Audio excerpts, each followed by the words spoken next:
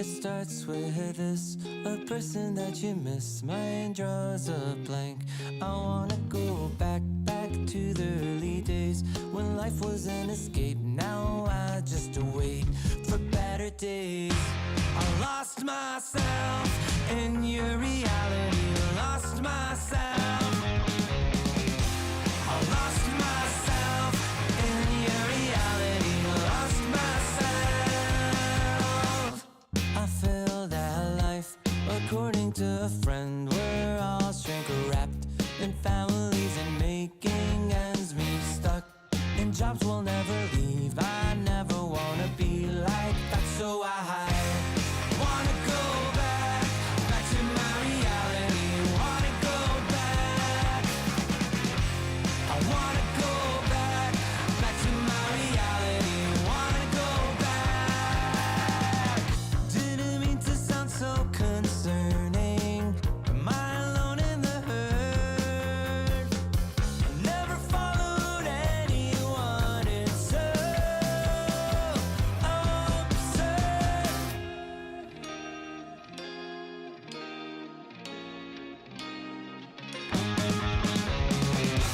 I wanna go back to my reality. Wanna go back. I wanna go back to my reality. Wanna go back. Trying to go back. Gotta go back. Gotta go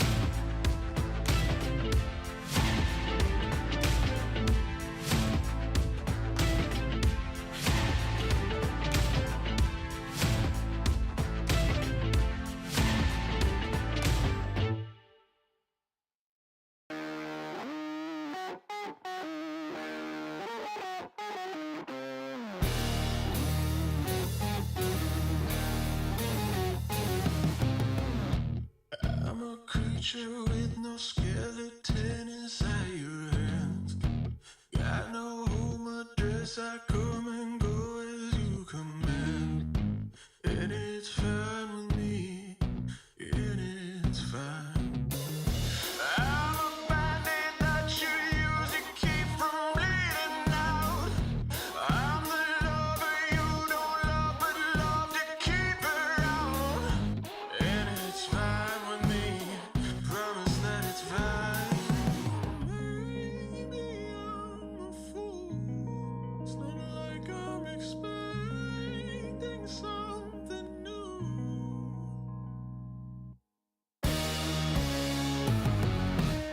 You need examination. I'll be your medication.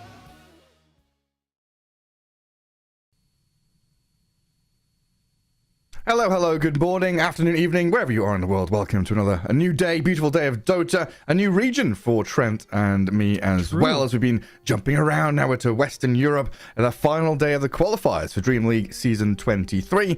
And we've been the lower bracket warriors, Trent, watching teams getting eliminated left and right, being slain by their opponents, crushed out of the tournament. And another situation here where Entity against Tundra are in that same spot. A best of 3 to go up against OG, and then that next series is what gets you qualified if you win. Boom. That's it's good. It's good when you're in the regions that have more than one slot as well. That's when the lower brackets have a little bit more fun. It's not quite as sad. But I see that's all brought to. Okay, I was keeping an eye on some of the other series as well. I see that Nigma has also made it to the grand finals in the MENA region. When does that start? That starts in 2 hours. Oh, okay. They got a bit of a break then. Okay, so yeah. So basically, yeah, like you're saying, we have this matchup. Who goes to play OG? They qualify for Western Europe. Then we're going to have Quest versus Nigma Galaxy. They're going to qualify for the MENA region later today as well. So we're deciding quite a few things here today around the DreamLeague streams. Yeah, because we had Eastern Europe already decided, right? A bit of a surprise there. If you've not figured it out or seen it yet, a certain team is back. In fact, they've managed to get themselves through that spot. I mean, Na'Vi, new squad with Uragi, Sanctity, Nefrit, Zayat, Malady. Uragi looked so good. VP. Yeah? Yeah, he looked really good. So it was very impressive. And the takedown on Team Spirit by 1-1 was also just crazy. True. That was a really strange series to watch. it ended up being so late. It was like NA times. You know, like it was pretty late into the evening by the time the games were going on too. At least it felt that way. Deep into the dark of night. So Entity and Tundra here in Western Europe. Let's have a look. Tundra. So they played first up in that first round of quarterfinals. Tundra 2-1'd Entity. So hoping for a series as close as that. Tundra then got 2-0'd by Liquid down to lower bracket. Entity then had to defeat Mouse. Tundra had to defeat Team Secret. They 2-0'd. Now they're against each other. So they've had, I want to say, a kind of similar run through this bracket so far. It's a pretty short one, so kind of hard to say. But that first series, 72 minutes, 63 minutes, 40 minutes. These teams, when they're against each other, like to go long, Trent. So we might have some tier 5 item setups going on. Yeah, well, we'll have to see if it goes that way again as production cries in the background. I don't blame them. It's yeah, that's true. I didn't really consider that, but if anything's to go by, then they were averaging about 55 minutes a game-ish then. Yeah. 72, 63, 40. Yeah, perfect. I'm so glad you brought that up. I love how it's fine for us casters. We just pop in, we leave. You know, a series starts and ends and we're done. Production's there for the whole damn day, guys. You know, these guys are the workhorses. They're here from we're starting at 12 midday my time. Production's already been here for hours, you know, and they'll be here for many more hours to come. Well, yeah, they will. I was gonna say maybe not, but you know what? They will be. Let's be real. We are still currently missing one player. Although we are 2 minutes away from the start time, so perhaps we'll get here in time. But Tundra, I mean, I did see, I think it was Pure who put in their more recent match, Toby was right. You know, Toby's back on Tundra gaming. Kind of a similar situation again. Toby going back up against Entity. I mean, that was kind of a while ago at this point. But, you know, he's gotten around a little bit in the old Western European scene, so I guess everyone they play will be Toby was right every game. Man, I'd forgotten, honestly. Yeah, because that was the roster that played at Arlington, right? The Entity triple offlane meta with Saberlight standing in? Yeah. Yeah. Gosh, that was a long time ago now, huh? 2022 or whatever? Freaking years ago at this point. Yeah, just a little bit. In terms of the meta, I mean, I've been keeping an eye on most games. I haven't noticed anything too crazy. I have seen quite a few sniper picks. I mean, this is Tundra, and it is Pure. So there's like this idea that he might end up playing it in position 1, but then they gave it to Thompson yesterday in this game versus Team Secret. It was gross. He had I think he had like a 6 stack on the hard camp from just shrapneling it next to the mid lane. He just kept stacking it like absolute crazy, and thankfully did not get stolen by Cordon's Keeper of the Light, because that's what I was certainly worried about, was that it was going to get snagged up. But yeah, we saw a lot of sniper in discussions over the past, like, I'd say like 2 weeks. Feels like there's a couple different teams that are willing to bust it out, so I wouldn't be too surprised if we end up seeing it here today. Admin currently going in. Where's your last player, Tundra? It's a fair question. Because where Pure is not currently here. Pure is missing.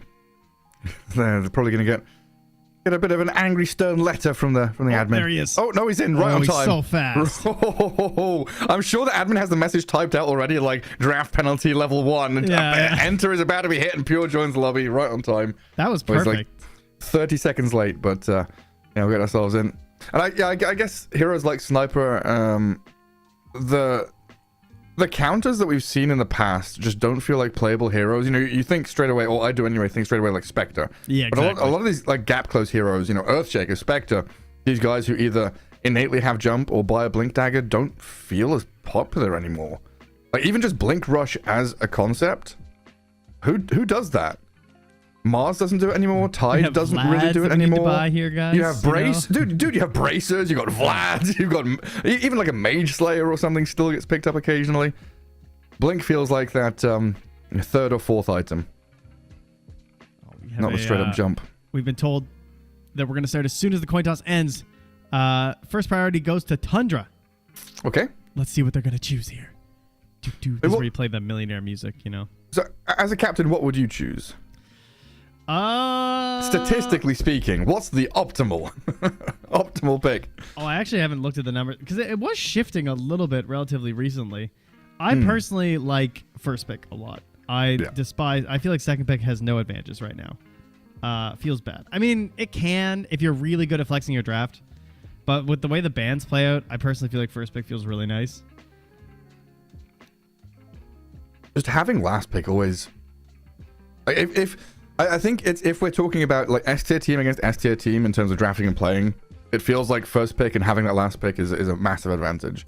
But what did we see? Was it Nouns that did it the other night where we were really impressed by their second pick draft with a real big flex? Like it was Wind Ranger first pick that was then flexed to pos 3, and they just had 4 heroes until that last pick that could have gone anywhere.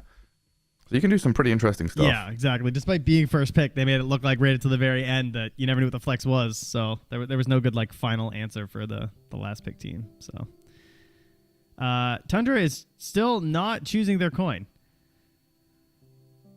They have not. I mean, they won the priority, but they have not made their choice yet. I don't know why. Clearly, I wonder who their chooser is. Here. Do you know who's doing the drafting and stuff for Tundra? Who's the fella in charge? I'm not sure who it is on the screen. I don't even know if they have a potentially coach set up as well. Maybe. Yeah.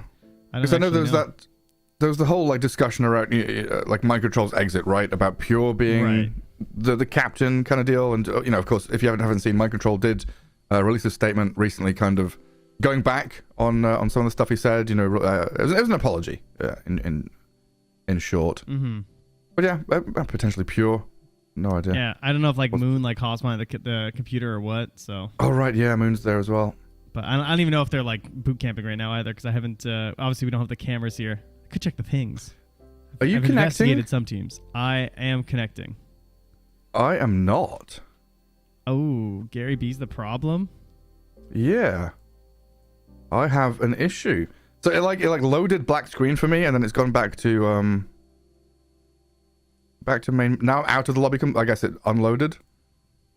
Did you get the screen with all of the like the game client and stuff? Like I got the player names up top? No, I got black screen and then back to main menu. Oh, you might have to restart. Restart my game? Yeah, but you might have to make sure they don't start without you though.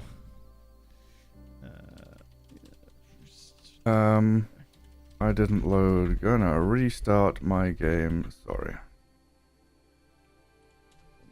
Please wait. Yeah, right, I've not had that in a long time. It's interesting. It's always one of those classic things, though. Just turn it off and turn it on again. Close Dota, reopen Dota. Yeah. Everything will be fine. I do need to find the lobby password and not read it out aloud on stream, so everyone else can. I have pasted it to you if you'd like. I got it. All I want to hear now is they've started the lobby without you. That was my favorite. Dude, that favorite happens. sentence. I hate that. It would always happen when I was casting China. Oh yeah, yeah. Because there was always like a big. Yeah, there was always a big disconnect between like Chinese admins communicating with like European admins then to us. Because there was no like direct line of communication unless you. Join Weapons' new one. Nice, I'm in. Yeah, perfect. All right, we are all set now. Bless.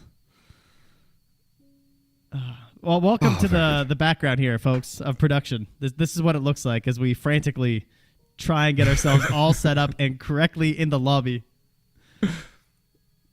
The challenges of being a broadcaster. Hopefully we're all good. Hopefully we're all good. My cat is meowing as well. She's getting involved in the whole situation. Everyone here. But yeah, this entity side has looked pretty freaking solid, honestly, with like the addition of no one, DM slotted in pretty nicely. I kind of rate them over Tundra. This Tundra lineup is like the weird step kid. It could turn out to be an absolute mathematical genius or something, but you're never quite sure what they're going to bring to the table. We've got a lot of quirky players that have like really deep hero pools and difficult drafts to kind of read and get a grasp on. But I don't even think they know if it's going to work until they start playing it sometimes. Like the Thompson effect. I definitely feel like Tundra is the higher high if I'm looking at these rosters. Yeah, that's definitely how I would view it. Like I've seen them go a little too crazy for sure. Maybe not necessarily so much even as this roster, but just all individually as players on different teams. They've all gone for picks where I'm like, whoa, that's a bit crazy. I mean, Pure, you see that quite a bit. Thompson as well, obviously. It's probably like the namesake for a guy who does crazy picks that go well and also don't go very well. 9class has been insane since watching his games.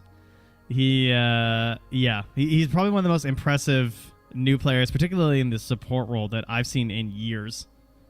Like, I mean, it's just an example of just like raw MMR grinding and all of that game sense coming into play. Like, he's really strong, especially I think his first like 5 minutes has been very impressive. He's always very sneaky all over the map here. And ladies and gentlemen, do I have good news for you? The waffling is over. The draft is here. Hell yeah. Now we can actually see some heroes on our screen. I think so too, though, about 9class. It's honestly kind of difficult to break out as a support player as well. Like being a POS 4, jumping straight into, kind of high-level pro games can be quite the challenge. Because usually support players are, I was about to say ex-pros, but support players are usually the older players that have been around a while. They've gone from position 1 to 3, then to 4, so they've got a lot of experience under their belt. Coming straight out just from MMR grinding is impressive. Oh, well, here I was talking about the drafts as well in terms of not too much changing. This is pretty different from what we're hearing right now, or from what we're seeing right now. Got ourselves a Bat Rider, a Monkey King. Bat Rider definitely not that impressive or surprising, but the Leshrac, the Disruptor. Entities turn to ban.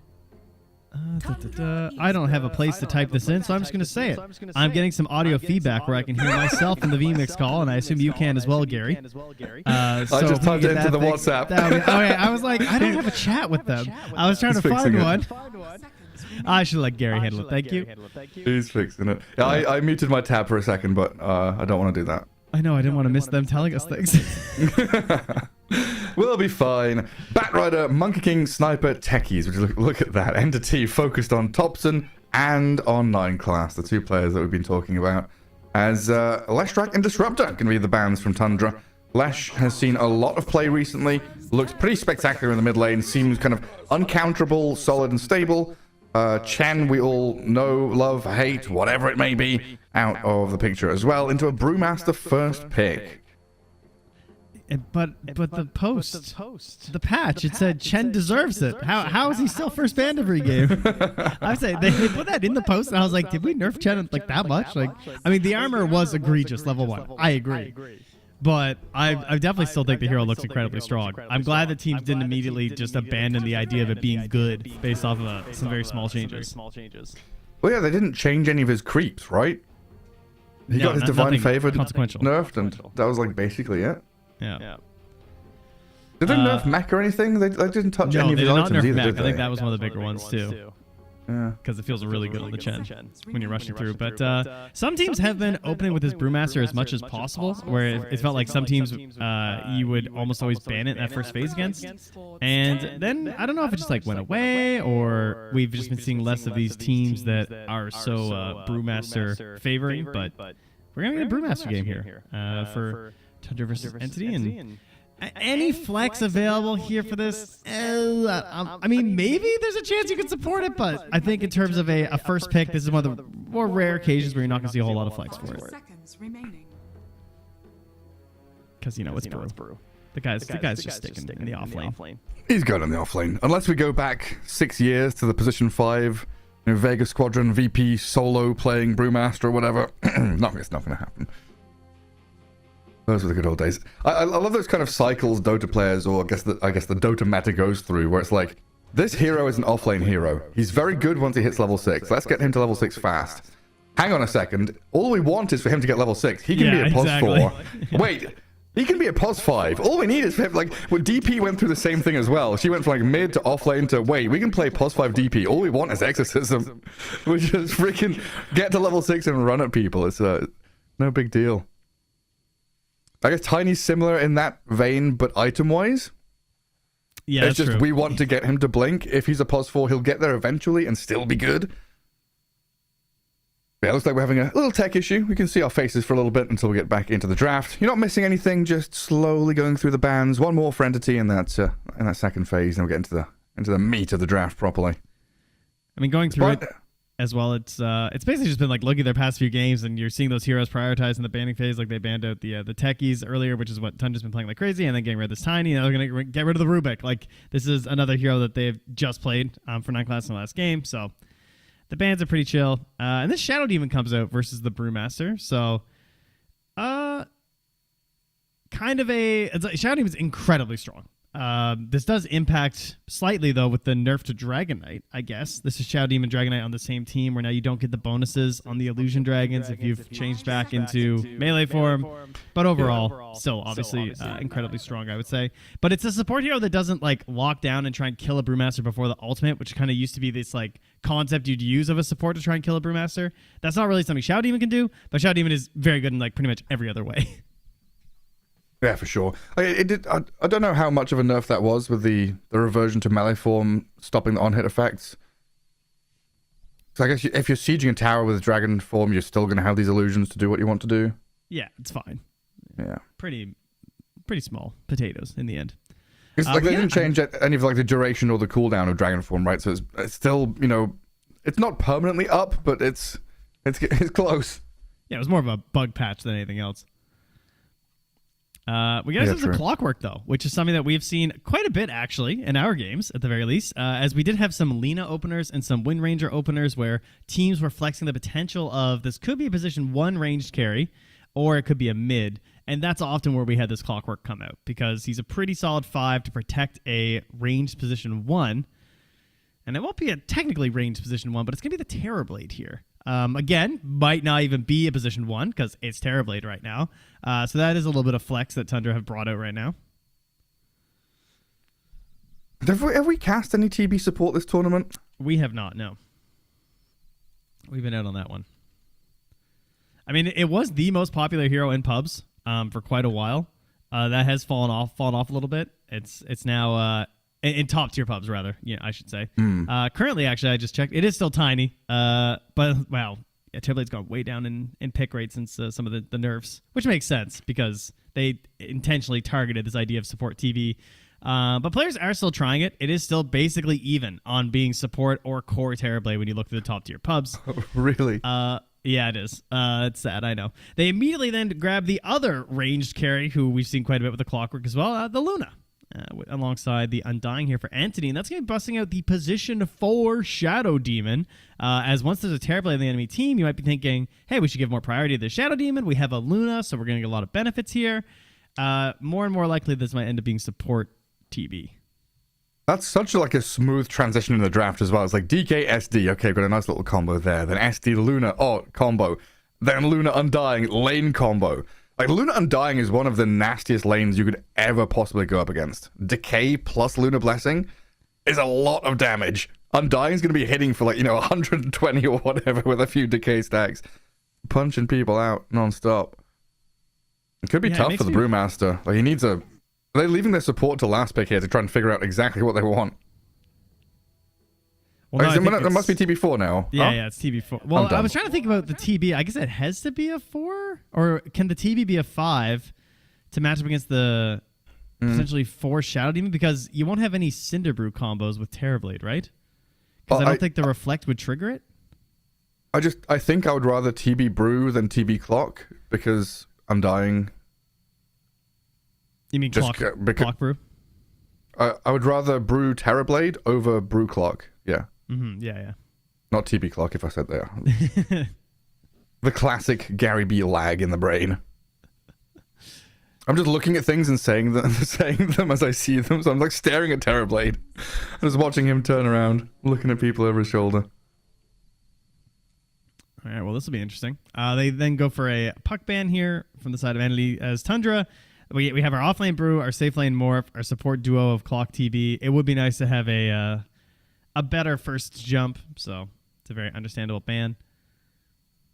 Could also be impacting whatever they want on their 10th pick here for Entity, as any of those Spirit heroes, they don't want to have to deal with the puck. Spirit heroes, of course, being Ember, Storm, sometimes Void. Void barely counts as Spirit these days. He's less of a Spirit than Kunkka and Puck, it feels like. And then the Primal Beast, who's also still in. Poor guy. Removed from the family. Just cut him out of all the pictures and put Primal Beast over the top of Hey Void man, Spirit. when you're a better spirit hero, you get in.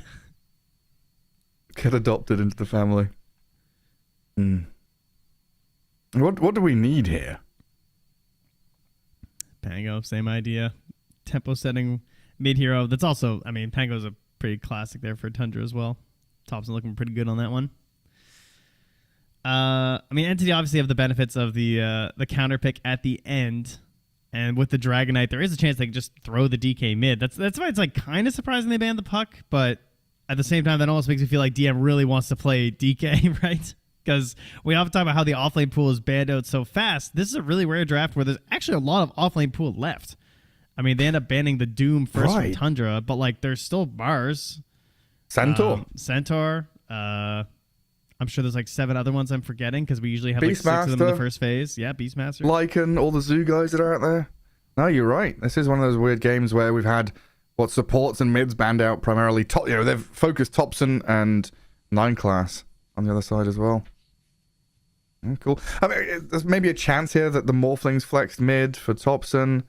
But I think Brew offlane, Terrorblade with him, Clockwork 5 with the Morph, and maybe a mid hero here for Thompson to come last. But I think you kind of want to keep that flex just in case something weird happens. Entity. No one could be this DK, could grab something for DM. They've got options. And this is why we go back to that topic of, first pick against second pick that we were talking about earlier on. In this situation, it just kind of feels bad for Tundra to kind of just have to pick Kunkka, something that's solid. The safe spirit. The safest of the spirit heroes, the Kunkka. Just, pretty hard to ruin his game. Has some benefits they're versus general illusion spam. Just like Necro time or something. Huskar's going to come out to play. I feel like Necro is close to being good again. Because like the last time that hero was really meta, it was pretty scary. Just run around the map, hitting big scythes and stuff. I mean, I think in a game like this where you're against Kunkka in lane, there's a Morphling in the game, and there's a Brewmaster. Like Reaper Scythe against Brew, super good because you want to just make sure he doesn't ulti, right? So if you can take him to half HP with Dragon Tail, Lucent Beam, you don't have a tremendous amount of disable, but I think you probably have the damage to do it. Wow, Entity played Muerta yesterday. That's crazy. I've seen that hero in a hot second. 4 by the looks of it. 4 for Kataomi, yeah. Yeah. Like one of those I guess that's true. It is Kataomi, yeah. It's like Kataomi and Boxy. There's another player, but I can't remember who it is. Oh, my god, that's the one we were forgetting. Oh, we forgot him. That's the offlane hero. We were like, man, don't they ban like 6 offlane heroes every single game? Like, who am I forgetting? Yeah, that's what I was forgetting. Wow, I can't believe Timbersaw was still in this draft. That's crazy. All right, someone sniped that. Because I feel like if they saw that earlier, they would be like, oh, just Timber. Like, Timber versus Brewmaster, Kunkka, Morphling, Terrorblade. Why are the casters talking about Necro and Huskar? There's Timber in the pool. Yeah, we're idiots. Yeah, I mean, shout out to you, chatter, honestly. If you noticed that Timbersaw wasn't banned for the first time in 20 games, you're the best. Wow. Okay. I was like looking back, I was like, the last time they were against Kunkka, he went Lina. That looks like kind of okay, but there's not enough body. Like, I mean, it would have been fine, I guess, if he'd gone Lina. Yeah, Timber is just kind of perfect. Downside I could see, theoretically, is if the Timber doesn't get off to a crazy good start or something, doesn't get like those stacks and everything, maybe they're a little bit stagnant. Like the DK kind of wants to farm a little bit, the Luna wants to farm forever, your support to a shout even undying. But if the Timbersaw has anything of an average to slightly above average game, it looks great. Yeah, this is Entity kind of setting themselves up for we win lanes or we don't lose lanes, I think is the primary thing. We go even or win in our lanes because they've got super strong laning setup here for the first 10 minutes. And then I think they can just be patient until minute 25 when Luna, like you say, like Luna's going to farm that entire time, emerges from the jungle. I'm ready. And then hardcore death ball push down a lane just to end. I think Tundra are the ones that are going to have to try and fight early. Look for these skirmishes, try and play into the Brewmaster 6, get this Clockwork and Kunkka involved. Thompson probably has to move a lot, right, from this mid lane. He's the catalyst. Yeah, he is definitely the one who's going to be... All right, let's see if I can do this here. Sorry, I'm trying to make something happen here. One sec. Off we go. Best of threes. here in the closed qualifiers. We are in Western Europe. We are in the lower bracket. Elimination time for one of these squads, but it's just game one. We can think about that in Gary, join the other future. call, please, sir. Thank you. We're going to make a new call here with Weapons so we can hear us. My apologies. Let's get into this one. And There we we've got go. a pause as well. We've got Technology! a pause. No, everyone's here. The whole family. I figured Don't it know out. why they've paused. Just settings, get themselves into the mood. Put the Spotify playlist on. Get into the rhythm. Get ourselves underway. But yeah, lower bracket victory here gets them through into that lower bracket final against OG, and winner of that is qualified to DreamLeague season 23. So just a couple of best of threes, and OG there, their opponents waiting for them down the road. OG have looked pretty good the past couple of months as well. Adding in Tomado has been pretty spectacular. He's slotted in very nicely onto the OG side. Yeah, we can think about this game one. Look at that. Trent is typing. He's got a smile on his face, and he's typing. Oh, I'm sorry. We figured it all out. We figured out all the audio issues. I've solved it all. You and I had Open TV or Dota TV on from the other stream setup. Oh, Right? are we not meant to? I don't think we need it on this stream setup. I think that's where the double see. audio was coming from. Aha! So I should turn it off? Assuming, yeah, I think we should, because I think it's going to be sent through their production setup on this stream, puts it right into Dota TV. So I think we're good now. So we were causing our own problems. Classic casters. Classic casters, yeah. Complaining about stuff that they caused themselves. Yeah. It's the meme with the bicycle and the stick, right? The caster sitting on the bicycle, put the stick in the spokes in the wheel. Oh no, I've fallen over. Yeah. God damn technology and production. Right, away we go. Game one underway. We have started the match at long last. Got through the draft, got into game. It's all unpaused, and DreamLeague Season 23, the closed qualifiers for Western Europe, can continue. Nice little splash screen and a roar to get us into the game. Boom. Oh, is that where the roar comes from? The assets. It's a stream asset, not an in-game thing. It's the Stinger video when the DreamLeague icon comes up and it goes roar. It's like the is it MGM, Metro Golden Mayor, the lion in the thing. I didn't even know that stood for something. Yeah. Roaring away. Alrighty. Everything as expected, it looks like, with the laning setups here. As 9 classes down here. He's always doing this. He's always running around, seeing what's up when he starts the game. Kind of wants to run into some smokes. The enemy team is going to run right past him, though. He's just hungry for information. Oh, is he doing the sentry thing? It looks like it, right? Yeah, okay. Yeah. So, you guys, I mean, I'm sure most of you know this. The creeps walk by, they see the sentry, they stop to attack it. It's a very annoying way to delay the wave. So, hoping that your wave will push in under the tower. So, this means that they have a lane they don't want to play honorably, right? Yeah, yes. That is what it means. That's such a mean way of putting it. But oh, so you're cowards and don't want to actually play the game. Well, yeah. Oh, okay. Yeah, that is exactly it. I mean, it just ties into what I said earlier about Luna Undying.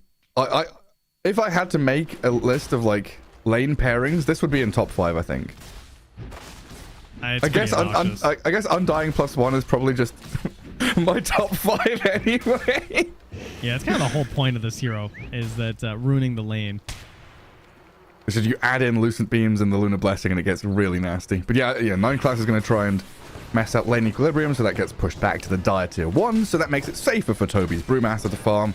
That's the whole idea, is they're going to be manipulating waves and playing dishonorably because that straight 2v2 is unplayable. So they want to try and actually play some Dota 2. But other lanes going on, Whitemon and Kataomi going for some camp blocking up north. And in that mid lane, Timber against Kunkka. Thompson, the guy that I think, well, I said I think he has to make a lot of moves and be that catalyst, the playmaker for Tundra. He's going to get bullied by no one's Timber here. This is not fun. Yeah, this is no one's game to win, I think. like if you just kind of stomp this game and you play at your peak, I think no one can win this game individually because it's that good of a Timber game.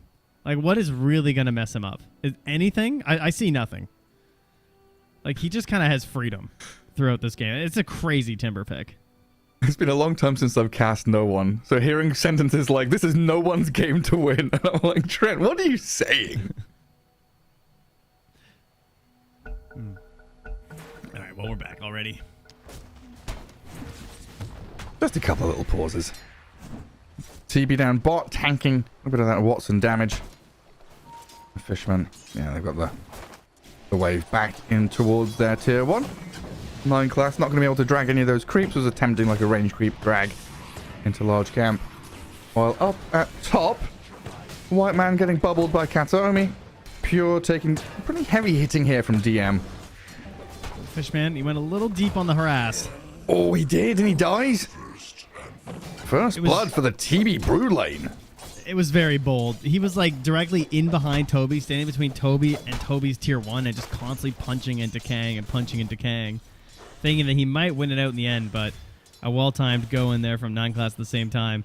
But, I mean, it's Undying, so he's going to do this immediately again. And this can't be okay, but when you gave up the life for first blood, it really takes away a lot of the value. Because, like, there's some aspect of, like, oh, I died and Undying, it's fine. I come back, I spam again, my Luna's happy. Giving it away for first blood's pretty bad.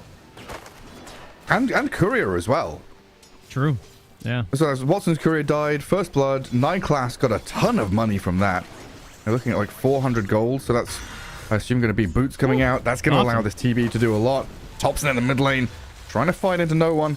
Both very low. And the attempted torrent guess there from Thompson not paying off, sadly for him. And no one with level 1 reactive armor. Spams his bottle, already back to half HP. And Thompson with no regen remaining. Yeah, Thompson, no bottle or anything. No bottle, no magic stick. He's got a stick coming on Courier. But just this double bracer Quelling Blade build for the Kunkka. Trying to tank up, I guess. Yeah. See if he can make something happen out of this lane. Back down bottom, though. Things have kind of relaxed for old Toby 9 class. They're just fine. He keeps getting that pull off up top. Pure in a bit of trouble, but it is a Morphling. Ooh, but if you lose your Courier, nice stun. Kataomi has also been getting some stacks there as at the 50, you know, around like 56, 57 seconds. You can run down, throw that Shadow Poison on the camp. Easy stack. So I'm sure we'll see him do that again. And that's just going to help accelerate the Timber Saw, I presume. That's who I'd be wanting to give them to. I'd be stacking up like crazy for this Timber Saw. Because you just know he's going to run this game if he gets some gold. He's going to get double stack this time. Get the Ancients as well. Yeah, don't necessarily need to give it all to the Luna. And there's also the fact that Luna needs a little more time to go and start clearing Ancients, whereas Timbersaw can literally just hit level 6 and go there. Clear these big old stacks. Kataomi kind of lurking in this mid lane. Going to sentry up the large camp to make sure that Thompson's recovery route is reduced as much as possible. Down at bottom, Fishman with a tombstone moves in towards 9 class. That Terrorblade runs it back. Toby looks okay as well. And there's some stick charges left in the tank as well if need be. Yeah, Entity, this lane, that first blood on Fishman, it really does matter quite a lot. Oh, mid lane. Banishment onto the Kunkka. Timbersaw and Shadow Demon diving onto Thompson. I should be able to chase this one down with a Timber Chain, but there's no Chakram yet. Level 5 still on no one. Can't keep going on Thompson, and Whitemon's making life a little challenging for this Timbersaw. Battery Assault, very annoying. But that's going to be that. Also, just the level 1 Timber Chains, little, you know. It's a little tap, really. Ooh, misses the stack, unfortunately. This time they forgot on me, so a little bit less gold stacked up for the Timber. That was always the sad thing about mid-timber, right? The lack of trees. Leveling Timber Chains, like, I need it, but there's nowhere for me to swing to. Oh god, that damage down the bottom onto Watson. 9 class and Toby, they really doing well to find these opportunities where, you know, Fishman is off to the side or he's too low on regen. Play straight into the Luna, get her low. And then you get the pull-off behind it as well. I mean, they've had that camp the entire time as well. Like, they have completely won this lane with the control over. I think you could go back and watch this replay of nothing but the bottom lane, and between the first blood and keeping this camp open, the initial play of the sentry at the tower, and then the body blocks, like, they have created a lane out of what should have been a very difficult situation for them. And Yeah, even this with is- all that battling, you're still behind on CS, of course, because it's Luna and Undying. Yeah. But you're existing, which is great. That's it, right? You're existing, you're not feeding, you've got to kill. Brewmaster has the same amount of net worth as DK, and that's a win already. Mid lane, though, no one. He's cracked level 6, he's got the damage and the slow to finish off Thompson, finally gets it done. And Kataomi's a little bit of help there. Force Whitemon away. It's not comfortable for Watson down bottom anymore. Needs a bit more money for that Morbid Mask, but currently not able to sustain against this reflection spam out of 9 class. But it was nerfed. Well, what were the nerfs? I know the radius got decreased. It was the radius as well as the damage. But, you know, it is a Luna, so this is like one of the best heroes that you can get it against. So kind of makes sense that she's not going to feel as happy about the nerfs as maybe some other heroes. I think the radius, the general idea there is that it's less likely you get on both heroes. Yeah. Or in a big team. Oh, Watson just being dived, though. Look at this. 9 class comes in. Oh, no one arrives in the nick of time. Whirls down on the TB and this Timbersaw and a Chakram Toby. Level 5 Brewmaster. He's going to get walked down here slowly but surely. Yeah, there's no chance. If he lives, he's the greatest. He gets a courier snipe, though. Come on, guys. Take that, I guess. That was great because no one knows that he needs to help with these side lanes because it hasn't been going that great bottom. Because he wants to just go farm those stacks right now and then be crazy strong. But he's waiting for the potential play there of just like, hey, if they dive a Luna, I want to be there, get a free kill. Now he can go back, like send out a Clarity or something, clear mid, go get Ancients. Or, you know, pressure this Kunkka. That's also pretty good. Yeah, go kill Thompson again. I've got a Timber Chain, a Torrent. In comes 9 class with a TB. A lot of damage on no one. Oh, Swoops. Tundra. Bait him in and take him down. That was kind of crazy because he X'd him during the Timber Chain animation, so he didn't finish it out. And I think like that would have made it really close. So nice save there from Thompson. And then again, just the similar idea of recognizing when those rotations are going to come through. Now, 9 class is going to find all these stacks, but pretty hard to contest these. Yeah, especially with Thompson sitting at like 300 HP. And maybe if he comes with max Tidebringer, they could get it done. But you need a concerted effort with maybe a couple of supports in there as well. And no one says no contest. Takes the large camp stack on that left-hand side. Just a casual 300 gold. Sent right India. And the Ancients too. So that is one of the challenging things on the topic of that Timbersaw and his rotations.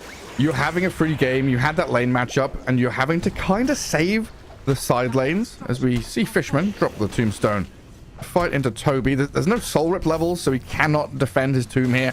A free 150 gold for Toby, and now with the X-Mark combo, Thompson's arrived to try and secure this kill on the Undying. Look, they're just filtering it. Whitemons come in to join the party. Yes! Everybody get involved with the courier kill as well. Tier 1's going to get slowly whittled down here by Tundra. So I feel like Timber is one of these heroes where you're having a great time and it can be... Oh, I think it is the biggest challenge, maybe in Dota in general, of knowing where you should be when you're so far ahead. Do I want to take stacks to get even further ahead and accelerate? Do I want to help other lanes so they can catch up, but I maybe lose out personally on my progress? And then the enemy kind of reacting and rotating, right? 3 heroes to deal with no one mid kind of slows down his advance as well. But he's still in a really good spot. Yeah, he's still well ahead of everyone else in this game. And considering the next highest person is his own Luna, he's going to be feeling pretty good about this. But these are the kind of plays you need from Tundra. Coming in, finding Watson here. They have the split Thompson, too, so they can commit. Setting it all up onto Watson. Primal splits there. There's no saving your Luna. Good dive into this bottom jungle, but what comes next? Cyclone on the SD. Fishman getting pebbled and boulders tossed at him by Toby. An incredible first primal split, honestly. One of the best I've seen in a long time. You've got a carry kill, a support kill. You contest the stacks in the jungle. You've shoved Entity out of this bottom part of the map. Spot on stuff from Tundra. Yeah, a lot of this is because they just didn't force that bottom tower as well. Like, instead of just taking the free tower that was there, they really kept pressuring, trying to find this Luna. They want to try and ruin her game just a little bit more. And I was just talking about how she was second on the net worth. Remember that 2 seconds ago? She's now 4th and got leapfrogged by 3 dire heroes. That's insane. Down you go. And you go. Top lane, something I feel like we haven't looked at too much. It's been quiet up here on the northern front, but a bit of noise has arrived. Chaos ensues as no one in DM are getting charged out here by 9 class Toby and Whitemon's arrival.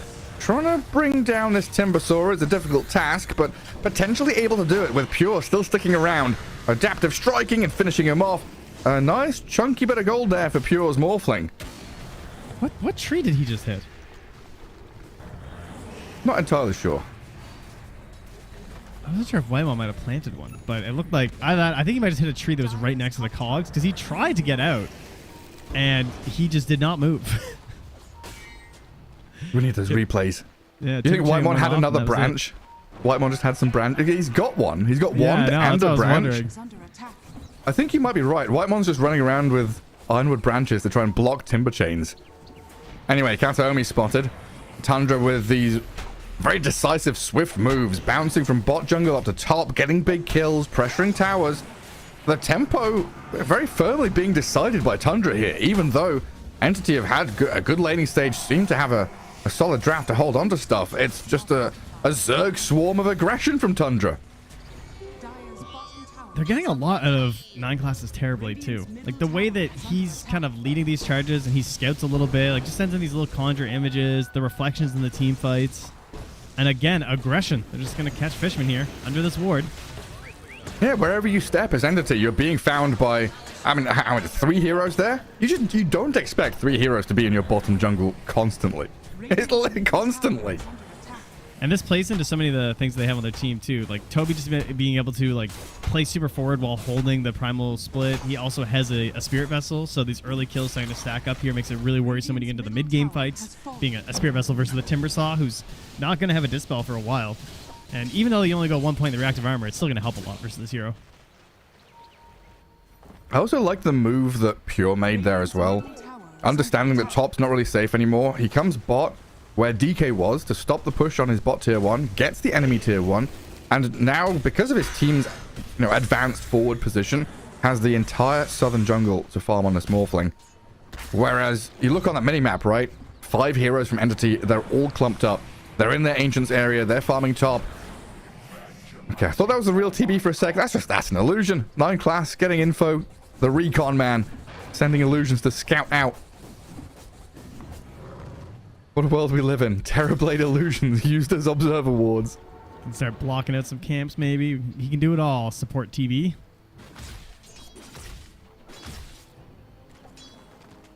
Well, we'll see if they can keep up this aggression or if they have to maybe slow it down a little bit here for the side of Tundra, because it has been quite wild. They've kind of moved back to their own side of the map here. See if they can get into those next items. Toby here, you can see looking at the Radiance next. Makes sense. Pretty classic item for a Brewmaster these days, and having your earlier of the Spirit Vessel to start with. Pure almost at the Manta. Not going to go for the full Vlads like we see a lot of Morphlings do early on. Just happy with the mask for now. The needs of the Manta. I mean, genuinely, if... I thought Entity 15 minutes in would be the ones with the 4K lead. I'm not going to lie. I think Tundra 100%. Have done very, very well. Like, 4K lead here is bigger than it seems, in my mind. Yeah, I would agree. I thought this was going to be in a worse spot for sure. They have the Blink Dagger now in DM. They're about to reveal it. This is their Blink Smoke. Bunch of illusions. So, nothing helpful there. They did notice that. They're saying, hey, they're all smoked. That's so annoying, man. Just TB illusions, seeing your 5-man smoke come. 9 classes sat atop the high ground as well. So, illusion on one staircase. The hero alongside Kunkka on the other. Yeah, Tundra, they're ready to fight. They can let it rip. This as well. So like now he's just hitting neutrals.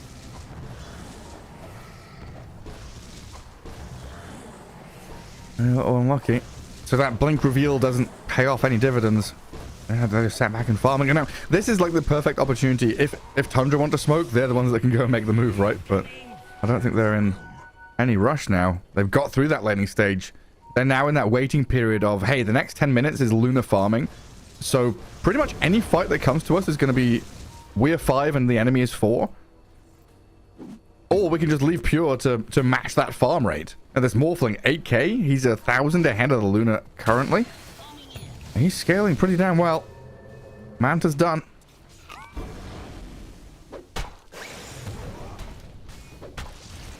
Both teams are also on the earlier end for a potential Roche, so that's always something you keep in mind depending on how the map state's going.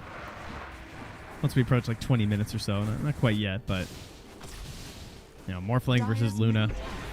Anyone can get in there and take him down pretty fast. Is there any other items that can change this up? I mean, no one's been working on this BKB for a long time, which will make his fights a lot easier, but it comes down again to this idea of like taking the fights with the Luna. Because they're not far enough ahead like we were kind of expecting with the Timber pick, where they could just be bullying around the map and forcing things themselves and being the real bosses, where like I was envisioning like a Dragon Knight just blinks, stuns, and Timber just kills people. That's kind of how it felt like it was going to go. So that's kind of what I was trying to touch on earlier with that, you know, Timbersaw making decisions monologue that I had, right? It's like, okay, you went bot and rotated and you saved the Luna. Okay, that was good for the Luna, but was it good for you and the game? I think that one was fine. I think it was dying mid to 3 heroes 30 seconds later that might have hurt him. I think it's like the chain reaction, right? One step led to the other. You know, maybe he could have just cleared large camp and ancients and then, you know, moved top or something, but it's all hindsight. The Radiant are scanning to find a Terrorblade, taking their farm in here. It's got to be illegal. Brown boots drums. TV has just 1,000 health. It's just so dumb. Blink Sunder. Blink 4 hero reflection, you know? That's nutty. What are the... I mean, are there big auras to steal? Like Luna Blessing, obviously. I guess Luna Blessing with your TB and Morphling is actually terrifying. Yeah, it's pretty insane.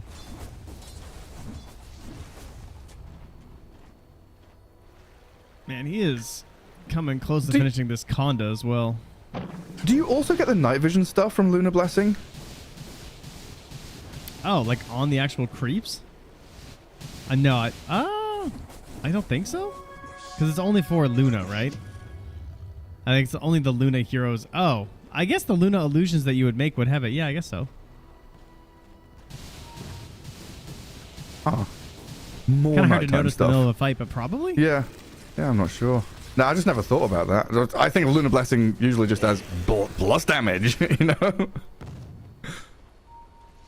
Night vision and all sorts of stuff. Right, this is the big one. BKB here for the Timbersaw. So no longer super worried about the Spirit Vessel. And look at the rainbow TPs. Toby. Okay, do you think they can actually kill Toby here? I think it's a struggle. Because I think if he splits, Primal split. Oh. Just about. Just about. I didn't know DK was blinking for the stun. Okay. I did not see the DK there. I was looking at the heroes. I don't know. He must have just come to the gate and blinked or something, did he?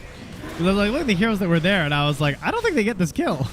But then he got something DK is there was like, I have Dragon Tail. Yeah, okay, yeah. That you definitely get the kill with. So very well done. And into the Roche pit they will go. Emily needs a second here, as they're having some communication issues. So Roshan, what is he currently? 5,000 HP. Tundra have a few heroes in the vicinity, but it doesn't look like Pure is even readying himself to TP up here. You could theoretically buy back Brew. He has ulti. TP top, get to the fight. It seems unnecessary. You're going in blind. It's scary. BKB. Yeah. I don't want to fight Timber BKB. I don't want to fight Undying at the pit. So you just let them have Aegis. And what's the plan? Tier 1 mid, Tier 2 top. That's where the Radiant takes control of top jungle. I think Whitemon should go for a steal, though. Like, let's go, Whitemon. He's a gamer. He's moving. Look, he's got that empty inventory slot. Kataomi also knows, though. Boy, howdy. Clockwork, what are you doing? Oh, what wait, there's the flare. Here? Dude, I thought. That was actually pretty well timed. Oh, and the kill snipe. Yeah, almost. Would be nice. TP home time. Out we go. So Aegis for the Timbersaw. No one given even more emphasis into him playing aggressively. Pure has dodged away from the move down to the Twin Gate and the TP's bottom. Fisherman kind of walks straight past him in the night time. I think I said earlier he almost says Conda. I meant to say Phylactery. Sorry, my bad. Oh, and the morph? I was confusing people. Yeah, the Phylactery is done. The Conda is next, though. And Conda is honestly, it basically- actually isn't that far away now. So there you go. He almost has Conda. He was on. He's still on. He was on his way. He is on his way. Yeah. He'll be there eventually.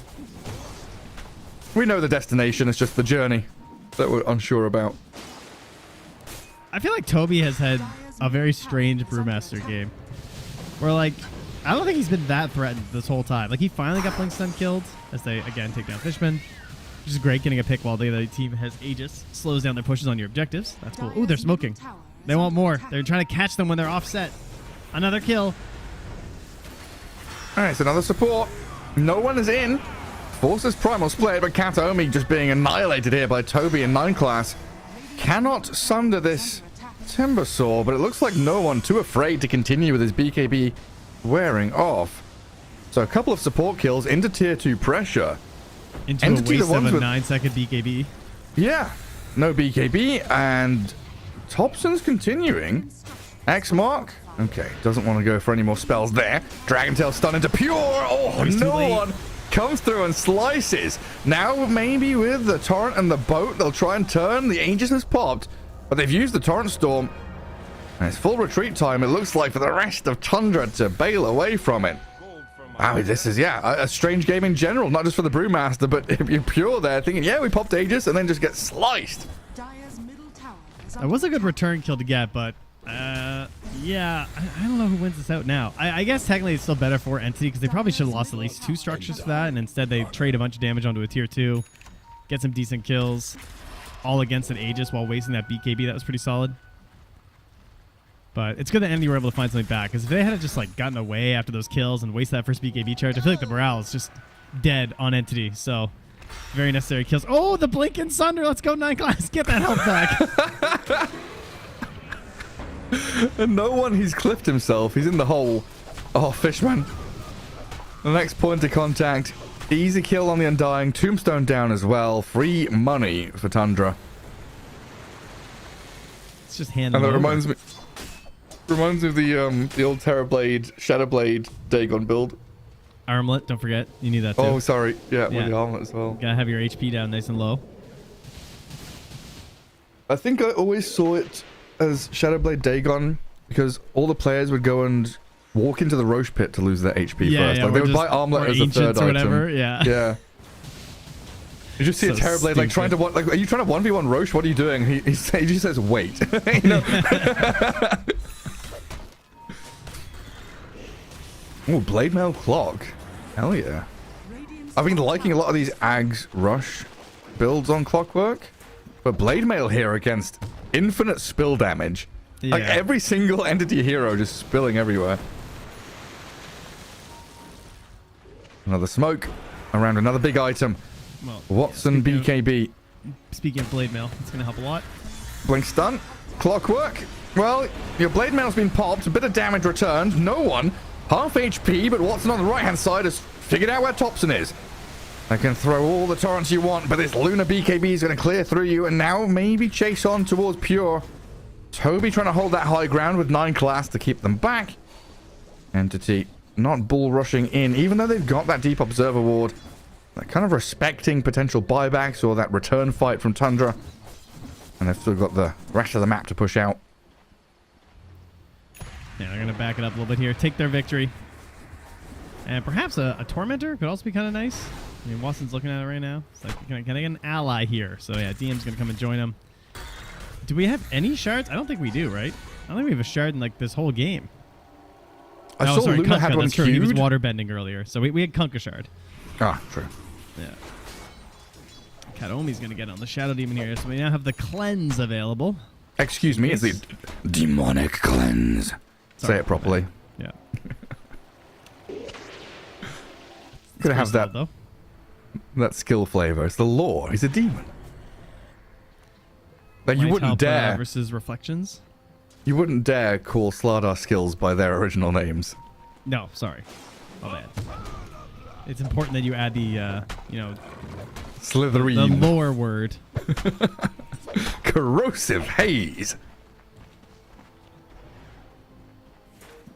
His bash was literally called bash, wasn't it? It was sprint, crush, bash. I think so. And amplify damage. It damage. was beautiful. It really was not. Now it's a rune. No, it's a DD rune. Blue rune is DD. Bottom tower is under attack. I do not accept this change. Not my rune. All right, Tempest, calm down, mate. Running around BKB everywhere. for pure here. Oh, look at this. Sunder into both. Yeah, Toby's arrival clears out the DK. They're going to split for this hookshot move into the Undying as well. Watson Manta's running back. He's got BKB ready, as does no one. Has to pop it as well. Kataomi lurking on the right-hand side. There's nothing to stop this BKB TP. Can't catch no one on the far left, and Kataomi's going to TP out of the river, so it looks like the rest, hang on, of Entity. Hang on, they're running. Okay, they're out of there.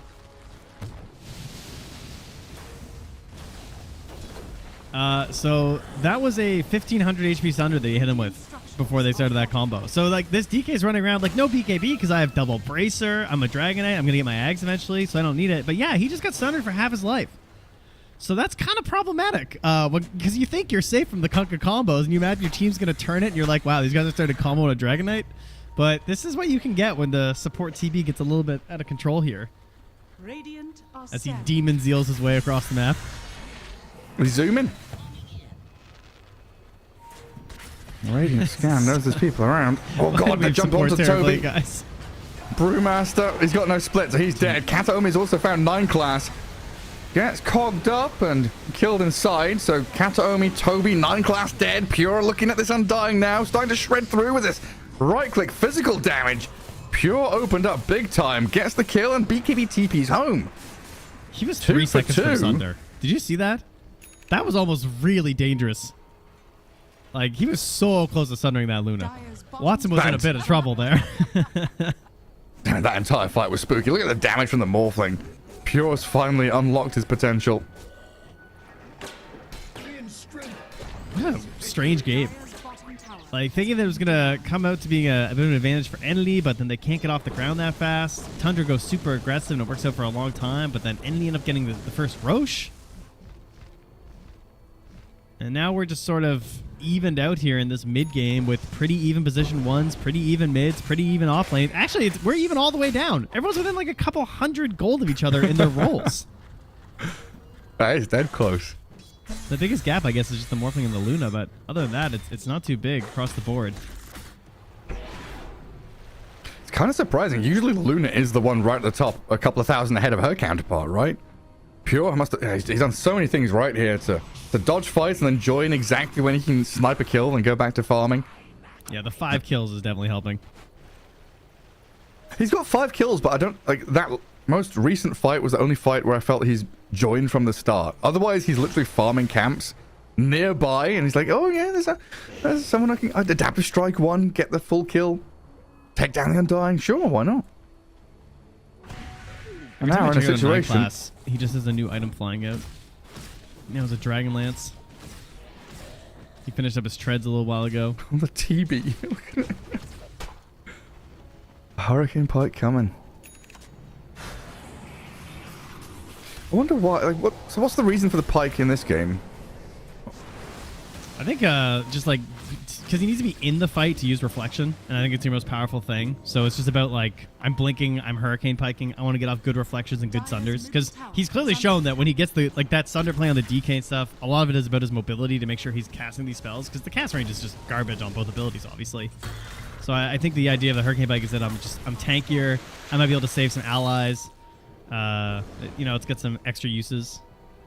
Yeah, I think you can also do some cool stuff where I think the expectation is Luna has Shadow Demon behind him. So if you can, maybe with the Force Staff before the Pike, you can push the Luna away from the SD, so there's no save, or you jump the SD and make sure he's maneuvered around.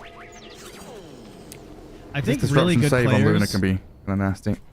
Like I think players that are like super just like high skill are the players you more often see buy things like Yule's Force Staff and Dragonlance when other players wouldn't, because I think they have the confidence that they're going to make some crazy plays with it. Thompson. He's got back up. Oh, that tremendous amount of damage just from a loosened beam out of Watson. But now with a Torrent Storm, Toby and Thompson, Watson's dying. Pure comes in and that Luna just disappears. I thought that was Entity getting ready to kill off Thompson, but now 9 class has come in and no one annihilated. These are tanky heroes, Trent. They don't Dragon look Knight. like it.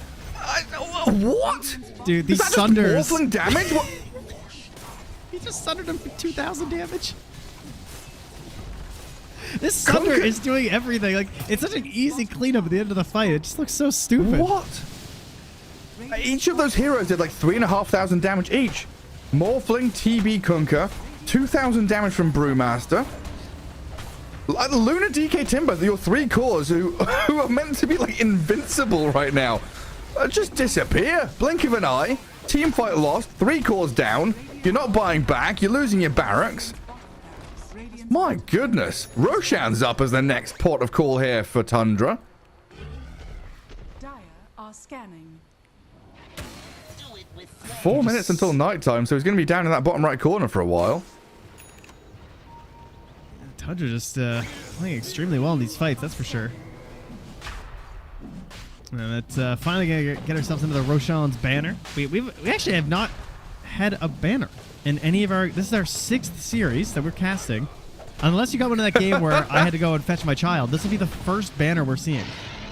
I think that game ended in like 20 minutes. I don't think there was a banner in that game. Yeah, this is the first banner we've had in 6 series.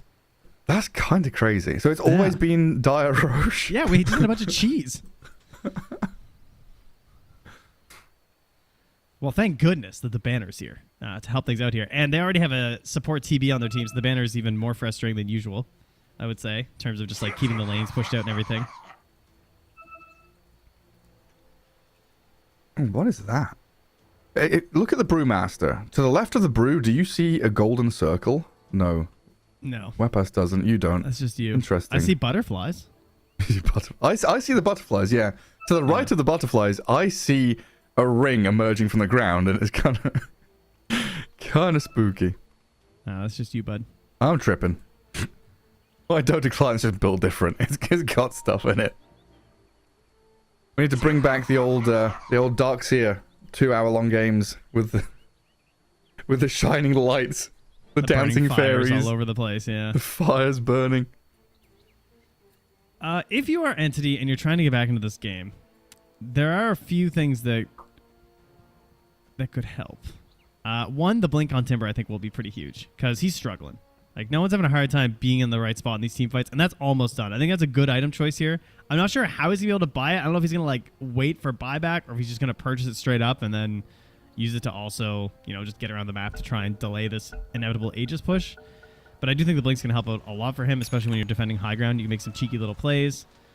Watson getting towards a butterfly would be fantastic, obviously, versus this Morphling who's just tearing him apart. But one thing that I keep going back to is this Shadow Demon. I feel like this Shadow Demon pick has not helped very much. Like, it has not wound up being a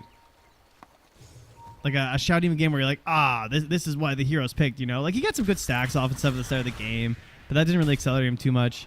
And the enemy team, the hero picks they went for, this isn't necessarily where Shadow Demon really shines, you know? Like, if I think about him getting his eggs and purging multiple heroes, like, do I even care? I mean, I guess getting the Morphling's nice, but I don't even know if it matters that much. Yeah, I think I'm on the same train as you, where Shadow Demon has felt better in response to heroes nowadays against like a lifestealer, right? Rather than looking good with heroes. So I was looking at this SD like with a DK, it's with a Luna. He's got great illusions to make. Could be this saving support alongside an Undying. Looks good in the lane. But if you don't have a primary objective, a clear goal in the fight, other than I disrupt Luna, what else are you doing? Very little compared to Clockwork and TB, who are doing everything. Yeah, if you don't have a hero that purges is broken against, it just feels kind of awkward. Yeah, agree. Oh, Watson. Oh, Watson. He shows on the wave. BKB and Manta ready. Uses Manta, turns to look at 9 class, nearly kills off the TB. But now the torrents and the boats are coming. Looks like Toby is zoning the rest out on the far left-hand side. Watson, the BKB is going to allow it. Oh, no, hang on. X-Mark, they missed the hook shot, but X-Mark is there, and Thompson allows Pure to get the kill. Toby is still 1v4, zoning the rest of Entity with this primal and the split. creep wave's coming in mid right now. incredibly annoying. They jump and they stun the Storm Panda. Cyclone Oh, now he's looking for the lands no thunder. one He's down. looking. They're pinging him. They're coming in. Where is the TB? Night Class. He's like, I'm so low. This is gonna be so sick. Oh, he got gets him. blown up by no one though. Oh, but he's gonna get dragged back in. Thompson. What can we do here with an X mark? And a jump from Toby. DM half HP, but they're still aiming with a no one Timbersaw inside the cogs. Forced to BKB and run.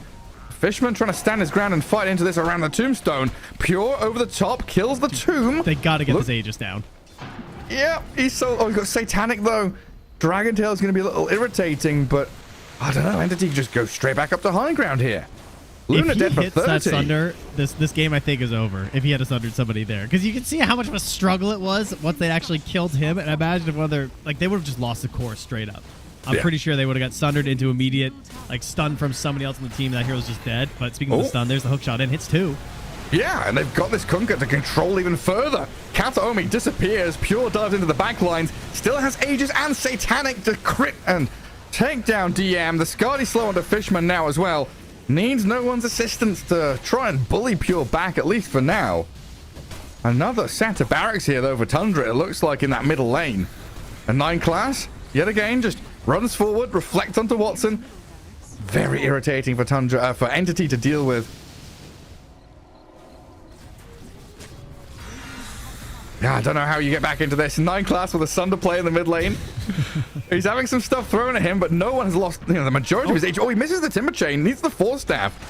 Follow through. White Mod with a hook shot. Straight back into this Timbersaw. They drop the Tombstone, but no one's just dying.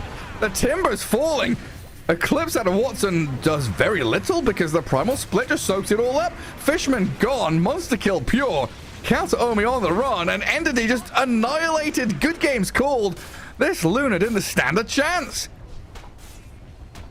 Man, they did not get Watson into many of these fights. It was like after the first fight with the BKB, things just got a lot worse after that. And yeah, we got to give a lot of credit there, as you can see, to 9 Glass, guys. The Sunders were pretty ridiculous. He went above and beyond, I would say, of what the support Terrorblade is expecting to do. Like, the support Terrorblade in a lot of games where it's been praised has been annoying in the lane because of reflection, annoying in the early to mid game because of scouting the map, and then they tended to just scale, and I feel like a lot of them went more for a semi carry build, like getting a couple auras and still continuing to cast those spells. I wouldn't say you can ever expect someone to be this good with the Sunders on top of that, to aggressively sundering. I feel like we saw more of the defensive Sunders in a lot of those support TB games, but this was just ridiculous. There's so many small things as well, right? You know, laning stage here, TB and Brew winning their lane because they didn't lose their lane in that matchup against the Luna Undying looked very good. Thompson's recovery from mid lane against the Timbersaw was pretty damn good as well. They got some early kills on no one. It felt like Entity, a little sleepy, maybe. Tundra absolutely switched on. Every single engagement, every team fight. I think you're right. 9 class, right? Terrorblade leading the charge, Terrorblade starting fights, Terrorblade being annoying. Illusions, scouting, every little thing from Tundra seemed very crisp.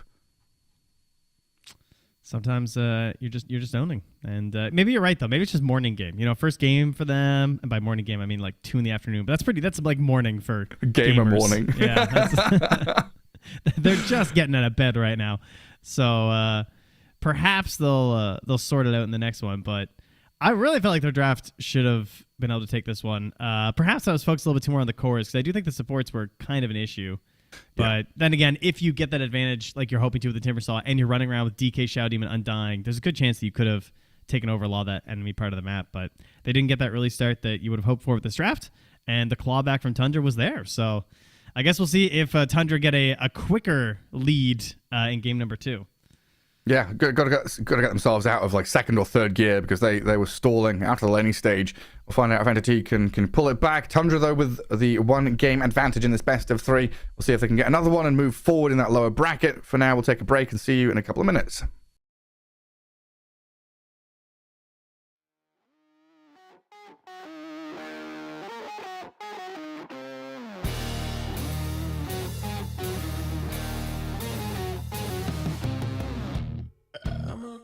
With no skeleton inside your hands. Got no home address, I come and go as you command. And it's fine with me, and it's fine.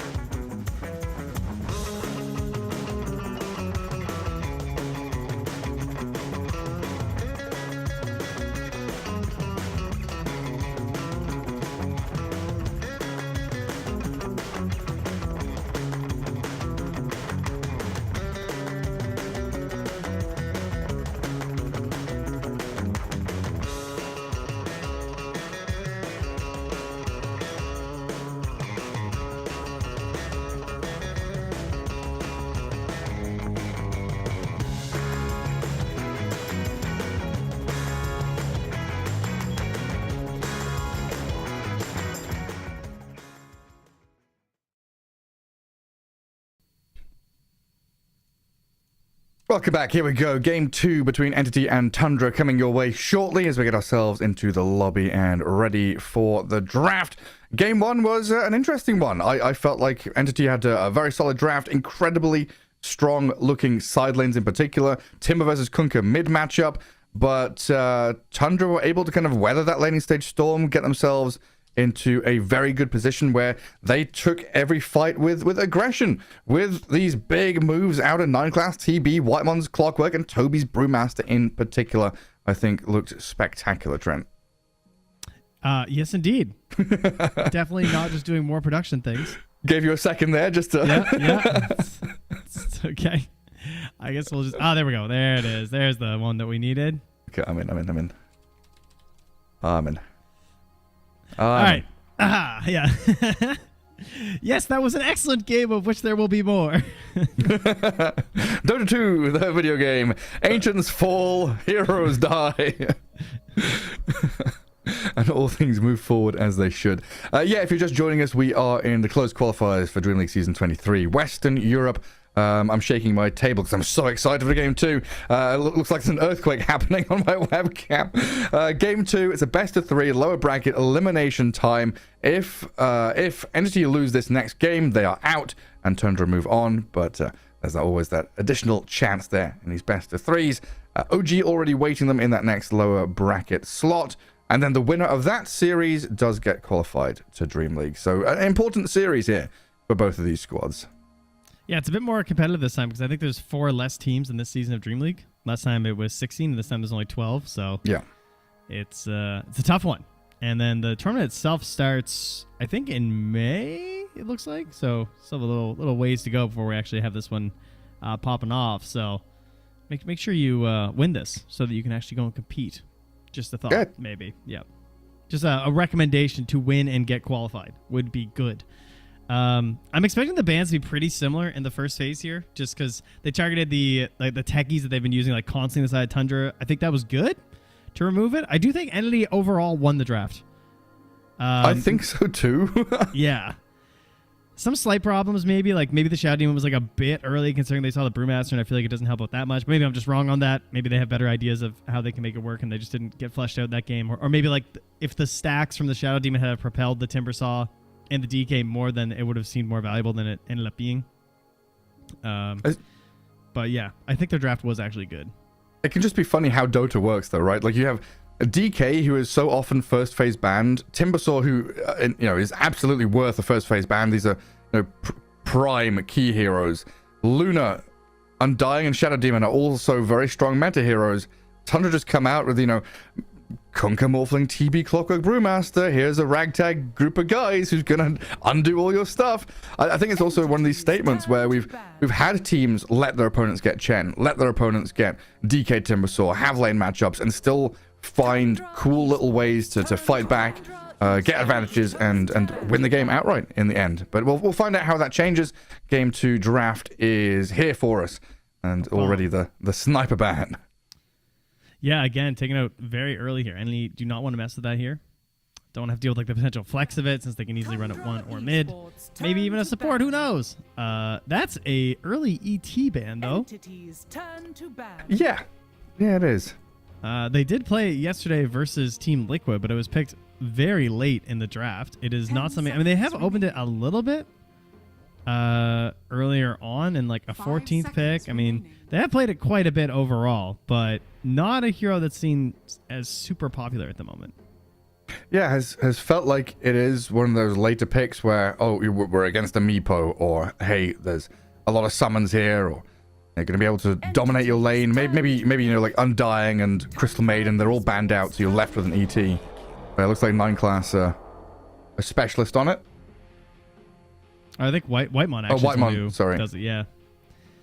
But yeah, that's it has been one of his most played lately, so I guess he's just like, if they're... But that means they're going to leave in the techies instead. So that's kind of interesting. Remaining. And Monkey King first pick. Pause 4 Monkey? 5 seconds remaining. Certainly potential. I mean, I think if you're picking it this early, you better be willing to flex it. Entities turn to battle.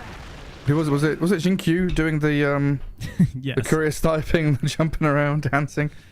Could be quite It fun. was indeed, yeah. I did see some other teams were opting for it. I saw some of the highlights and stuff, but I'm not sure if Entity was one of them.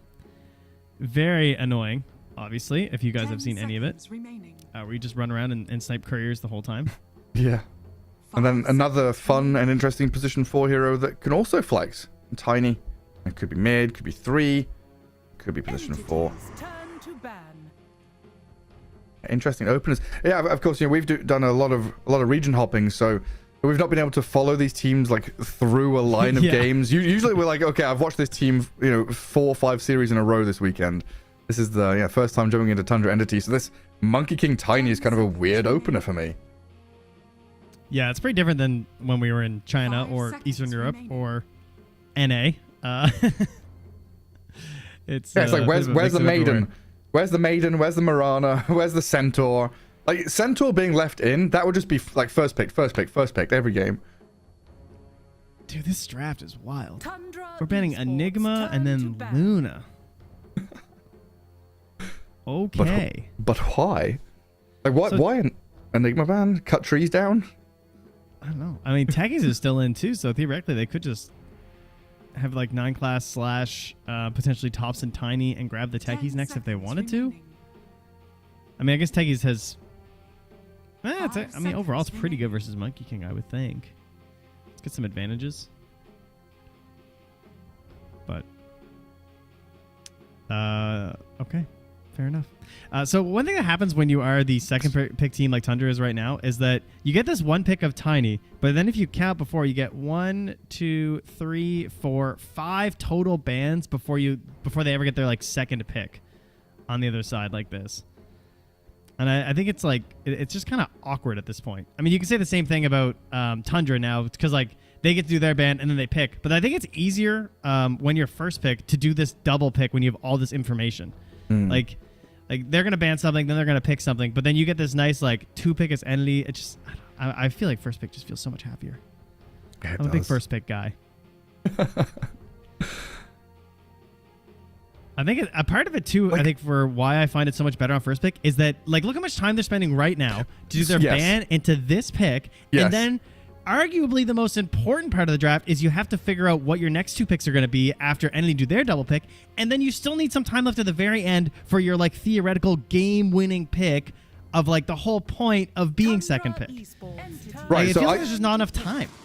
Yeah, so I kind of like the new drafting system, right? But that ban right there, that is my least favorite, by far, least favorite moment of the draft. Like as a caster, as an observer, a spectator, whatever, that moment where it's like the team, like every team takes a minute and a half to be like, okay, we've got to ban, we've got 1 ban into a pick, and then the enemy gets to respond with a pick, and their duo is open. Like, you've got to keep yourself flexible. You've got to think about your first lane. You've got to think about what you're doing with the hero that you picked first. Is it flexing? You're going to lock it in. And now Entity are like, okay, Disruptor pos 5 probably. Tiny pos 4. Those are your 2 supports. We're going to pick 2 supports. And we still tell you nothing. Now here's a core hero. Dangle a Centaur in front of you. But that's a hardcore meta Centaur. Very difficult to shut down. Yeah. Tundra. You can do a lot of permutations when you do that ban into pick. Yeah. That is Centaur versus Disruptor, though. And this is Whitemon Disruptor. He has 104 pro matches on Disruptor. His next most picked hero is Lion at 65. So he's got 40 more games on Disruptor than he even does on his next highest. He loves this hero. It is definitely one of his big go-tos. So I'm always happy to see that. They have the DP after. So Disruptor tends to benefit the most from either vision heroes or like really fast chase down heroes. So DP can kind of fall into that category. This idea of like she's charging ahead, she keeps vision on people, you glimpse them back, then she can like double back to help get the finish. TA is another huge hero because of the traps. It's like extremely excellent when it comes to being paired with a Disruptor. Yeah, then it becomes a really hard Bane game for casting, well, any spells, but in particular the ultimate, right? You're against Tiny Disruptor DP.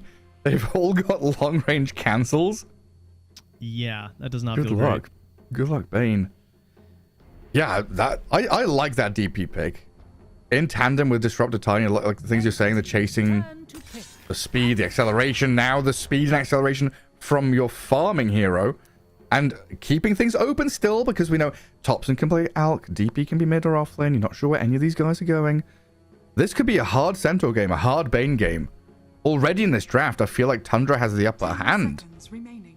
And very likely it'll be a last pick for Thompson 5 as well. seconds remaining. Unless he does like some Thompson Alk mid shenanigans, which you never know. But more than likely it'll be his pick at the very end here, because it's probably DP3. You have the Tiny as a position 4 to play with the DP. That feels pretty good together. So I don't see anything forcing them to change it. Trent, what are you talking? It's disruptor mid for Thompson. I don't know what you're True. even. My bad. Yeah. Sorry. Oh, Entity bring out the TV this time. Tundra Esports Probably the carry turn to in this bat. situation, though, I'd assume. Judging by that immediate Darkseer ban, yeah, I'm gonna say Yeah. so. The signals, the signs, they're out there. Wow, that's crazy. They're not messing around at all. Respecting a bit of the flex that could come out here to just throw the DP 10 mid and seconds remaining. pick Darkseer. I mean, Darkseer Tiny's obviously pretty strong, and Darkseer is seen as the number 1 5 counter to a seconds Terrorblade, remaining. just with how powerful the wall is. And then combo with Disruptor too, right? The good old good old circles. Yeah, I think we could easily see DP, Alk, Tiny be Thompson heroes. So I think they're all three flexed very nicely for this last. Like, you have last pick as Tundra. Entity gonna have to be picking their mid laner blind into triple. Like, you are picking mid laner blind into triple flex. Maybe even quadruple flex for the last. They've got an open pick, right? There's 4 slots that could be the mid laner. Yeah, because the Rubik is still in too. So like theoretically, like Oh, Rubik yeah? is looking pretty Esports solid for turn to Tundra. ban. Either Oh, mid or man. support, but I was thinking like, if the Tiny looks good mid, like let's say they pick Puck or something, you put the Tiny mid on Thompson and then you just get 9-class Rubik. Like, yeah. That would look pretty good here versus the Bane. I thought you were It's talking like about the Thompson big Rubik, but okay. Yeah, no, I mean, that's also 10 seconds theoretical, remaining. depending on the hero, I suppose. I don't know if we need to go that crazy, though. There's also the 5 Zeus that's still seconds in. remaining. A classic Thompson, pretty good versus Terrorblade. Could be good versus this Monkey King that... I mean, if they're picking it with the Centaur, this does open up the shenanigans. And it looks like the last time they played it, I think Katomi was doing the shenanigans of being super low level and running around. So the whole idea is that you have to pick a really stable offlane hero. And the big two that they've used for Xingqiu when he does it is they'll pick Centaur or they'll pick Tide. And that's also what Entity have done in the past. So they've given DM the Tide, and now they're going to give him the Centaur. So I am expecting this to be a 10 courier hunting seconds Monkey King remaining. currently. Yeah, and the world in which we swap 5 TB to seconds 4 and remaining. Monkey to carry is a pretty distant one, I think. Yeah, I don't think Like, so. maybe you lane him into the Alchemist if he's like mid, or like, maybe that's a conversation they're having about, hey, this Monkey could switch to carry, but yeah, probably gonna stay on that pos 4 role and just let Terrorblade do the heavy lifting. Ban. Lena Quap gone. You've banned Darkseer. Is there anything else you need to get rid of to protect think- yourself? The Zeus you mentioned. Yeah, I think the Zeus is a pretty solid one. I think their pick here is hard because I think the Queen and the Lena show exactly what I would be trying to get as Entity as well, with this idea of like, you can't just go Puck here, I don't think. Number one, because there's a Tiny in the team and that lane matchup isn't great and it's going to be weird. But I don't think Puck like has the damage in the early-ish part of the game that you sort of need out of this mid hero. Like a Queen of Pain, I think, would be that perfect way to just get you over the hump of what this early game is going to be like, while also trying to hunt down and find this like Alchemist in the jungle and feel good about your game. I think they're going to pick Puck, and I think it's not going to feel good. It's a pick Puck into L. I mean, there's still Pango. Turn to pick. Like, or they pick like TA or something. Or they still pick. Yeah, this is- Okay. It's yeah. Puck into L. That's I can just tell. It's just It's the classic like caster. I call this hero. I see it coming because of the bans. This is the best opportunity, but it's but I don't believe in it at all. I don't believe it at all. Best. It's like trying to make the best of a bad situation, but the situation is so bad. There is no best. It is just Puck. 5 I do like the seconds Nagas Iron Band, actually. I was considering that with the Thompson potential flex of the Alchemist. Oh yeah. I think that was pretty clever. They're going to go for the Void Spirit, though. They're not going to throw the Tiny mid. They're just going to go for a bit of a more classic anti-Puck pick and just give Thompson the Void. Yeah, fair enough. I mean, I guess they were lacking a little bit in that gap close, the ability to play fast with a Tiny Disruptor. Alk and DP can get there, but they need some items to do it, whereas Void Spirit's just ready at level 6 to utilize tosses and glimpses. A lot of displacement tools here for Tundra, though, right? Toss back, glimpse, Ether Remnant. The things can get very annoying. Fishman's got his work cut out for him. DM Stampede probably going to get like cancelled and just be useless in this game. I feel like I'm being a real, negative Nancy about this entity draft. Is it as doom and gloom as it looks and feels? They've got some outplay potential, right? Yes, that is basically all they have. They need to, just like last game where no one was set up for a really good game, but there was a burden on him in terms of what he was going to have to do, and unfortunately he didn't quite meet the expectations in terms of like getting that farm and like really dominating, taking over the whole game. That is now here again on the puck. It's less likely to succeed. I think it's a harder game to succeed on the puck, but he does need to just straight up outplay. He needs to have a good lane while being counterpicked. So that kind of sucks. And he needs to be able to like counter these attempts where if they ever go into the tower, he's there to TP, get those kills. Then they just don't want to fight. Right? Like, Centaur's going to be on one lane, Terrorblade's going to be in the jungle / pushing out the lanes, and then Puck is just going to be like farming waves, catching waves, because I don't see them making aggressive plays very well here on the side of Entity. I think that this Monkey King needs to be a complete and utter nuisance and try and ruin this game as much as possible with his dumb shenanigans. I assume that's the plan. Yeah, and I'm going to have to agree with his voice line if this was over before it started on the side of Kataomi. But unfortunately, maybe not the way he's hoping. Probably not. Yeah. Like, just having a few more seconds to think about this, Entity have a draft that wants the map to be flipped, right? They want to be, like, cutting waves on... They want to be... Dire wants to be playing Radiant side of the map. Monkey King behind enemy lines, Puck cutting waves, farming some jungle that's deep, Terrorblade with illusions, making the map difficult to play, have some, difficult terrain to traverse. Okay, enough. Oh, yeah, Kataomi. He's been pinged. He's been spotted.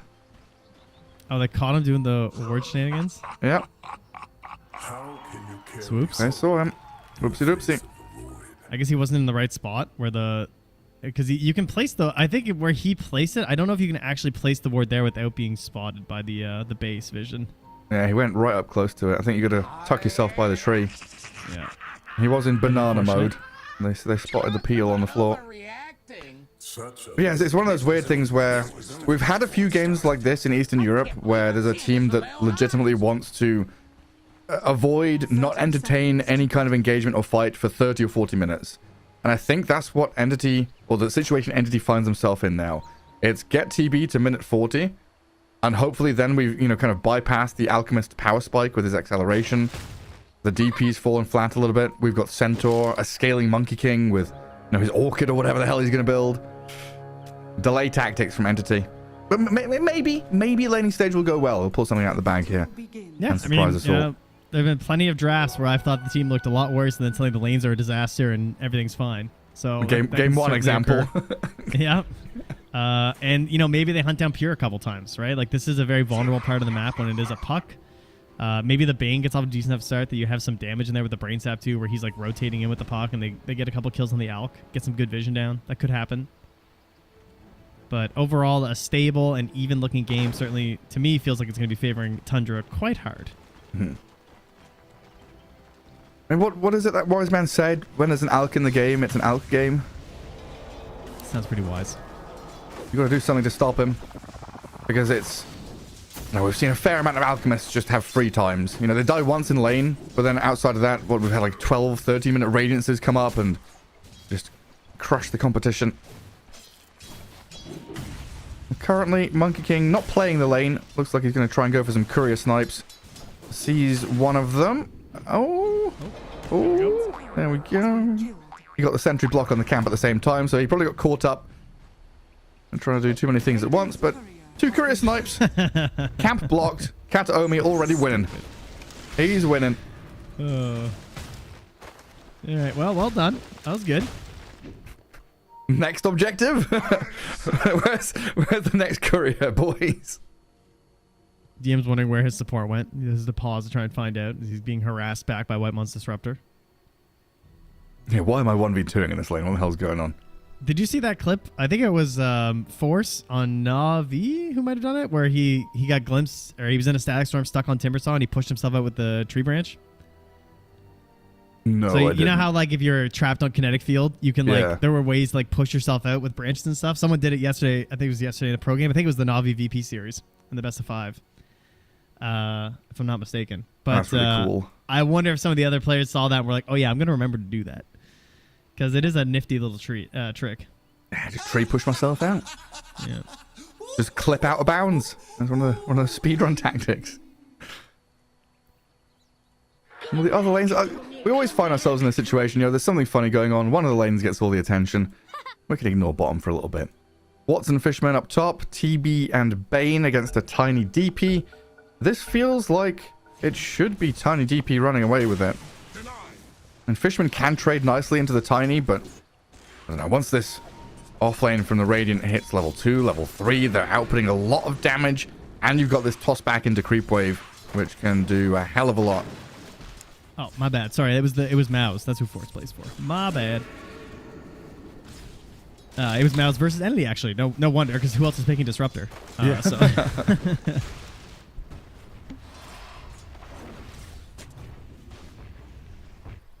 And then in that mid lane, Thompson 7-2. No one 9-1. Looks pretty even there so far. In Puck and Void Spirit, they have that kind of back and forth in terms of who counters whom, what's going on there. How do you feel about this matchup nowadays? I think in general it is more Void Spirit favored than it was back in like Arlington was the big time when everyone was counterpicking like crazy, as Fishman gets a little low, but it's fine. Now, I mean, further nerfs have occurred to Puck since then, so it just feels like it's even better now for the Void Spirit. But yes, the way that it swings back, like theoretically, it's supposed to be a win for the.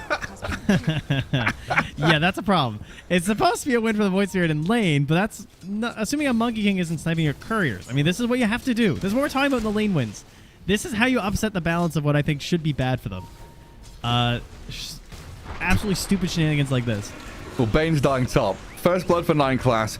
That's where this tempo from the offlane starts to pick up. They don't have any toss back or anything. Just going to try and chip away at Watson with DP's ranged right clicks. I'm keeping my eyes on this Monkey King though, because he went mid, got a courier snipe. There's another courier or the disruptor. The ward bottom as well. He's microing Disruptor's courier all the way through that bottom jungle. Look at it go. That's impressive. I haven't seen that very often with the walking couriers. Screw you, Monkey King. Yeah, he's like, I'm not giving it up this time. There's a lot of pings, a lot of vision, a lot of stuff needed to figure out where this Monkey King's heading as he goes back into mid. They know he's coming mid. And Thompson, was he 250 HP?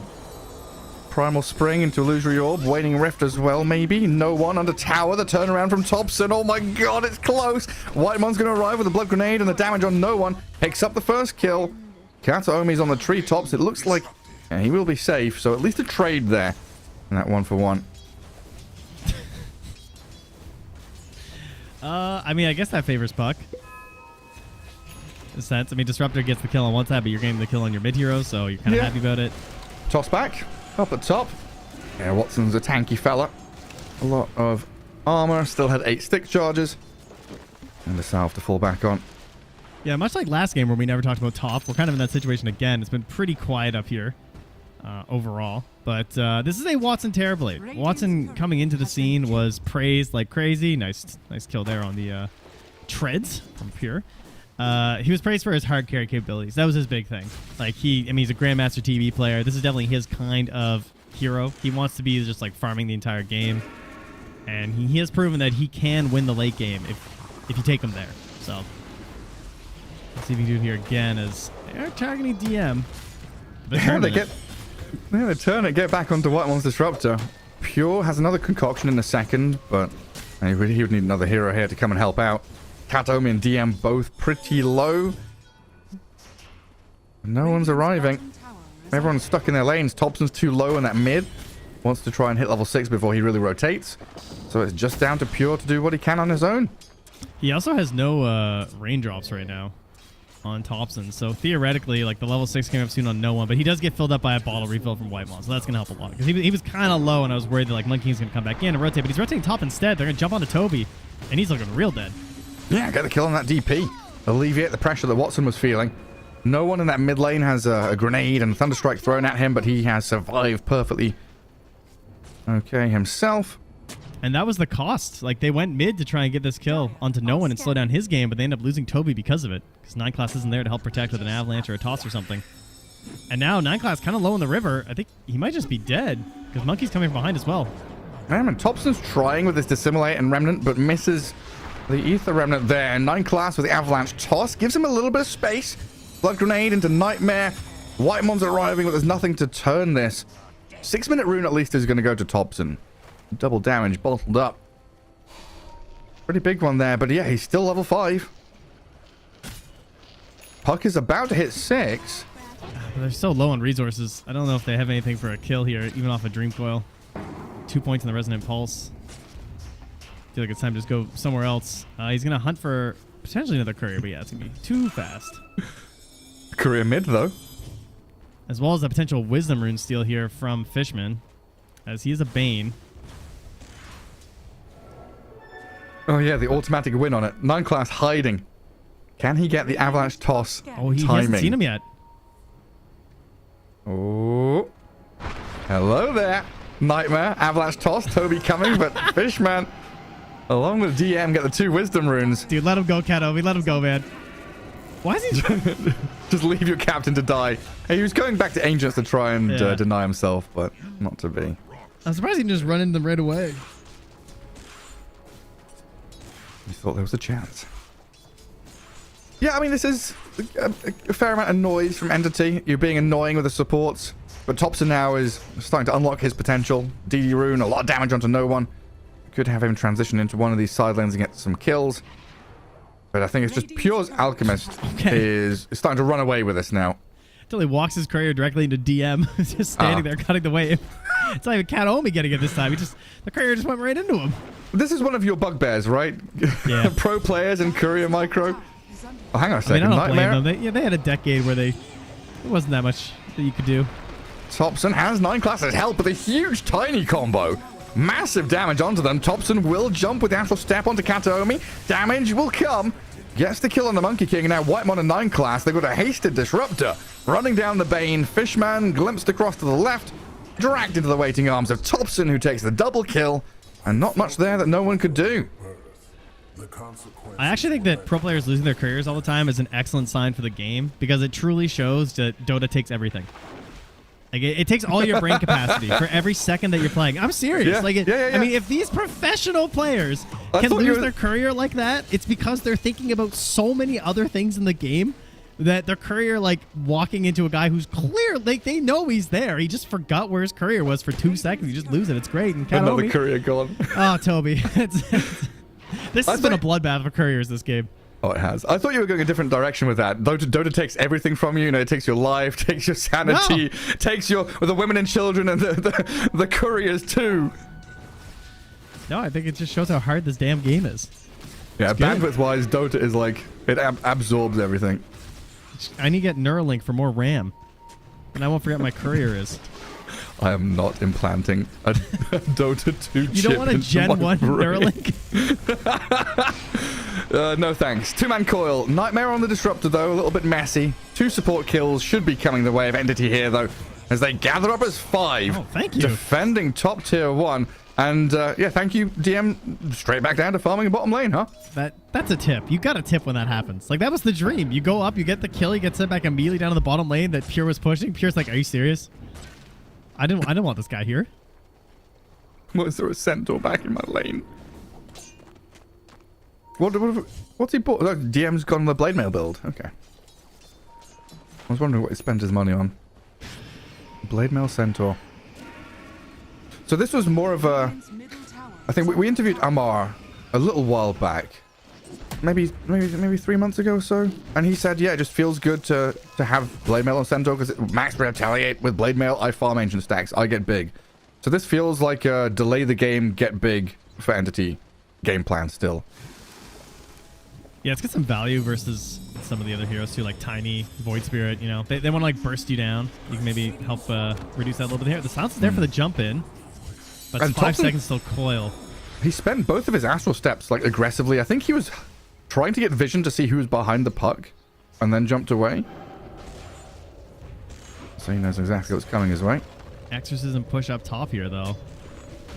Watson's going to rotate over, but it's a scary proposition. They have a puck, though, of course, so there is TP Dream Coil if they feel like they can make it happen. No metamorphosis, though. Radiant's middle 9 class trying to wrap around behind. Oh, Pure, Pure. coming in behind. He's also arrived. Watson, who can try and sunder here.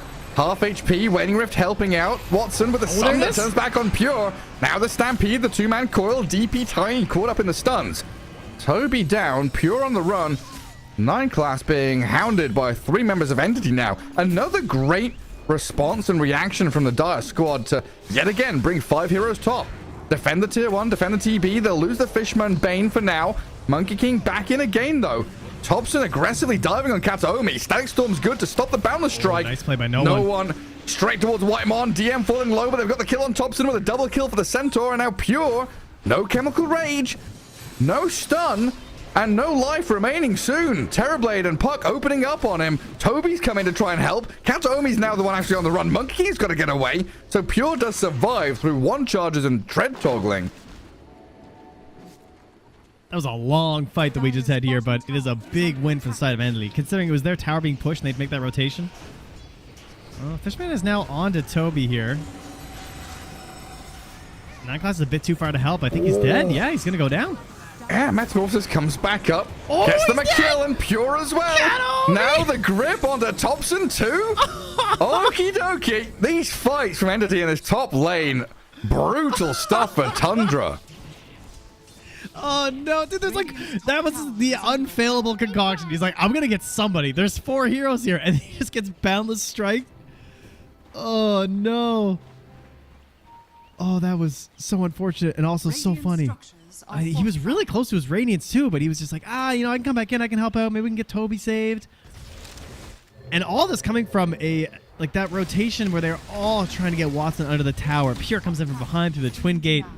And it was pinged up pretty early from DM. Like, he was ready for the response. And everyone just rotates to that tower. They just got a 5k lead over that little instance. Like, we were even before that fight started. Yeah, And, it's 2 we fights were in a row in concerned the about their same game. place. Yeah. Radiant's bottom tower is under attack. Oh, my. Okay, well, they got a foot off the gas right now for Tundra. They're going to slow the hell down and start thinking about what items do we need. Like, this is your double Bracer Void Spirit losing fights. Whitemon also pressured in his own jungle right now. This is exactly what you needed from Entity. This is my concern, was they wouldn't get this, but no one is hitting all the marks that I wanted them to hit. He's 4-1-7. And Thompson, is he dead as well? He's coiled and leashed up, silenced by no one. Fishman gets the kill. Toby's now coming with an exorcism. All Jets scrambling here for Tundra as they try and just clear some jungle space. Monkey King's taking up all the airspace, leaping across the canopy in the sky, jumping on people from up on high. It's just, there's no room to breathe here. And they're going to have a blink on DM now, too, to complement that blade mail. It's almost done. That being said, the Radiance is finished up here for Pure, so that's going to make a big difference if he actually gets into these engagements. And is that a BKB rush next on no one? It is indeed. He recognizes the importance of these fights Radiant's bottom and his tower presence is in under them. That's, attack. I mean, his silences have been super clutch. He's always Yeah. chaining them exactly after the last disable and getting every little bit of control that he can, since the silences are just doing so much versus Thompson, obviously. Who's also trying to tank up a little bit here. The double bracer into the Ogre Axe as he moves towards that Aghanim Scepter. a tree stalking Whitemon here. Poor fella. They just grip him. They've got him here. Yeah, they've got him. 2 supports finding a swift kill. Yeah, I think you're right. No one needs that BKB against Static Storm, against this Tiny. Fights can change so drastically with, one little difference. Like, if Tiny with his Blink Dagger is able to see the puck, things get much more challenging for Entity to execute their lineup as they want to. It's such a hard call to make, though, as Thompson in a bit of trouble here, though. He is slippery. And quite tanky. They've Ooh, got they the got stun. him, though. He's out of mana. Stop the TP. Thompson, the Nightmare dodge on the Centaur stomp. Maybe with a Dissimulate. Hang on a second. Bottle charges. Resonant Pulse tanking up the shield.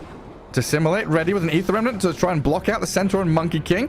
Down to the south, but the DM stomp will come in the end. All right. They tried their best to throw with the Nightmare Stomp, but eventually he will get locked down.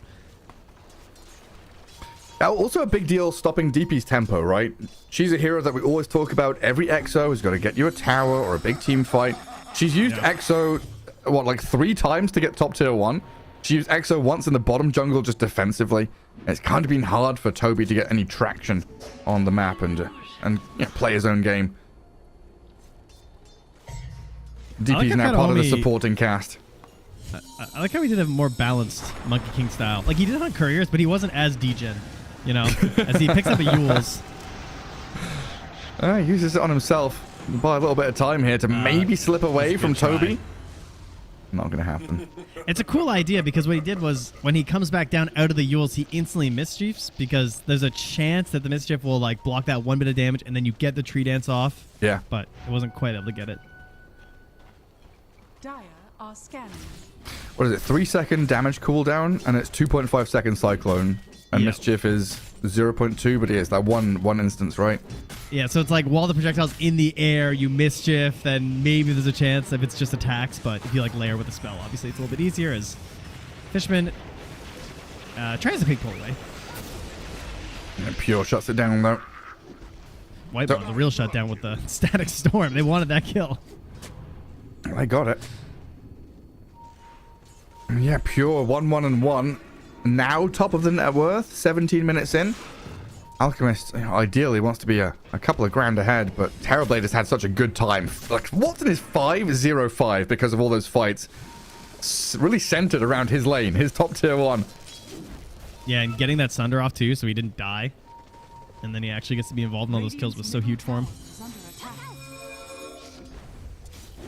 Tundra trying to get a bit of map space back. They've got this ward in the bottom jungle, but they were being scouted. Yeah, that deep Dar Observer ward by the tier 2 mid sees them all coming. Like a conga line of Radiant Heroes just spotted by all this dire vision. And even more plays by some more. Yeah. But that's a BKB now. This is not necessarily the best time to fight. Oh, DM. Blade Mail's up. Tiny tries to jump in, but the silence on 9 class. Thompson will get in on top of the Centaur and shred him, but they've lost the Tiny now. The leash clips Pure's Alk. Cyclone into the sky. This is pretty wild because Meta's been used, Exo used, Pure still going back in with a concoction. Chucks it in with Thompson arriving. Bane is their target. Trying to blow him up with a good static storm. Terrorblade now trapped inside as well. They need the focus onto Watson. The Rifle's coming. The Manta to run away. No! Can't turn asunder. Attempted and tried, but not successful in the end. As no one's puck dances southwards. Katomi is the hero they'll chase instead. A missed remnant from Thompson. But they'll have the rundown on this Monkey King, it looks like. With a Spirit Siphon and another Crypt Swarm in 1 second. Toby can line it up and didn't even need it. But shows the monkey what for. Pure made some really cool plays in that team fight, I have to say. Oh, nice TP Number silence. 1, he held his BKB forever. Nice silence and the TP out. He held his BKB the whole time. He didn't end up using it. The Radiance did tons of work in that fight. Also, the concoction, when he was chasing no one's puck the whole time, right? He knows that he has phase shift. So he throws the concoction down the river onto the Bane because he was trying to make no one pop phase shift the second the concoction came out. Which I thought was really funny. No one somehow didn't fall for it. I can't believe that. If I'm that puck and there's an Alk like a foot behind me, I'm definitely panic phase shifting the second the concoction's thrown. So that was really cool. But because of that concoction down to the river, they just like turn down and start chasing onto the Bane. They get the static storm. And speaking of the static storm, looks like White Mom will finally be punished after that team fight finally ends. But he had a great ulti, but they didn't particularly enjoy his company, so we'll take him down. Yeah, that was quite a loss, though, for Envy. That definitely took away a lot of their momentum. Yeah, a little bit of they wind. can't just be super safe mid now. Yeah, getting knocked back a little bit. Tier 2 neutral items. Bullwhip for TB. So I guess he didn't have particularly good choices. I think the carry players love it because they're just running from camp to camp and just whipping nonstop, you know? Because, like, if you think about Light Collector was the highest win rate neutral item with its 10% movement speed, you know? Yeah. Now it's down to 5%. Like, you use a bullwhip from camp to camp. It's pretty good. Yeah, I guess that's true. And TB does have mana problems as well. You spam out illusions without really caring. Yeah, I guess like in my head, Bullwhip is not something TB was like striving for, but where's that specialist array? That's all you need. That's true. Radiant are scanning. What are the Pupil's Gift, Vambrace? Yeah, I don't know. What happened there? Someone accidentally double scanned, it looks like. Whoops. Or they just both happened to scan at the same time, both Dire's middle supports. tower is So under they attack. burn both their scans there as they go to get their own Wisdom Rune. Well, they've been burnt before, right? Wisdom runes have That's been stolen previously, so they're like, guys, you can't let this happen. Bane and Monkey King both doing some sneaky stuff. They do Thompson have with his that. fresh Aghanims as well is hungry for a fight right now. We'd love to get involved. BKB is there for the puck, though. As they were trying to trace DM's movements. That high ground observer ward spotted the Centaur, but they couldn't close in on him fast enough. Tower is under attack. It It's looks worth like noting, it's... too, that he didn't have BKB for that fight in the river, right? Like, he was still working on it at the time, Yeah. if I'm not mistaken. He's And got that it now. that is really the cost of what he did, because that's an expensive item, and he missed that, like, second item on puck. So he needs to win this fight with the BKB for this to be worth it. Well, Entity were kind of eyeing up Thompson mid, thinking that they could go and get a fight here. No one is going to turn and battle back.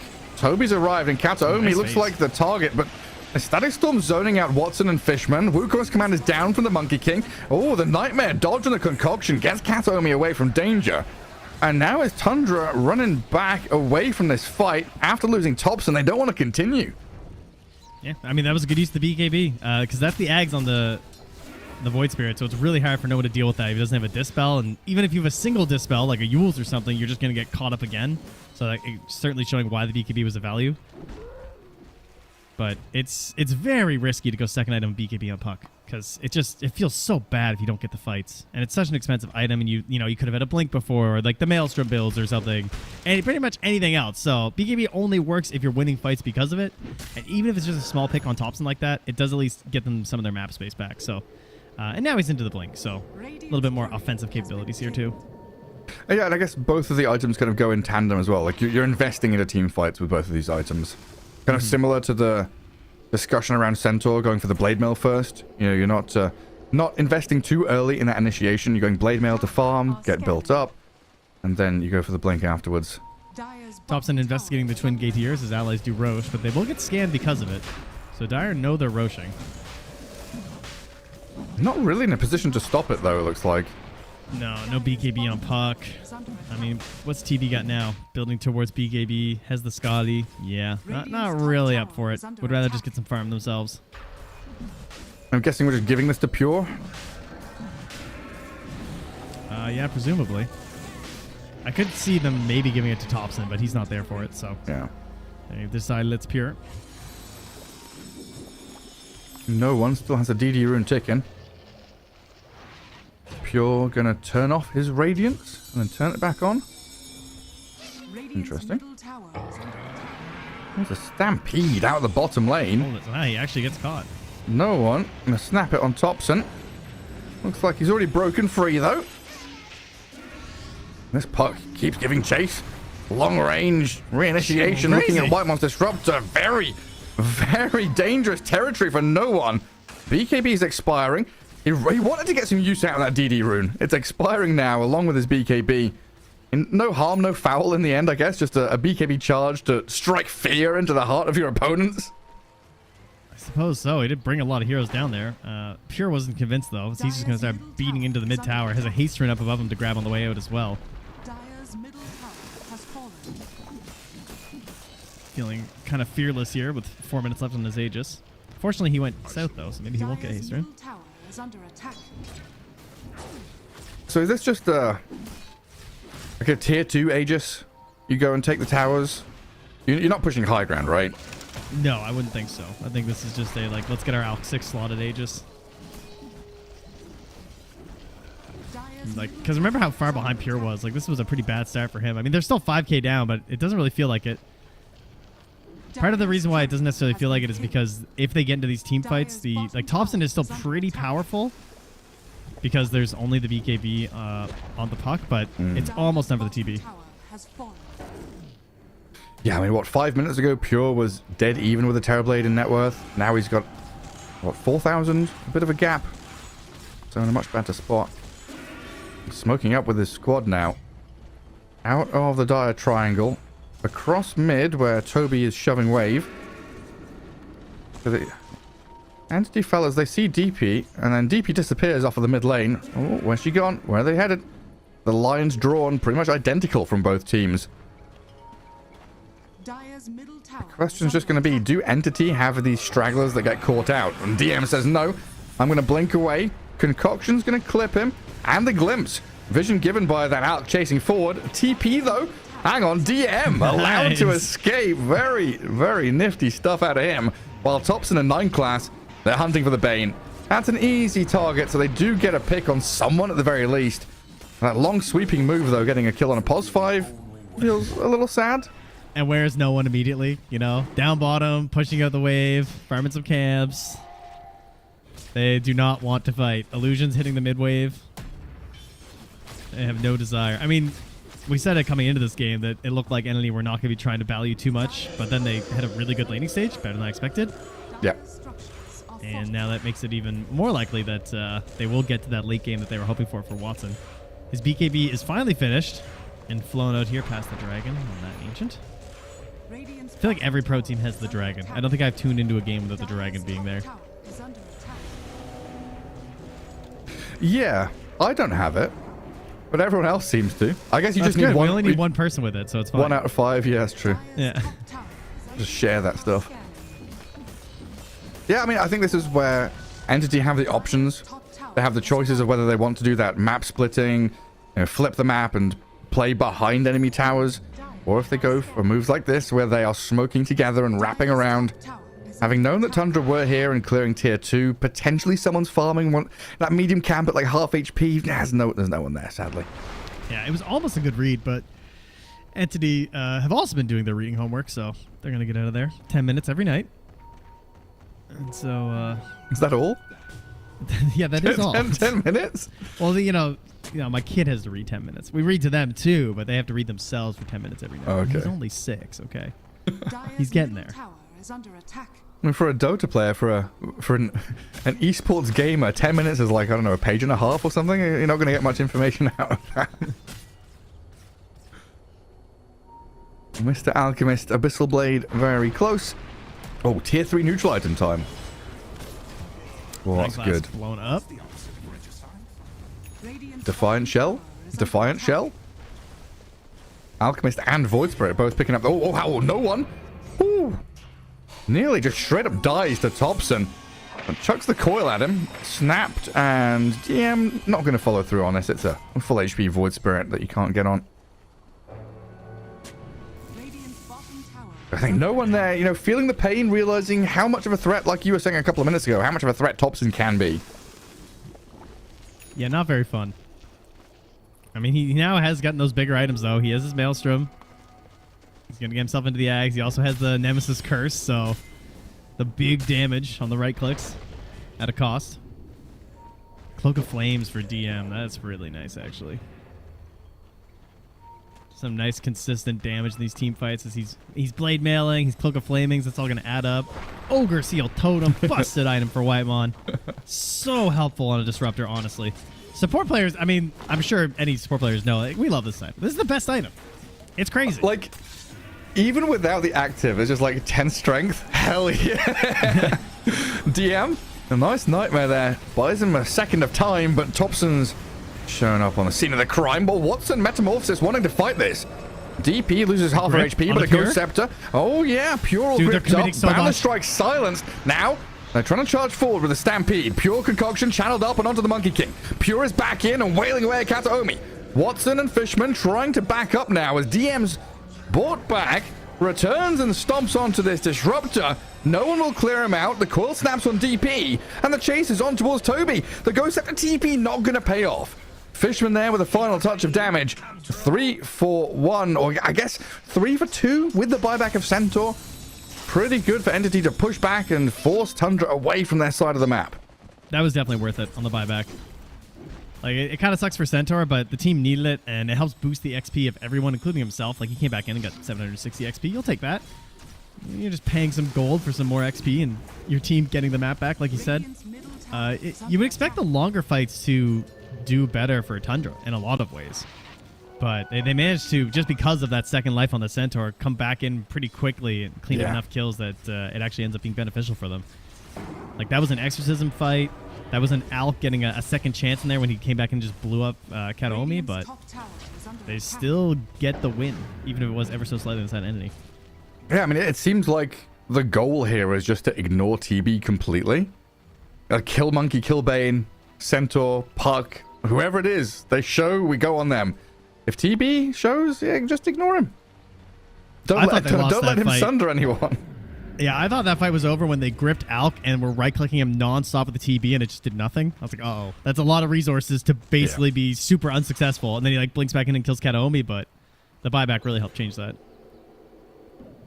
Kataomi setting up here does have the Yules. If they wanted to try and go for something, could set up for a potential coil here, but a lot of allies nearby for both teams. All right, Toby backed up by Thompson, who has a gem on this Void Spirit. Try and see if there's any dire vision down here. There's one deep behind Radiant Tier 2. Other than that, neither... Oh, no, hang on. There's fresh observer placed on the Twin Gate. So Dire have some vision, Radiant do not. Tundra going blind up here. Doesn't clip. Unusually, 9 class struggling a lot this game. Nice get out there with the phase shift. Unfortunately, Bane gives away his positioning, so he's going to die for this. Yeah, they've got the gem to see him. Pure can whack away at him, and no buyback here for the Bane, meaning that the Puck... Oh, no one gets the BKB off. Can we jump away with a Waning Rift and a Jaunt? The Abyssal Blade, the stun. Now jaunts away to the high ground. Still silenced. The Stampede is required. Blinks away. Any more catch? There's like illusions, the stuff on the floor. No heroes get caught. But Roshan is going to be your next big objective here as Tundra get a kill. They basically kill Puck, so no one has to go back to Fountain. And that gives them all of this opportunity to Roche. 2 banners in one series, Trent. I know. We're so fortunate here. We're eating tonight. Thompson walks past a very suspicious looking tree. But then Kataomi TP's out. And they are running back down here. They are getting here in time. They are out of the pit. Okay. And Exorcism's ending. Oh, Interesting. 9 class. That's huge. Bye-bye, no one. Do you want to still fight this as Entity with a grip and a Wukongs? They're out here with TV's BKB. Ghost Scepter from Toby, though, and Pure just tanking through all the hits. He's now down to half health, though, and the BKB's starting to wear out, so gets away from DM Centaur. Static Storm's dropped. Watson and DM inside. Toby trying to poke from the right. Kataomi and Pure return back in. The Glimmer Cape, the save, the Sunder, where is it? Toss up, land down with a third and a bang. They got the TB, he's dead.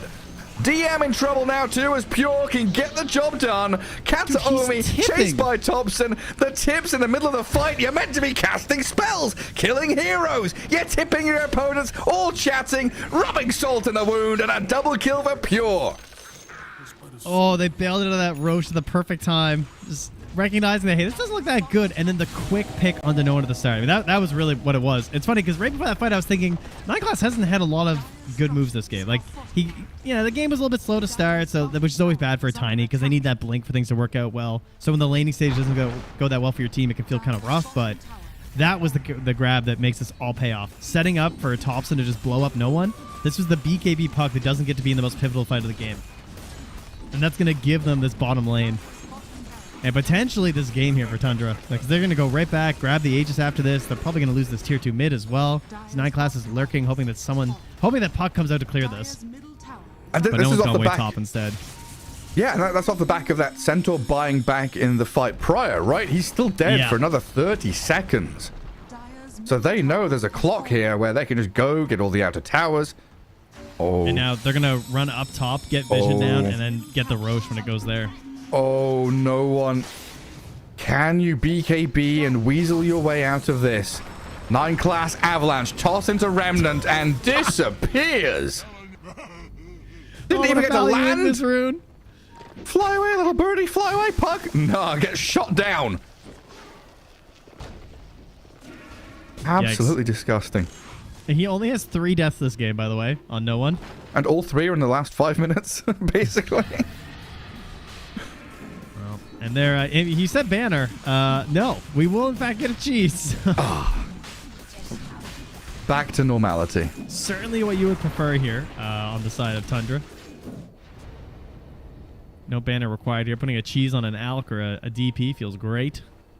Yeah, I'm going to say Pure has hit his stride, right? After a not necessarily a shaky individual performance, but a shaky game. You know, the terrain underneath him wasn't too solid or stable.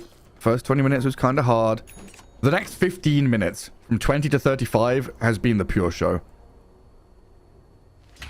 Alchemist is ready. He's basically 6-slotted at this point. And so far, there has not appeared to be an answer for him. Maybe TB with his Daedalus MKB? Maybe? That's a little distant.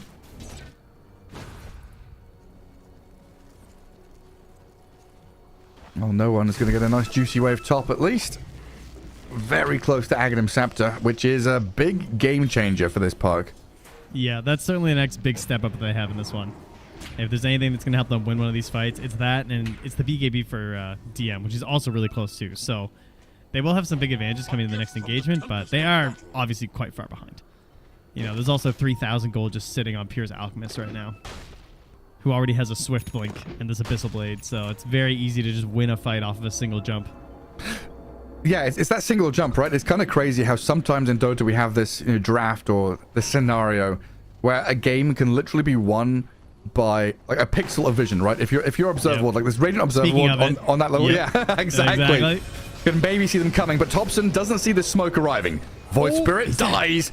Try to disengage, and a Nightmare on the Tiny's gonna get them another kill here. Entity picking up a couple with a gem on the deck. Big victories here for the Dire squad. That was both of their gems. They got the 2 gem heroes. Oh. Ooh, yeah, 3 victories, 4 victories. Gems. Huge. Centaur now gets to go around a D ward. That's nice. They're going to send one back to the base to hopefully not make the same mistake that Tundra just did. Monkey King's Courier is going to pick it up and take it on home. Oh, that's such an important grab to get. And they were feeling confident, I'm sure, partially because of that ward that you were just talking about in that bottom lane, but they had just smoked through it. So a bit of a false hope here, perhaps, for Tundra as they moved in aggressively. And they get the best possible hero first in Tundra, Tundra's Thompson, because obviously he has no BKB. He's relying on this Octarine Core and Silence and stuff, and just not able to get the saves there in time. I guess fortunately for Tundra, they were on the doorstep of the enemy, so no real high ground push or anything. And Metamorphosis just wasted Aegis time. Yeah, exactly. So what is that going to be? About 2 minutes left for Pure to try and utilize once Thompson's Void Spirit's back alive, but it's also time for MKB to arrive on this TB and tier 4 items to come out. And all of that gold that we're talking about on Pure, you can see he's committing in for the refresher. So he's already bought the recipe. That'll be his plan. Yeah, I mean, with the duration of these fights, extending past a minute and a half, 2 minutes even, having Chemical Rage going that entire time is a big deal. Yeah, okay, double BKB, double Abyssal, nice, but I think double Chemical Rage, that's the... Yeah, I mean, you gotta have it. The other thing is that they can't rely on getting those kills on Thompson because there is a Wind Waker on 9 class, so... the saves are certainly prepped, that in combination with just even the glimmer there from Whitemon too, so... I'm not expecting that to happen again so easily. Mjolnir next for no one here. Also getting close as they take down that Tormentor. That'll be for a Fishman, so slightly better brain saps there. A little bit of AoE.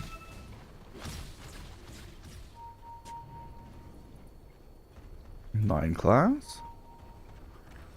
Hiding in the shadows. And Monkey King. Under vision. Okay. No, we can't. He's not allowed to escape from this. Get down from the trees. Cheeky fella. Yeah, that ward probably going to get taken down. Now they just planted up there and destroyed some dire wards. I'm curious now. So, when you're cooking something and you have a pot on the stove that has sauce in it, what do you call that? What? The utensil, like a pot, like it's a sauce something or a frying something. Pan. You say saucepan. Interesting. Yeah. So you say fishman and saucepan. I say fishman and saucepan. Saucepan? Yeah. I just realized that's how we say it. Bernard. But oh my god. That's a callback. Freaking Zyori making fun of me for saying Bernard instead of Bernard. Leonard? Leonard Bernard. God, you North Americans are so funny. If it was Fishman, it'd be M-E-N. Fishman? Fishman. No, it's Fishman. No, that'd be M-E-N. That'd be Fishman. It's Fishman. Fireman. Fishman. Fireman. Policeman. Fishman. Saucepan. Our scan. What do you want from fireman? You say policeman? Oh, man. How many vowels have you got in man? Oh, Thompson. Oh, Park. No one tossed up. Half HP has BKB. Now we go back in with the coil on the tiny. Pure starts to open up on the centaur, but the Wukong's command in the grip. Pure is dying. The damage for this MKB. Daedalus TB. Too much to handle. And now we move on to the Death Prophet as well. The Ghost Scepter's there, but it's not going to buy enough time for Toby. The rest of Tundra on the run to try and escape because no one and Watson. Tremendous damage output. I mean, I said the best target to get was Thompson because I just didn't think the Alchemist was realistic. Obviously, I was wrong. I was not familiar with their game here, but you were right. The big damage output, the boost of Daedalus MKB, kind of disgusting here as Terrorblade almost outdamaged the entirety of Tundra in that one fight. Everybody just getting their spells off on the side of Enely, and unfortunately, pretty much the opposite on the side of Tundra. Like, 9 class got locked down right away, had to Wind Waker his way out of a coil, not able to get anything else going.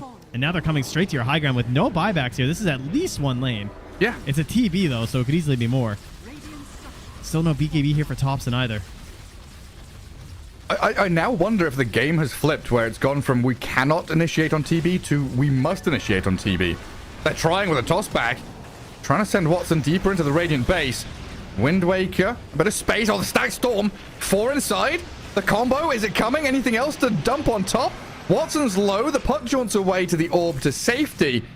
And everyone's so close to death. The Glimpse. Who's this? Who is the Terrorblade? Terrorblade tossed up. Avalanche. Oh, the Manta. Not enough to save him. Dead to Toby. And now with Thompson ready to chase, another Athos step is available to simulate over towards the Bane and the puck. But Bane is Yule's. Puck being caught by Thompson, but the coil, that's going to hold him in place and allow no one to escape. Puck is out of there. Bane is somehow still alive. Whiteman is battling with him on the far left-hand side. Toby will join in. They're chasing. They got it. No one? Oh, you're right. Pure is there. Beautifully lined up. Now, no TB, no puck. Oh, you do have buyback on Watson. But if they lose any more heroes like Kataomi's Monkey King, maybe this DM Centaur as Thompson eyes another prize.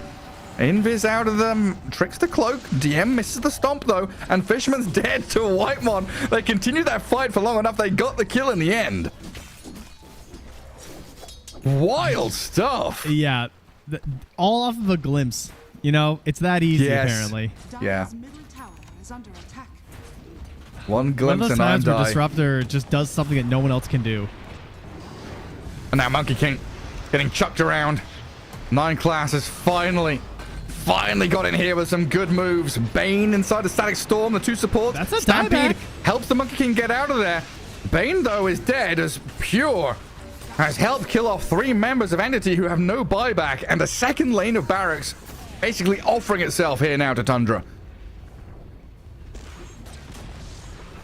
Watson is nearby here. Cloaked up, thinking, what can I do here? I've got the big damage, but am I going to sacrifice myself here? You got to wait these 15 seconds for Puck. Yeah, this lane is going down. But the fight's going to happen for the third. Yeah, it's just you Everything's can't ready here on the 2v5. Radiant. There's no Static Storm, though. That's the big one.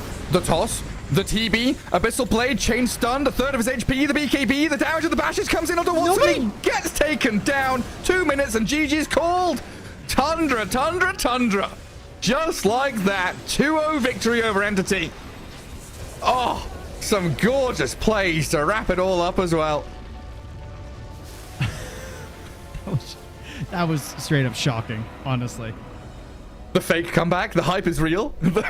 What, man? Oh, okay, so Glimpse and Toss. Do we want to have a talk about these 2 spells? That was crazy. They just lost because of a glimpse. And there wasn't like his BKB was like 4 seconds away. That's how close it was.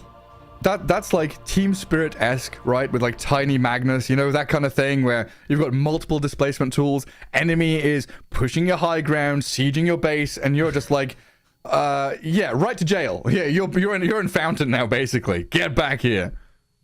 Wonderful, wonderful stuff out of Tundra. Yeah, that's. I mean, Tundra obviously looking like they were. Laning stage goes pretty poorly. Start of the game looking way better than expected for Entity, kind of like last game, in terms of how Tundra was doing in game one at the beginning. But then the mid game, kind of all Tundra starting to take control, and then puck firing back. I was kind of believing there with that TB game, the big items at the end, but no TB, no win, and the lockdown consistently from Tundra extremely good in the late game. Like, yeah, obviously they made a couple of mistakes there that got them into some trouble. But they really just knew how to lock down Watson and guarantee that kill was going to happen. He did not get very many clutch thunders this game. Yeah, I'm trying to get into the head and the mind space of no one right now, because his first like 25-30 minutes were just like spectacular. He's like unkilled, finding openings, getting into the back line, sniping supports, great coils, loads of damage, and then he dies 2 or 3 times in a row. Like Roche fight gets picked off. And then that chase at the end, his 4th death, where he's like, I'm out, I'm free. I did it. Hey. Suddenly there's a Tiny and an Alchemist just blinking on you. My goodness. That's a gracious heartbreaking me. way to go to the qualifiers, I got to say. But well played to Tundra. Obviously fully deserved. Clearly showing that throughout everything that happened in this series, they are the better team. And we'll get their matchup here versus OG, which will be happening in about an hour and a half.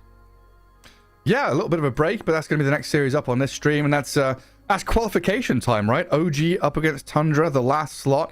Like you were talking about, a smaller DreamLeague, so not as many teams as previously. We've already talked about like Eastern Europe going from 4 slots to having 2 slots, basically. This gets hyper competitive in the qualifiers. But yeah, Trent, that ends our journey. Some very exciting Dota. I loved region hopping with you, honestly. It was, a nice breath of fresh air. Usually you're like one region, get through it all, step A to step B. This was like, like a tapas platter, having one of those tasting menus, like a little bit of NA, a little bit of China, a little bit of this. And getting to watch Thompson, always fun. As expected here. So yeah, thanks guys. I think it's Cap and SVG as well in the next series, if I'm not mistaken. So come and enjoy that in about an hour and a half. And thanks for having us there, folks. Yeah, absolutely. Yeah, thanks from me and Trent. We'll see you all next time. And yeah, make sure to get yourselves a bit of a snack before coming back for that final series. We'll see you next time.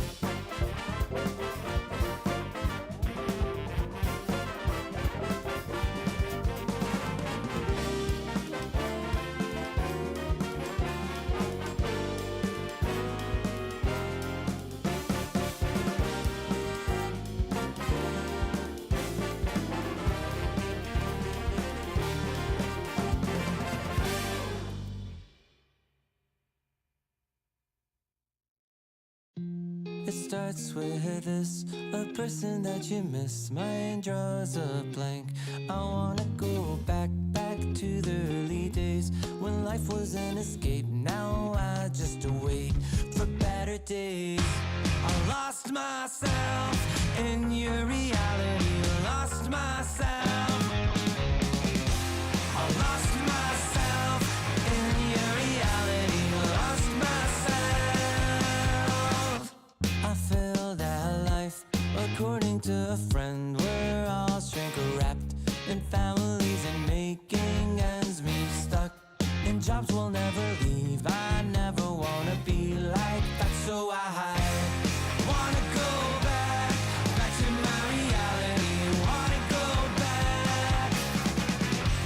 I wanna go back to my reality. Wanna go back. Didn't mean to sound so concerning.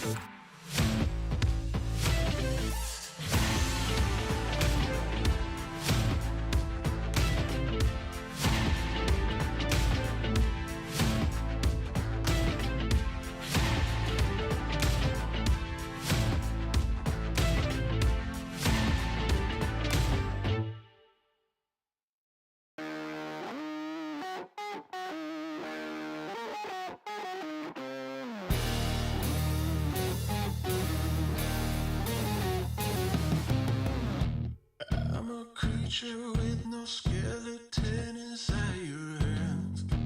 Got no home address, I come and go as you command. And it's fine with me, and it's fine. I'm a bandit that you use to keep from bleeding out. I'm the lover you don't love, but love to keep around. And it's fine with me, promise that it's fine. Maybe I'm a fool. It's not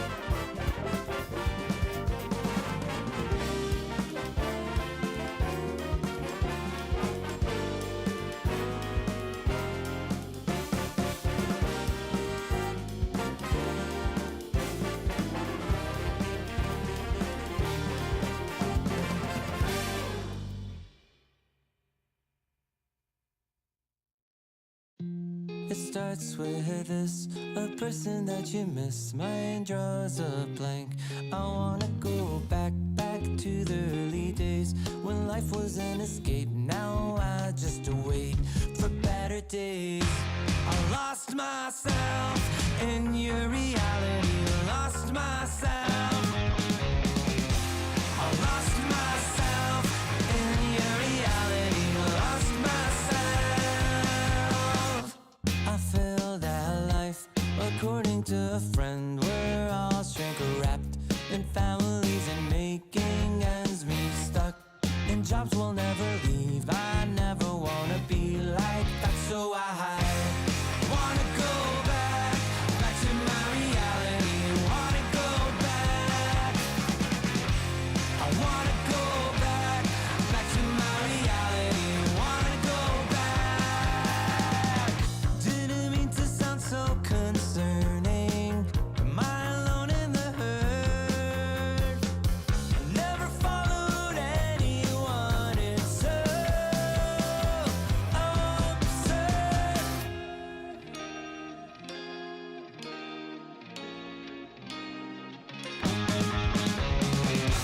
I wanna go back to my reality. Wanna go back. I wanna go back to my reality. Wanna go back. Trying to go back. Gotta go back. Gotta go back.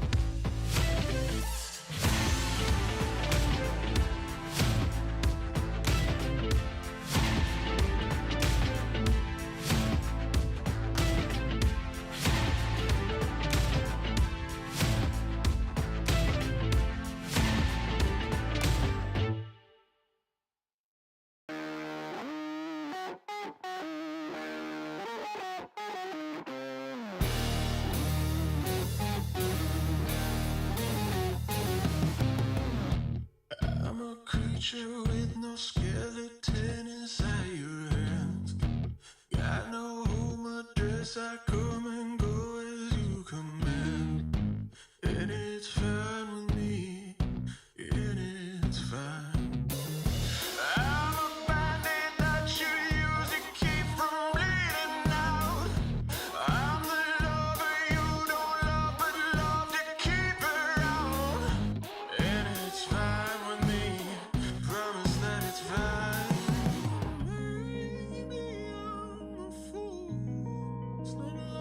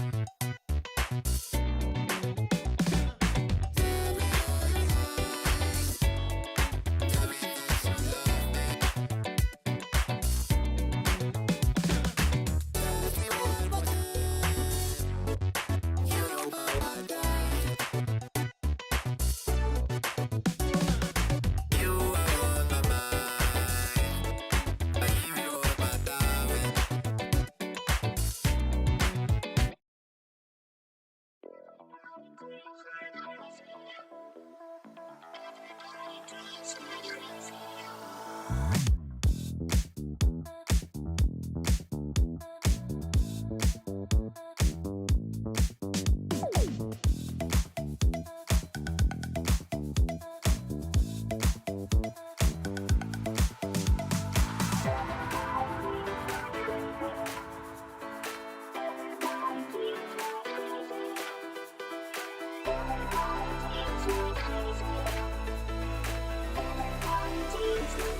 you.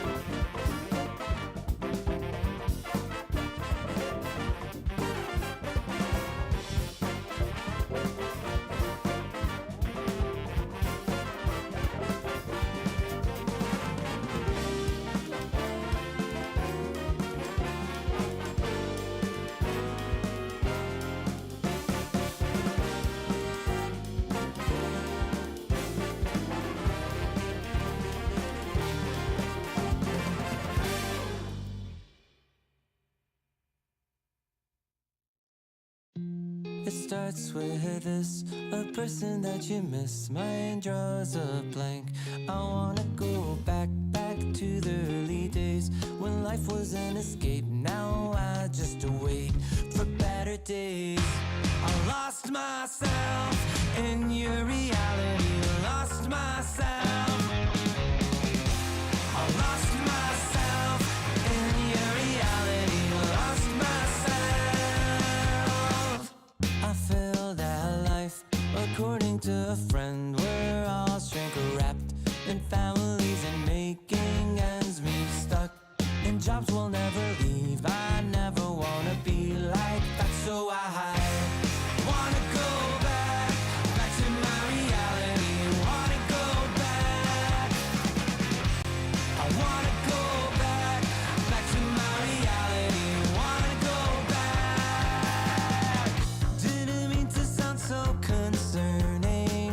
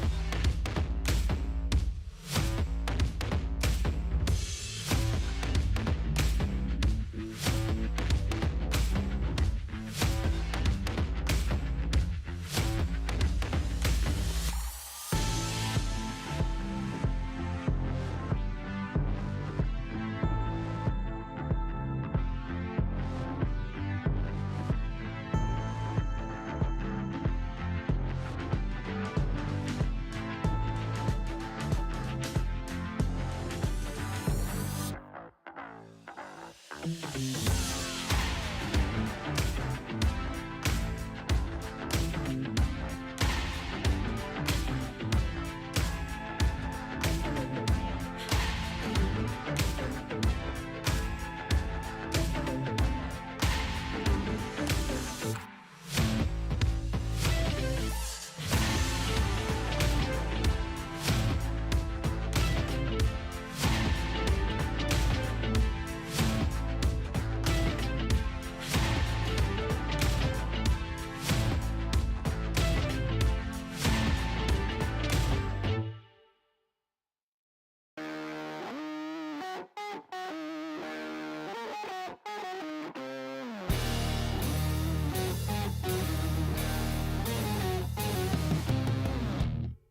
a creature with no skeleton inside your hands.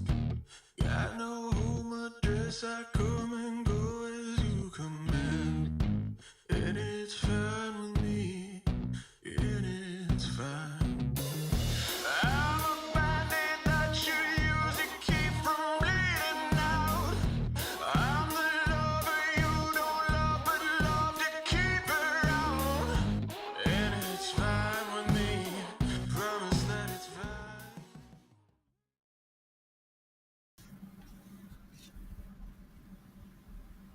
Welcome, everyone, to the last series of the qualifiers for DreamLeague Season 23. It's Western Europe. It's the final slot. It's the second slot. It's OG versus Tundra. Tundra managed to make it through that lower bracket and take down Entity, and now they're here against OG, who got absolutely bopped yesterday by Team Liquid. So I'm sure they had a serious talk about things because they do not want to be missing out on an opportunity to qualify for DreamLeague, which then affects your potential qualification for Riyadh and so on and so forth.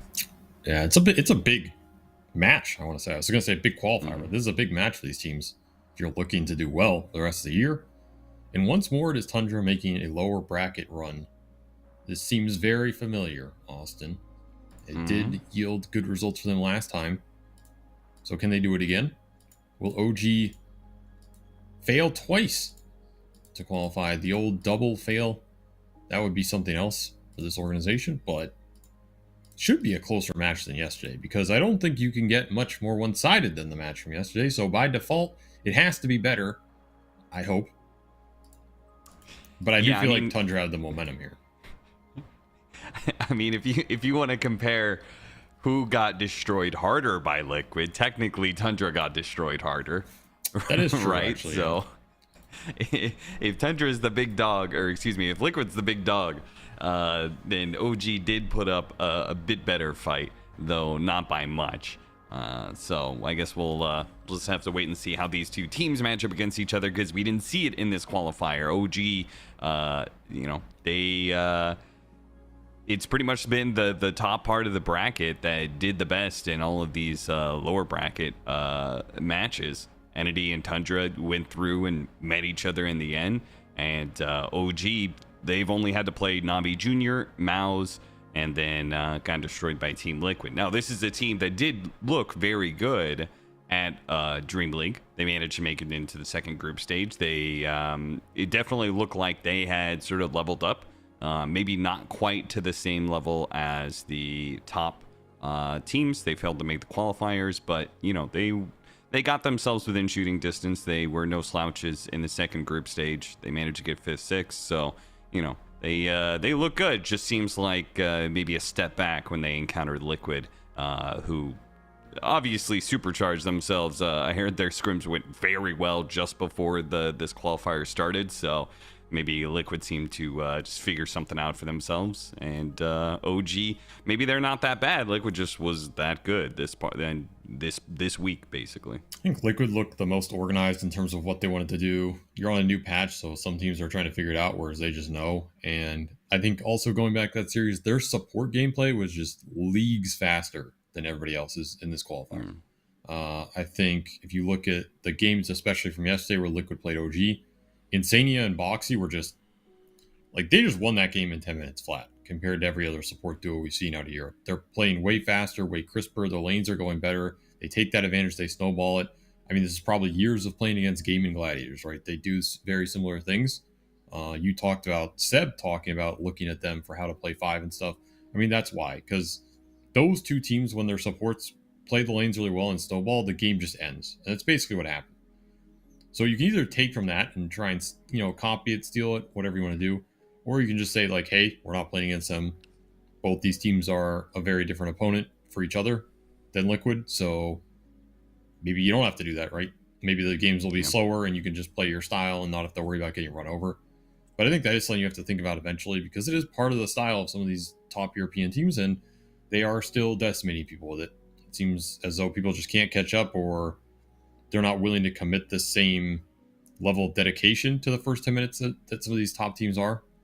Or it's just a skill set difference. Like, I don't know, maybe you're just getting outskilled. It can happen. Either way, that's why I think this series will be closer, because I don't think either of these teams has shown that same level of crispness and lane domination through the support duo that we've seen from the other top dogs. Yeah. Well, speaking of the upcoming match we're just about to get into, we've got looks like OG won the toss priority. They chose Radiant, and Tundra chose first pick. In the current patch, do you feel like what's the difference between these options right now? I mean, who really knows? I feel like second pick in draft, I like it more, but I know a lot of teams like first pick just because you get to like first pick some mega broken offlaner. Though some of those got nerfed, so I think it's pretty team dependent. I don't remember the stats in the last DreamLeague, but I don't think it was super skewed towards one side more than like historically in Dota, which usually there's some side that's favored by, I don't want to say like 5 or 10%, but I feel like that's pretty standard. And it usually gets bounced out. I don't think I'd care. I think teams generally prefer Radiant in general anyway, unless Dire has some crazy advantage. But Tundra Esports turn to ban. just a feel. Did you change your hat, by the way? Team ban. Yeah, I did. So what? I'm allowed to do that. What happened? What happened to the Duke hat? It's called style, Austin. You lack it, and that's why you are unfamiliar with my game. Fair enough. All right, let's get into our opening match of OG versus Tundra, as the draft is already underway. So if you opted for first pick, you want to get some mega OP hero.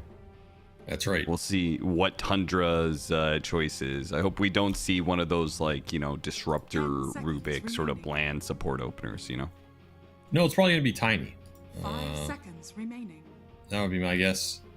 I feel like Tundra still really likes this hero.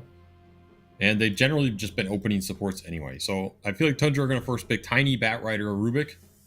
95% you're going to get one of those. And if you're OG, you just need to have a solid response depending on how you want to take it. You can take a core there. You can take some Kunkka or Centaur that probably will be in the pool. You can take a counter support if you want to just try and play fast, like your Io. You still have faith in it. The Primal Beast has been a hero that OG has favored. I'll take the Tiny out. They took the Brewmaster in the opening game against Entity when they had first pick. That's a hero I did not expect to see. I guess I don't feel bad about him. I definitely feel like it's an A tier offlaner. That hero's just always in a weird spot. Like, he's solid, but he doesn't really build broken items. He doesn't have broken timings. He just kind of does his job. And I think there's nothing wrong with that, but it doesn't push him to like some crazy first pick for me. Like, the hero's very counterable, especially if you have a lot of picks to deal with him. You can make his game very hard. You can make it hard to split. You can make his lane difficult. So I'm not like huge on the first pick Brew, especially in a meta where he's not flexible to support. But if you're feeling it, you're feeling it, and maybe Tundra are just feeling it. Elder Titan ban as well. It's an interesting ban. It is a hero that Whitemon has favored a lot over the last couple months. A hero Tundra played well around because Tundra want to use these like kind of pure classic carry heroes like Morphling, Alchemist, whatever, and some of those combinations ET just powers up really well if you know how to lane with it. And so far Tundra has shown that they can lane pretty well with it. It's also a hero that pretty much enables any spellcaster in the game. with the Magic Amp plus teamfight control, and that is, I feel like, Thompson's specialty. Like, we can talk a lot about what Thompson's good at, but I feel like he is one of the best spellcaster mids in the world, right? And ET just powers that up. So you had your choice between Bat Rider Rubik, and OD will give him the bat and insta-counter it with the Shadow Demon. So I feel like OG are probably happy with that trade, as I think this is a trade most teams would be willing to make and be happy with in the first pick exchange. Because it is a favorable matchup for SD in the mid game, in the team fights especially. Your downside is the lane. I think Bat still can have a very good laning phase here. 5 seconds remain. And this hero can always find farm. You can always find the SD in the fight too if you get really big with the early Blink Dagger. Yeah. But generally, like, Cleanse, very good. Disruption on Lasso, very good. Demonic Purge on the Bat Rider in the fight. You're pretty happy with that if he just blinks in and gets purged. There's a lot of counterplay available. And I think Shadow Demon has proven to be a really well-rounded early pick that just sets you up for a lot of strategies. It also attacks some of Pierre's hero pool, right? It's a lot harder to pick like Luna when you're going to get disrupted by a Shadow Demon. In fact, Tundra is one of the teams that we saw. They went up against early pick Shadow Demon with Terrorblade, and they ended up playing Terrorblade support. So I don't know how viable the Terrorblade support still is. That might have been before the D patch as well. But it affects things like that, right? You pick one of these carries that gets disruption and you don't like it, and yeah, it affects Pierre's hero pool a lot. Especially when you look at what he's been playing. These Morphling, Luna, Terrorblade, Alchemist heroes generally don't like playing against Shadow Demon. Gonna ban away the Dragonite on Tundra. Honestly, I'm happy to see that hero banned after Liquid's performance with it. It just looked way too dominant. If you win the lanes, man, you're just able to take far too much with a farm Dragonite. And it scales super well. They're also going to take away the Lifestealer, which was the big breakout hero at DreamLeague Season 22. And OG will ban away that Brewmaster. So Tundra's early pick offlaners are out of the pool, except for Centaur, who's favored by everybody. Pango is going to be the choice here for OG. So this is something different than what we saw from OG yesterday in terms of pick priority. They're giving Ahri a bit more to see here, is what I think they want to do, because one of the biggest things in that series compared to a lot of OGs is Ahri he had no game in both games. Like, he got put on a slower support in Shadow Shaman / Tiny that got bodied on the lane, and then his whole game was just ruined and he couldn't do anything. And I think that's a huge factor for OG, because to me, Seb he's like a shot caller. He's a mid-game team fight type player, right? But he's not this 5 who's been playing 5 for 10 years and is going to run the game over in most situations. So if your other support also gets gimped off the laning phase, then you're in trouble.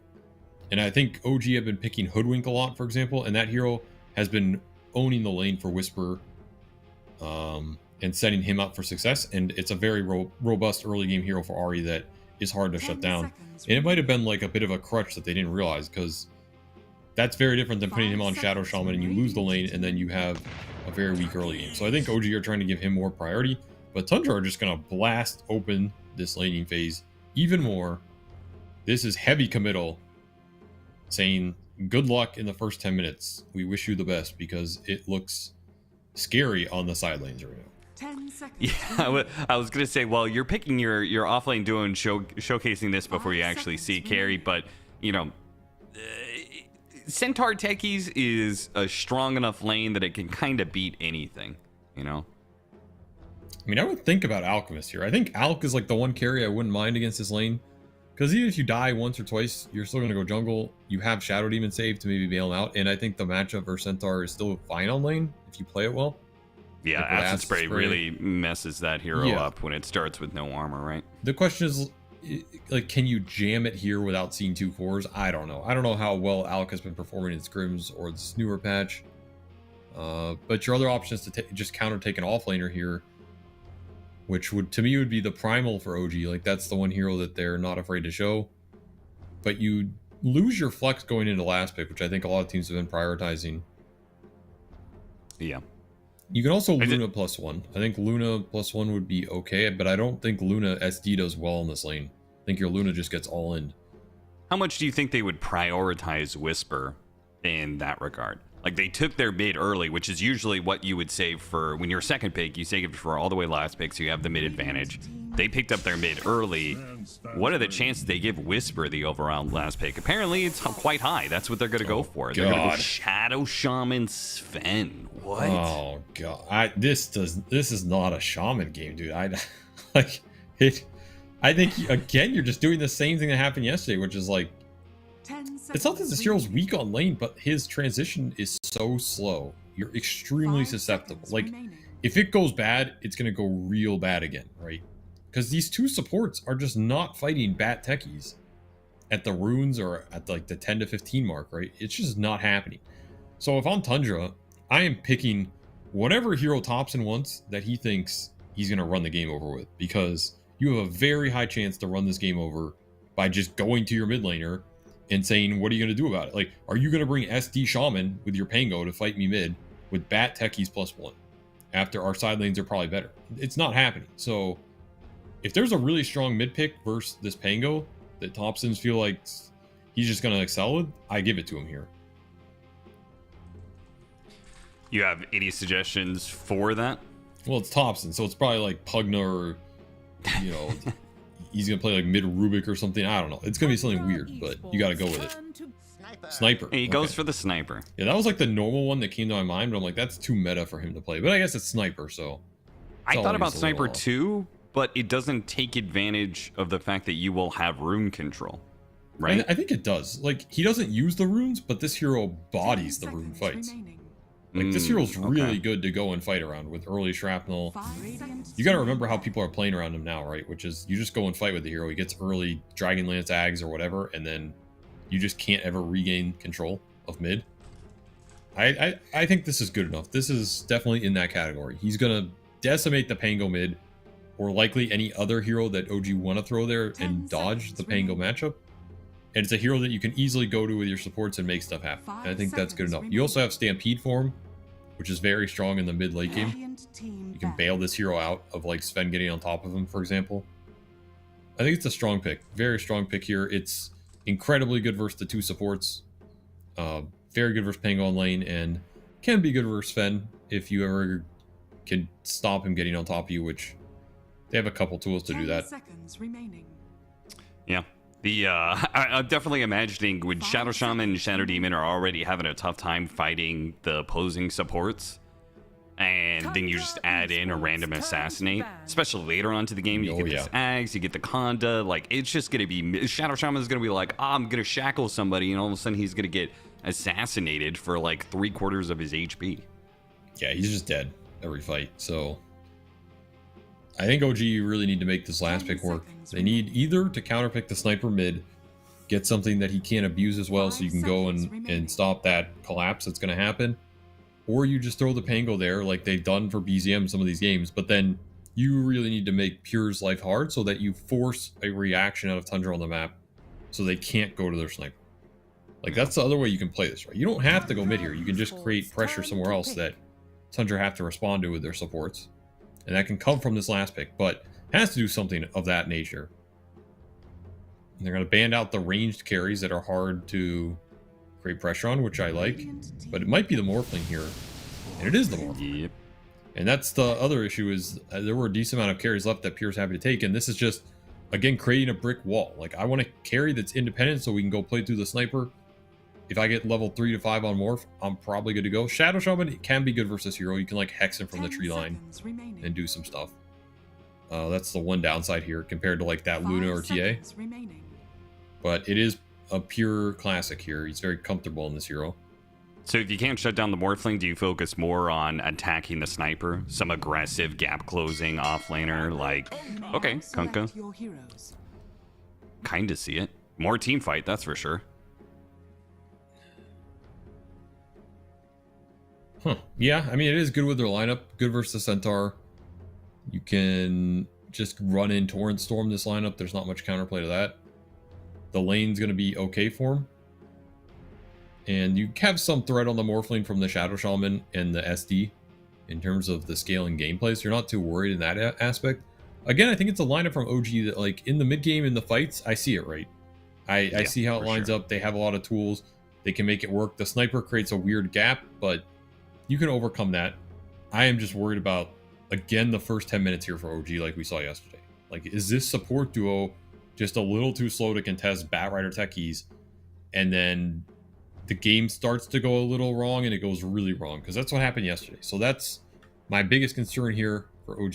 If they overcome that, then I think they have some tools to deal with the Morphling for sure, and they have a pretty good Shadow Demon game outside of the sniper. But a lot might come down to how fast Tundra can play through Thompson here. And Thompson can play pretty fast. You do not want to give him a good game here. Yeah, Spaceman Sniper, Thompson's going to be rocking it. I was watching him play that yesterday, and he looked very good on it.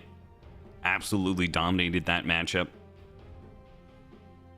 So we'll see if Tundra end up walking away with a laning phase win and kind of snowballing from there and take these small skirmishes that power the sniper up, or if OG manage to just persevere, get to the mid game where all their team fight is going to be coming online. That is kind of the lineup we're set up here. So, our opening match of the final slot for Western Europe, Tundra versus OG. We're going to have the mid matchup of Sniper versus Pango. Not going to be a fun one for BZM. The OG off lane of the Kunkka and Shadow Shaman up against a Morphling Techies lane. And then perhaps the most dangerous lane in the game, Centaur Bat Rider versus the Sven and Shadow Demon. And immediately the smoke is going to break on 9 class. They're going to try and go on him. He's all alone, so if they hit the disruption, he is dead. Actually, Ether Shock from Ari. Not that it makes a difference, but I wasn't sure if he would still go Ether Shock. That's a big play by him. There's a lot of players that would have taken Shackle there, and you would have just griefed your lane, so thank God. Just unfair. All right, noted. No, don't level Shackle level 1. I mean, you can if like you're guaranteed to win the lane, but if it loses you the lane, you can't afford it.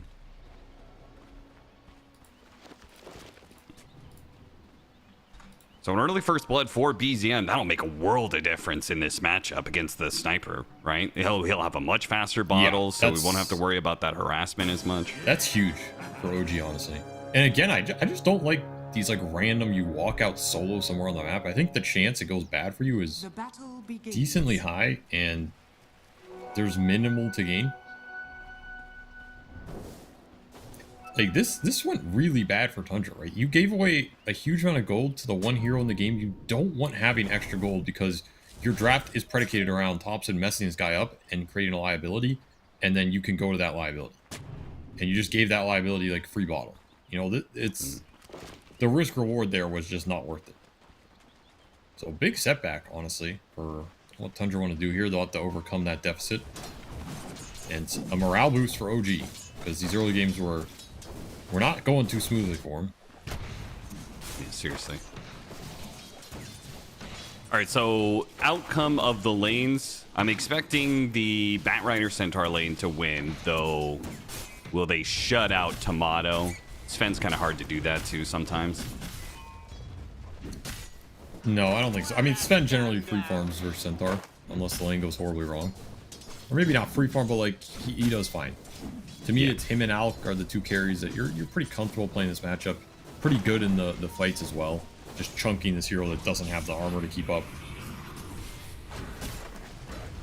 I think OG will be okay on this. I could see Tomato die once on this lane a little later, but I think generally he'll be okay. I think the big question is just how much does Thompson get out of it, especially with the bottle rush, and do they find some cheeky kill on the Morphling top? Because we've seen a lot of cheeky kills on Morphling recently, and Shadow Shaman is one of the better heroes at getting that. Yeah, with the Hex now providing damage amplification. I mean, I'm just hoping at some point in time we get to see a Sven hit a Hexed unit and crit on it and do like a 3,000 crit, you know? I just hope I get to see that once. I think we all do, Austin. Yeah.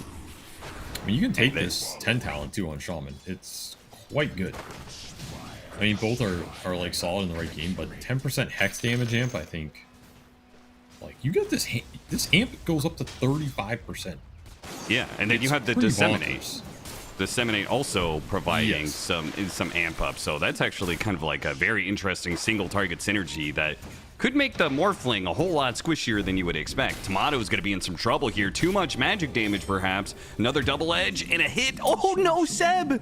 Pull the trigger, Seb! He doesn't use the disruption, and they'll lose Tomato as a result.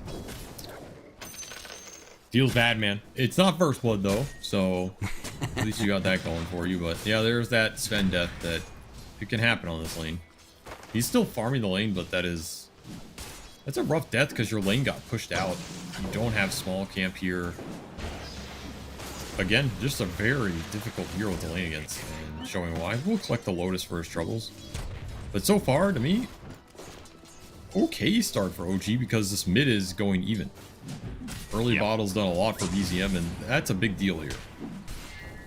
Thompson not clearing through this lane as much as he would have wanted to here. Yeah, normally this matchup, getting CS is fine. It's just the harassment from the sniper is super hard for the Pango to deal with. BZM actually trying to... Oh, this was an error. He's going to take so much damage on his way out here. He does have the water rune in his bottle, so it's not like he's in danger of dying, but will lose a lot in this matchup. Early bottle making the difference. They're going to look for a stack off 9 class into trying to contest the water runes here. I think Thompson's going to give the top one up, though. So, yeah, they're going to just give up the water runes, in fact. Seb with the stack into the rotation. Trying to catch him on the disruption. A blood grenade from BZM, but now the TP comes in from 9 class, making sure Thompson's going to live. And more tips for Seb.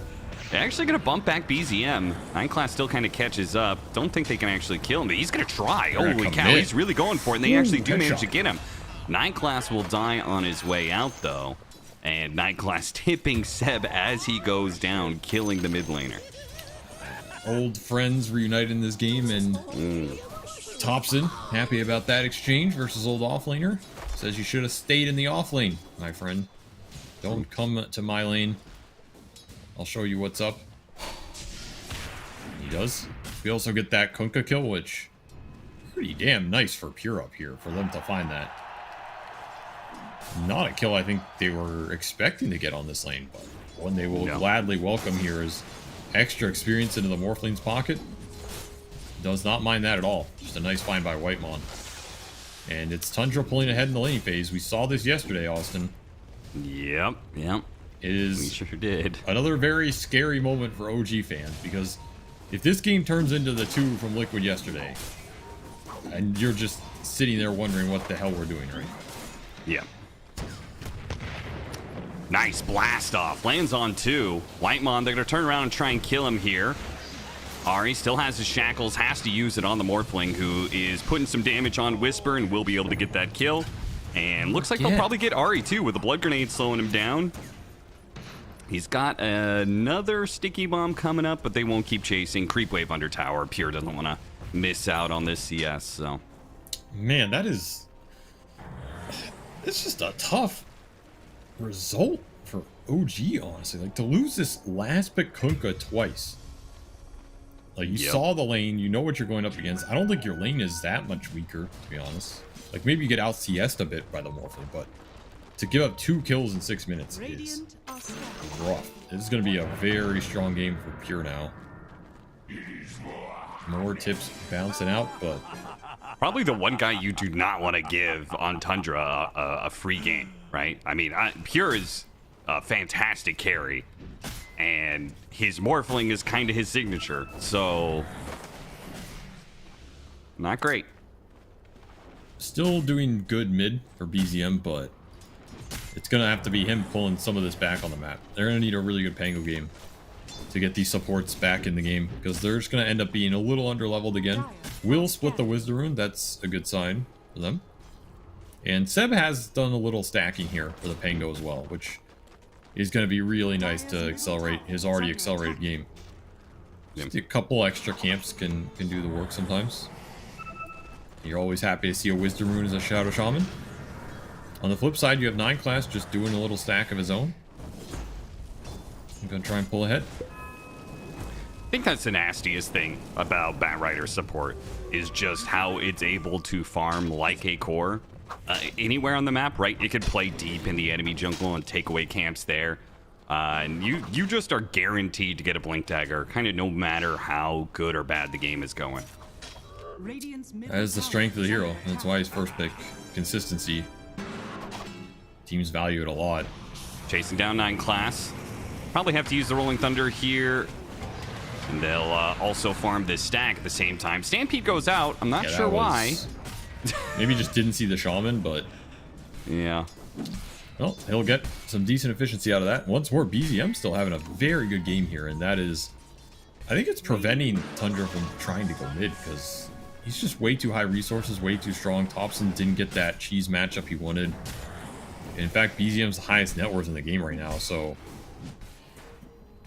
I don't think Tundra really got what they wanted out of this sniper mid in terms of the early game. Of course, he can still scale and do really well here. Another blast off, another go on Whisper. They are giving Whisper no space, man. God damn, he's still level 5. Yeah. He's just gonna be a non-factor. I mean, Tundra have identified the liability in this game, and they're going to it. This is very heads up, because normally I think you'd want to go mid here, but since they can't do it to the Pango, they'll do it to the Kunkka. And they're just giving him the business now. I mean, Whisper is collecting TP scrolls at this rate. Yeah, that's just good investing right there. Yeah. Couldn't get back in time to stack the Ancients. He's going to try it off the Torrent. Doesn't get it. Good try. Do get the double stack on the triangle, though, so more camps for BZM. Just trying to keep him on par with Thompson, who is farming up a Storm, level 9. Yeah, that is a little bit of the downside of Pango mid, is that it doesn't give you a hero that's going to rotate immediately, right? A lot of these Pangos just are going to farm up neutrals until you get Diffusal Blade, because that timing is so powerful that you can't afford to slow it down. So someone like, you know, your off lane is having a rough time, like Whisper, you don't have a mid who's going to come over and alleviate that too much. I think it is the correct play. I just don't think he's doing much on these side lanes without Diffu. That's your item to pressure the Morphling. It's your damage to maybe bring down the really tanky Centaur. And he's very close to it, honestly. He's 400 off. Gonna be a Go really for the good 10-minute timing. power rune. Got a haste rune. That is a great pickup for him.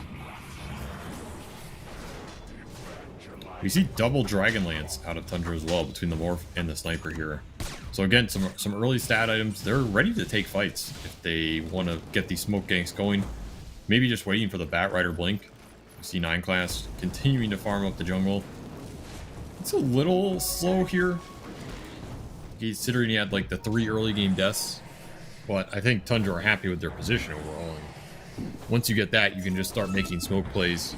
Find this Pangolier especially, you're going to be happy with any sort of fight that starts with you lassoing BZM. Yeah, that is the part that's really going to suck. He's going to get Diffusal Blade on Pango, try and make a play with it, and he might just be met with an instant Blink Lasso. There will be a window OG haven't before. So they have this Diffusal. This is really good timing for what it was looking like in the draft. Ideally, you want to kick the Morph out or kill him with this. Really effective against Pure right now. Just doesn't have the mana pool to deal with it, and they're going to try exactly that. Oof. Pure So reacts very quickly. Just a hero shows up for half a second near him, and he just instantly waveforms out. Yeah, that was like suspiciously fast. You know what I'm saying? Someone check him PC right now. Like this guy saw. I mean, they saw them. He saw them rotating top off this mid obs. Yeah. So he was expecting that play 100%. That was very clean. Just wasting the most of their time basically because he knows this play is coming. Good Did efficiency. give on that. Ari a chance to be able to take over mid a little bit, and now he has Serpent Wards, but you kind of need to make a rotation, stick, get a kill before you can actually use this to pressure tower. 12-minute power rune. Oh, did not manage to get it. Got denied, and now BZM's stuck in this sniper hell. He can't actually get up a Rolling Thunder. It gets assassinated. They're just going to run down the heroes now. Ari May have stopped the Bat Rider, but it still hits him with a flame break, bumps him back enough that Thompson can finish the job with another assassination. Sniper taking some names out here. Just such a hard hero to fight into. I mean, they didn't want to fight him there, but Tundra eventually find this collapse on mid, and they don't give him a choice. No Rolling Thunder for BZM. That's a big loss for this defusal timing. And huge gains for Thompson is he just looks invincible. You look at the sniper right now. He took Seeds of Serenity on strength treads. He has 1700 HP. Like, people are just not used to how tanky this hero gets now. And you have to respect the early fighting power with this max shrapnel. On his way to Ags, so he's going to tank up even more here. It's just a menace on the map right now, and they're going to smoke him bottom, try and get another fight going. If BZM dies here he again, missed. Does manage to hit the Hex, though. They can quickly kill the Bat Rider. Can they get out? Fortunately, the Rolling Thunder stops up blast off. They lose 1-for-1 support. A big rotation from Tundra. And it does allow OG, that little play, to be able to get out without any further losses. yeah, I think OG are lucky and happy to get out of there with what they did. That's a play where if you linger too long, you don't know that smoke is coming. That blast off lands, you lose your Pango again, and this game just gets blown open. Instead, Tundra make the move. They'll still get a tower off this. So it's good map progression, and Thompson still having a hell of a game here. He's at like 560 GPM. That is a number. It's a big one. And soon he's going to have that assassinate leveled up. I like that you pointed out how good the sniper was at fighting around the power runes and how poor the supports were for OG, because we saw exactly that kind of a couple times. But that last power rune fight, it definitely showed itself the most. There's no way. Yeah. There's and now no OG seems like they're giving up on power rune contesting now. Yeah, you just can't do it. Like Shadow Shaman, Shadow Demon, or just whatever. Something with the shadows, man. These heroes are just terrible at fighting these river battles because you're way too slow. Your cast range is way too short. You have no hope of getting on top of Thompson. He's just gonna slay you with these shrapnels. I'm surprised OG got some of the runes they did, to be honest. I think it was just because Tundra were happy killing this Kunkka bunch, and the result was Whisperer had to just take a crap ton of stacks to recover in this game, which he has recovered here. He went first item Mules, which is interesting. More setup, more control for the Stampede in, more catch on the Sniper Morphling if you ever get on top of them. He can dodge some of the techie spells. Honestly, I think Yules has looked pretty good recently. We have not seen a lot of it on Kunkka, and I guess he felt his game was too slow to go something like Blade Mail and just go fight. I think this item will be nice over the course of the game. If you can get to like Torrent Storm on top of the Yules especially, that's just a huge amount of control.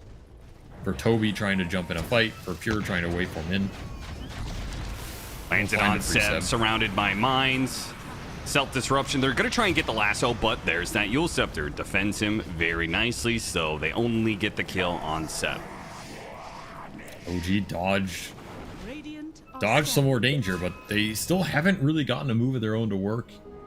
They're going to snake bottom here? Think about it. This isn't the highest value snake, but you might just take it because there's not much else going on in this game. Yeah, especially Pure's going to show mid, and seems like, you know, wherever Pure goes right now, they're going to back him up. He's kind of like a Terrorblade in that regard. That high physical damage can take these early towers for you. Disruption to dodge some of this lasso. Mono's still going to be pulled back into mega chain stuns. There's no way he can live, and Pure's just going to look for more. Waveforming through, killing the Shadow Shaman. Delayed a little bit by the shackles, but he'll get there eventually. Another shot from the Assassinate to push back Whisper. They'll take that tower, take 2 lives. Very surprised OG went to contest that, frankly. Yeah, that is just not the fight you want to be taking when Tundra are set up for it. Even with this disruption, it does basically nothing, right? The only upside is you stole the Wisdom Rune here for BZM. Yep. True. And he gets... Dude, Whisper just started getting back in the game, man. His net worth was just creeping close to some of the other cores, and they gank him with the 3-man gank. BZM is going to try and respond here. A shield rune on Sniper means you don't want to go for that guy, and he doesn't even try and go for the Tenki's kill, even. I don't know, Thompson's just way too big. Like, there's just no way for them to stop this Sniper train, and he's already online with this Ags. It's insanely fast. He's going to have his choice from here. It'll be the Conda. Why not? 2,000 HP. Got specialist array, so that pushes him to 150 damage a shot without a headshot. I mean, this looks like similar to yesterday. Like, OG aren't getting stomped as hard, but again, it's just tough lanes. Your supports are too slow to contest enemy supports for these runes and snowball anything. And you're just not really out efficiencying the enemy. Like, you had some stacks, but, you know, Tundra stacked for themselves as well. Go for Ari here. Seb shows himself at the same time, so they jump different targets.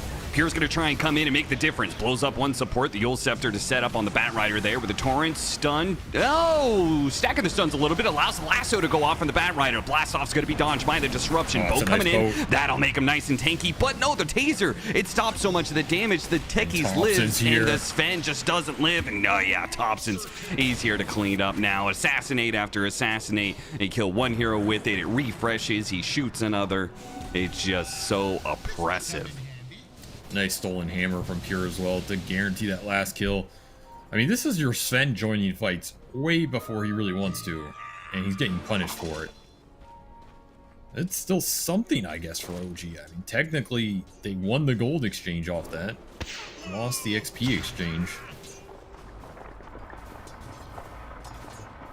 But more gold into the 1 and 2 for Tundra here as Pure and Thompson continue to have deathless games that are both scaling out of control. And it's going to be double phylactery here on the 1 and 2. You thought you'd never see it. Dude, I don't know how you play the OG supports. They're just basically going to get one shot, either by an adaptive strike or assassinate. Yeah, that did a decent amount of damage. Seb did not enjoy getting shot by Thompson there. Yeah, and it's just a phylactery. Soon it's going to be a Conda, though it looks like Thompson's going to take a short step to get the concussive grenade, which makes sense against Sven mostly. He assassinated the creep. He just took that away. Doesn't even care if you know that he has vision there. He just takes the farm away from you. I mean, what are you going to do about it? Go fight him? They're setting up, seeing if 9 class will walk into them here. Sticking Napalm may have gotten the vision, but a blink forward. Instant counter by Toby. What a nice stomp, and it sets up Thompson for success, and Pure just waveforms through them once again. Yeah, Thompson's controlled right now. It's control, not really damage. He drops down to 1700 HP. That's it. That's all the BZM can threaten him with. That was your Shaman blink. It's just... it's too easy for Tundra right now. Like, they just go wherever they want. They're ready for these counterplays. Their cores are so much stronger. And BZM with his own blink. Again, he can bring you the control, like you said, with the blink rolling thunder, but he's not killing Thompson on his own. It's not even close. This sniper has 2600 HP with strength treads. Like, what is this dude? It's nasty. This hero's really spooky when he has this kind of game. Like, I don't know what you're supposed to do versus him, you know? Well, it's the Conda for Pure. Thompson's going to get some more survivability / stat items. He got the concussive grenade, bought that out. Now he's going to go the Hurricane Pike. Just really make sure that OG will never be able to touch him for long. Tomato's trying to work on a BKB, and then once get the Ags, we'll probably see one of those items. I don't know if we'll see the second at the rate that this game is going. Fight's gotta happen through Tomato. He needs this BKB, which is finished, and it's gotta do some work. You gotta find the supports or get on top of this sniper somehow. But you gotta take some of the damage out of the fight, and I don't think you're gonna be able to just focus Pure.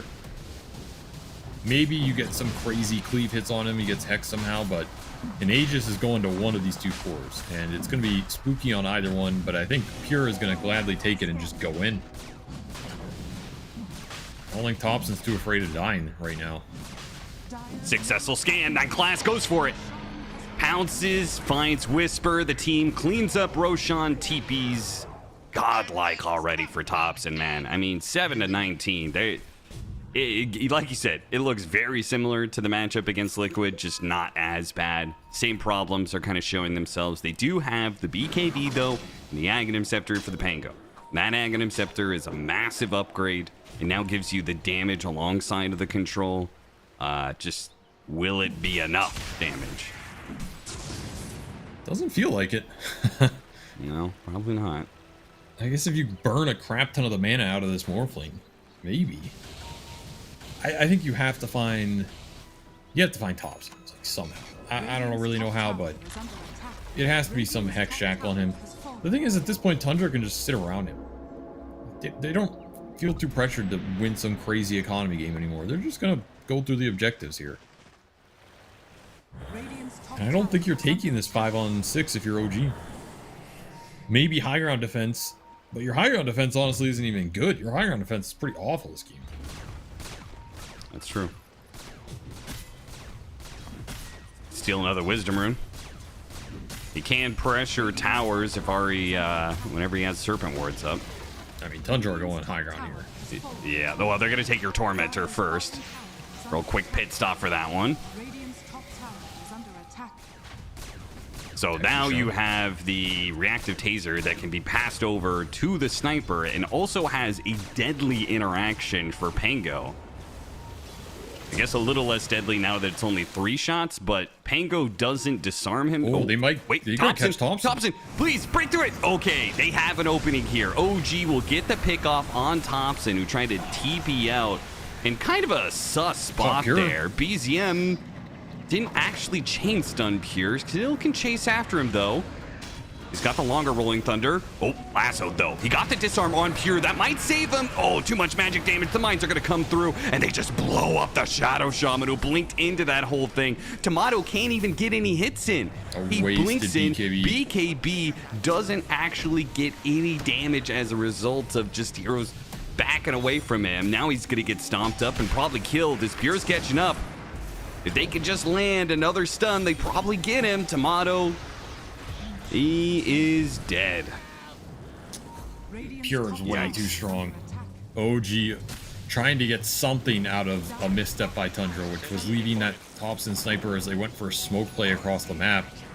Trying to do everything at once. OG called the bluff, which was pretty heads up, and get the sniper, but you still just can't take this 5v4. It's not even close. Especially with the overextension of the Pango initially, which means you lose all that damage in the front line right off the bat. It's a little breathing room on your buildings, at least, as Thompson has to walk out from base. But that's about it. Another quick smoke from OG. They want to find Thompson again. This is a heads-up play. Seb is going to stick around to, like, draw some attention mid. Oh, but it forced... Oh, no. I think he was trying to say, like, oh, look, guys, we're still mid. We're definitely not smoking bottom. But it actually got a reaction out of Thompson and 9 Class. They both TP'd to the outpost. So now they're no longer bottom lane. This smoke finds nothing. I think that was also Thompson just reading the play, honestly. I think he was just getting out of there. Okay. And he wants to siege. You still have Aegis. You still have a minute here. But yeah, that was a smoke that, if it connects for OG, they get so much breathing room in this game. Instead, straight back to dealing with the high ground that they just can't deal with it right now. It'll result in the tier 3 dying, bringing them all back. The lead continues to grow. Ping the Pango. But they'll hold this high ground for now. Wait, never mind. They're going to smoke up. This is the same play they tried to make last time, but they're not gonna be greedy with it and show somebody top. BZM, you're so greedy to farm that camp. Oh my god, he's gonna get an invis. Is that gonna save him? He rolls up. Can't be seen. 9 Class gets a deep ward in the base, though. Another decent use of the smoke. I don't think OG saw this. Ooh, BZM's making space, ward. man. That's a nasty ward right now. Yeah. Tundra want to try and play off it.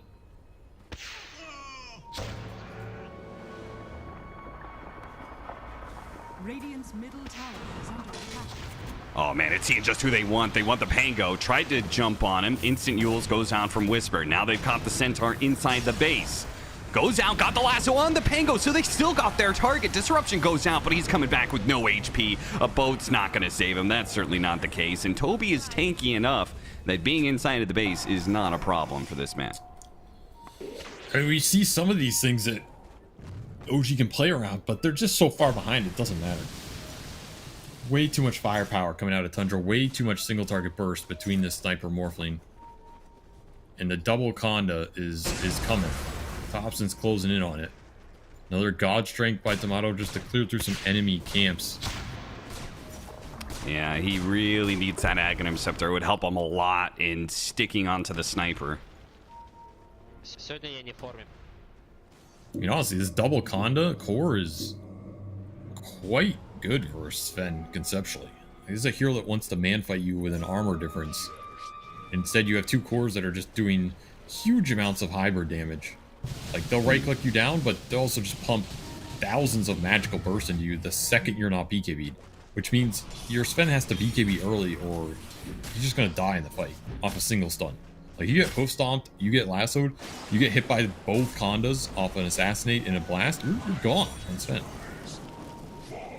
And it makes the team fighting really difficult for Tomato, who is on a hero that generally wants to go in and play the fight a little bit and then BKB, get a second Stormhammer off, something like this. Just not doable at all this game. Yeah. Zeb, I think he was expecting a blink lasso. Shadow Poison self-disrupts instantly. OG, keep on looking for the side lane pickoff. And Tundra is just not giving it to them. Yeah, they gave it that once and never again. Still have this base ward as well. 9 classes Iron. As Tundra are pulling the noose tight here in game 1. That wave looks so juicy for Tomato. He's like, that's my Ags right there. Sell the Bracer if he wants to get it off of that. Goes for the range. Stampede going out, trying to get the initiation. Yules, once again, precast by Whisper. Catches 9 class in attempted initiation, and he'll die for that attempt. Very nice reactions from Whisper. That's honestly a bold play to just try and solo last there, because there's a lot OG can use to catch you. You have Insta Yules, Insta Hex, Disruption. These are all just instant cast spells, so yeah. If you see some guy alone off the ward, I think it's a free go, but going into everybody there is tough. And he'll get nice the roll up, Rolling Thunder. That'll get him away. I'm surprised Tundra aren't just doing the siege. Oh my god! Lord. Jesus! That is the double Conda right there. It's a 2700 HP hero just gone. And the assassinations continue to rain down. The tier 4s won't protect you. The range is far too big. Now, they're going to pull him back into that tier 4. Tomato's just going to go to work. All right, the Centaur is dead. Didn't have to use the BKB for it either. So that'll kick Tundra out of this base push. And they were still able to keep BZM out on the map. Cost them your Kunkka buyback, though. I mean, Whisper's game progression has been decimated here. Does buy some space for BZM, like you said, and I mean, some decent gold for Tomato. Not the most successful high ground for Tundra. No. Damn, does that double Conda hurt. Yeah. And they have so many aggressive wards. Got a couple sentries down to see any defensive wards, and then they've got mines all over the place, so...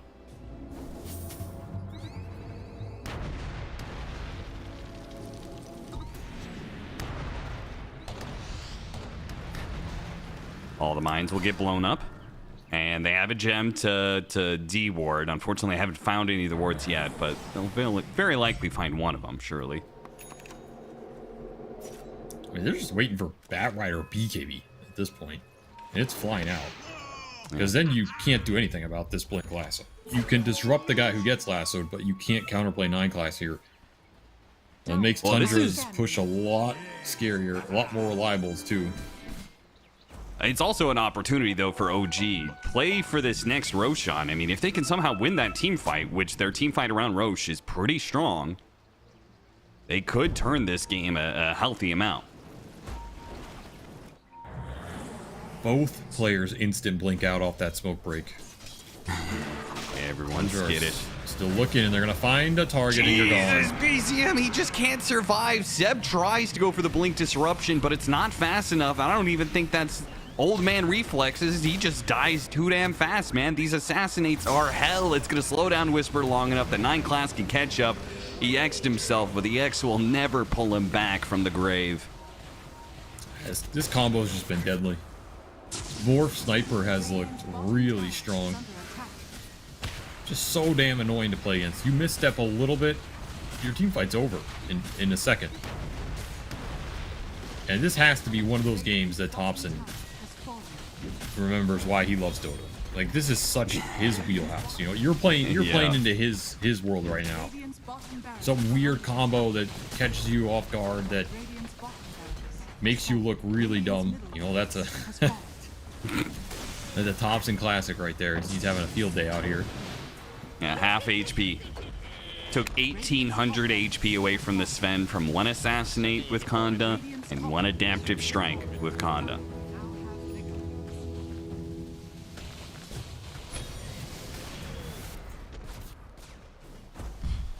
Well, this Instant wasn't as response, man. one-sided as those other games for OG, but it felt very similar. And they are ending up in the same position. Last-ditch effort for OG. Trying to wrap here on BZM, see if he can get into the back line, somehow hitting the sniper. Tundra just gotta back away. I mean, they can go back and do Roshan if they want to, or they might re-smoke and try and go up one of the side lanes here. Or 9 class didn't quite get it, but the assassinate still lands on a Seb. They go for the Pango instantly. He sees his mark, got the lasso on him. Now the Aeontis helps him survive. Still not in a great position though to take this team fight. Lines laid out. Rolling Thunder goes to work now. Whisper jumping forward, but Tomato's so low, he doesn't feel great about this team fight right now. Now he finally gets onto the sniper, pops his BKB, God strength, and goes to work. Down goes the sniper. BZM still causing some hell with the Rolling Thunder as it wears out. Kobe gets kited around a little bit with the Purge. BZM on the side here. It's up to Pure. Can Pure push through this team fight by himself, basically, as everyone else is trying to run away and get away from this onslaught? BZM's gonna chase. Oh no, the taser killed him! Oh my god. The reactive taser shard absolutely destroys Pango, and you can see why there. He kills himself on it. And also your throne's just dying, by the way, so that game's just Yeah. I mean, I don't know, this just feels like the same problems OG are running into. Like, the support duo is a little slower to contest. I think they got away with a lot more than they should have mid because of that first blood that really, and BZM played the lane really well afterwards. So that might have been like best case scenario for that early game, and they were just still too far behind to make any moves, get any contention. Tundra abused the hell out of Whisper top. They just played that lane really well, got the 2 kills, set him up for the Batrider gank later, and then his game was just done. So like, who is bringing this mid game into focus for you? You have a shutdown Kunkka, a Pango who can't skirmish around mid and has nobody to really smoke him to a side lane or play with him. You're stacking, but Tundra are also stacking, and they're just pulling even farther ahead. I just don't see the way to get into that mid game for OG. Again, like, the team fighting is there. We see the instances of execution, the idea behind some of the counter picks, things like that, but you can't get there. And if you can't get there, none of it matters. And that is the problem OG have to address if they want to fix what's happening right now and get to the DreamLeague, because they're 1 game away from elimination, whereas Tundra's lower bracket run continues to be indomitable. And they do it behind a 13-0 pure Morphling. Got it last. You gave him his Siggy, and he punishes you with it. But damn if it wasn't Thompson making your life hell here with the double Conda strategy. 2 Conda, better than no Conda. It's a hell of an item. It was a hell of a strategy from Tundra and OG. I mean, we said last time when they got dumpstered by Liquid, okay, OG is very good at taking the L in game 1 and switching some things up, coming back stronger in game 2. They didn't do that, in game 2 against Liquid, and they didn't bounce back from that series and fix the issues that are going on. So it does call into question OG. I hope they do manage to fix it, though, because it would be a shame to see them just get rolled over in basically 4 kind of 30-minute games. So hope you're the best for OG going into a game 2, but we're going to take a break. They certainly need it. We're going to come back with game 2 of OG versus Tundra.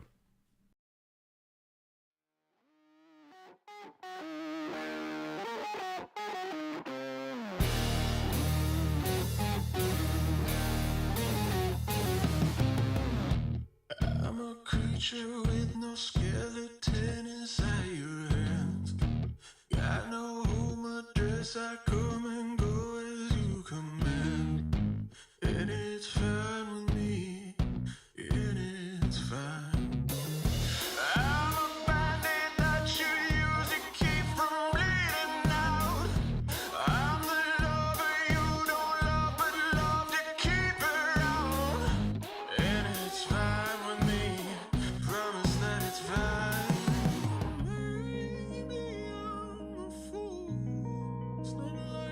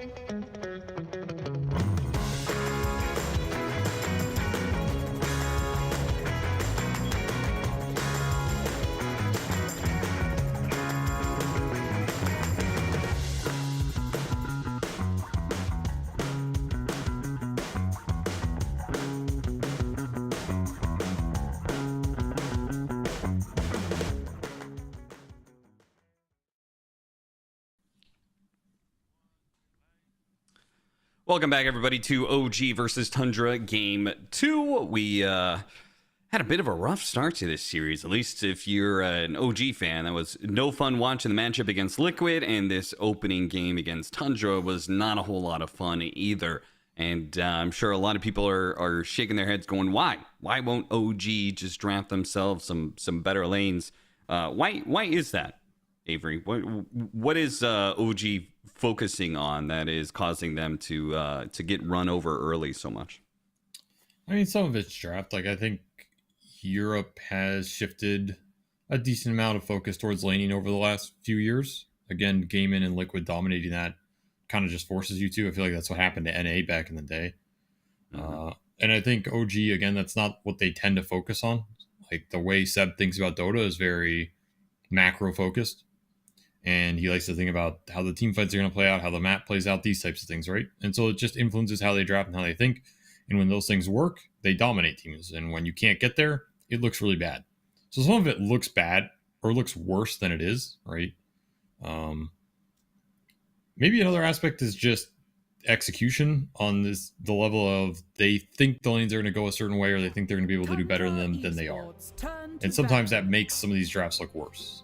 You know, like they have an idea, or they have ideas for rotations or certain things that are going to go that way, and then all of a sudden your Kunkka dies twice because you're just up too far and the lane goes a little bad, and then all these things go out the window, and it makes it look even worse in an already bad position. So one is you ideally want to make that problem a bit easier on yourself by having stronger lanes, but the other issue is you just have to execute better. Like, if you win lanes in Dota by just playing well. I mean, it sounds dumb, but if you're the best laning team in the world, you're going to go even in an unfavorable lane, which means when you have a good lane or an even lane, you're winning it.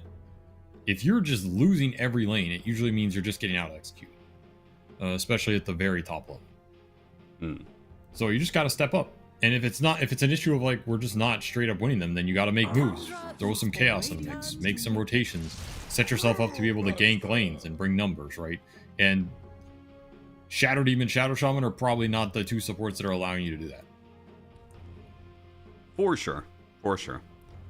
I feel like this is the second time in recent memory where I've watched an OG match where Whisper gets hard targeted by the opposing team in the laning phase and just gets shot out of the game, and there was like this 5-minute window where he was able to kind of recover, and then they went right back to it and shut him down again.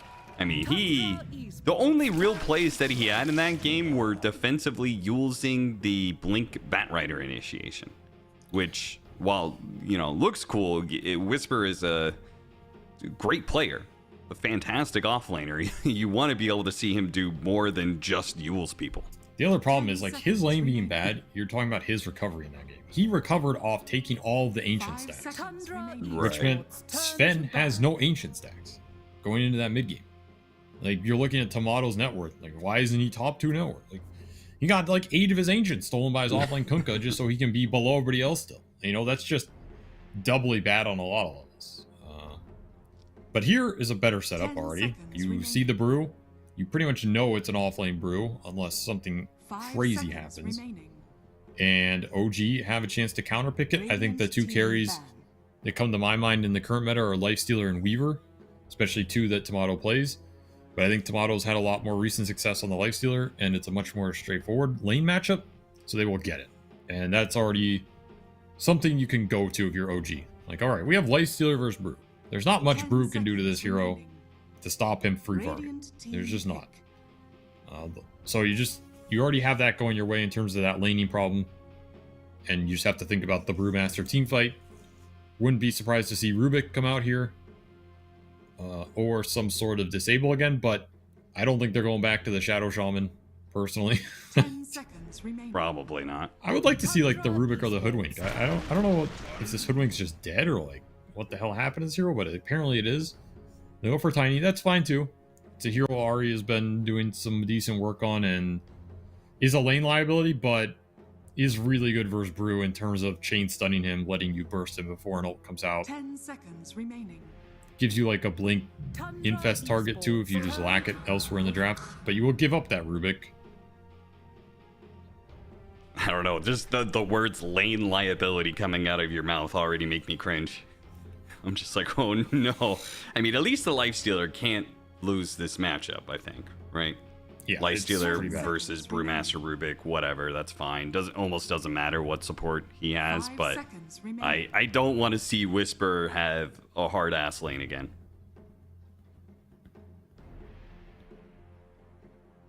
And that was their all-around last pick. I remember that now. Their all-around last pick was the Kunkka Whisper, and it did the least for that game.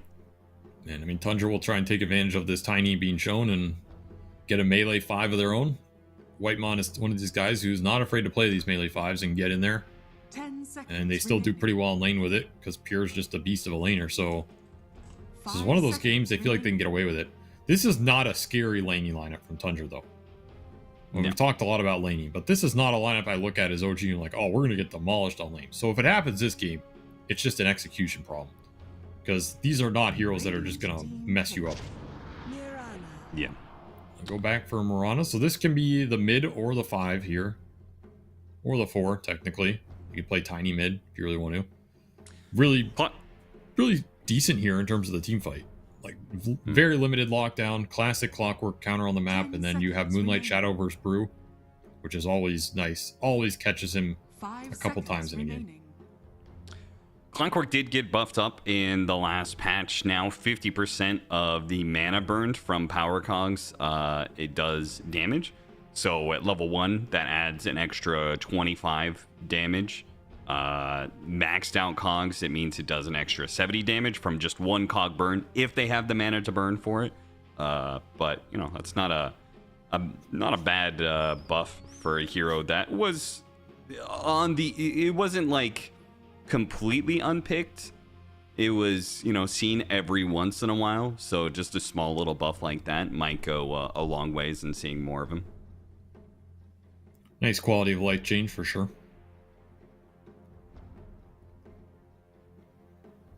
What do OG want here? Are they just gonna... Okay, well, we don't really know what they want in terms of lanes. This is still totally up in the air. Any of these 3 heroes could go mid. Any of them could be a support or a core. You really don't know much here if you're Tundra. So you gotta pick something that's flexible in itself, or you're just willing, I don't know, play like mid Rubik for Thompson, which we've seen in the past. That's true, yeah. You probably want a ranged core here, though. There's no Morphling. There is Luna. Luna looks pretty tempting here just because it's good with the clock on lane. You're pretty flexible versus all these heroes. Okay, another ranged core in the Razor. Yeah, I like that even better. Lifestealer, for sure. He is susceptible versus Mirana core, though, if it ends up being that for OG. Though maybe you're just not afraid of Mirana core at all. In which case, who gives a damn? And this Death Prophet matchup, this one's like tricky. If the Razor has fast BKB and he's ahead, he can just walk in and he doesn't necessarily care about DP and you armor shredder, but generally it's DP favored over a lot of the patches. Like, you just go in and you do the reverse to Razor. You siphon him, you have Exo running, and you just man up and you don't care if you get linked. You're a hero dealing effectively physical through the ghost that doesn't care about damage getting removed from link. So it tends to be a good matchup for DP. Also pretty fast-paced movement hero with long range, hard for Razor to play against. So I don't think this is the freest Razor game of all time, but it definitely enables the clock on lane if it ends up being that, and gives you a good carry matchup versus the Lifestealer. 10 seconds remaining. I guess they do have the Brewmaster to just kind of toss the Death Prophet up in the air if they just want to, if they feel like she's becoming too strong to actually take out first in the fight, they could just toss her out and then let the Razor, you know, go to work on Lifestealer or whoever. A Drought Ranger ban, okay. I mean, that signals core Death Prophet for sure. 10 seconds remaining. I don't think there's any reason you ban that if you're not committing this Death Prophet to core somewhere in this game, but you still don't really know where. It could be offlane DP with the Tiny, could be mid DP if Tundra show like a melee mid. So Tundra's pick is still a little up in the air here, a little unsure, but they probably want another physical damage dealer. The sniper is out, and I don't think Thompson plays many others mid. Like, there's like Void Spirit, but Turn to pick. I don't know how tempting it is here. So it's probably a pure hero Well, you could What's still even go the left? Luna. Yeah, there is still Luna. That'll buff up the Razor's damage decent amount as well. seconds Works remaining. very well with Clockwork, like you said. Gives you a lot more firepower and blowing up the 5 Death seconds Prophet. remaining. There's like Naga Siren too, but I don't know. It looks a little weird with their lineup. But it is a hero Pure likes. There's still the Alchemist as well, which doesn't have good matchups here.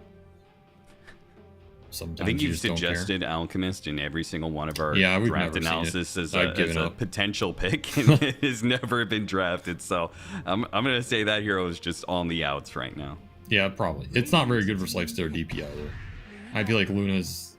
Yeah, I mean, this is just like... I'm surprised they didn't take it earlier, because I don't think Razor would have gotten banned if you took the Luna. I don't think it's a hero people think about tops and playing too much. Mm.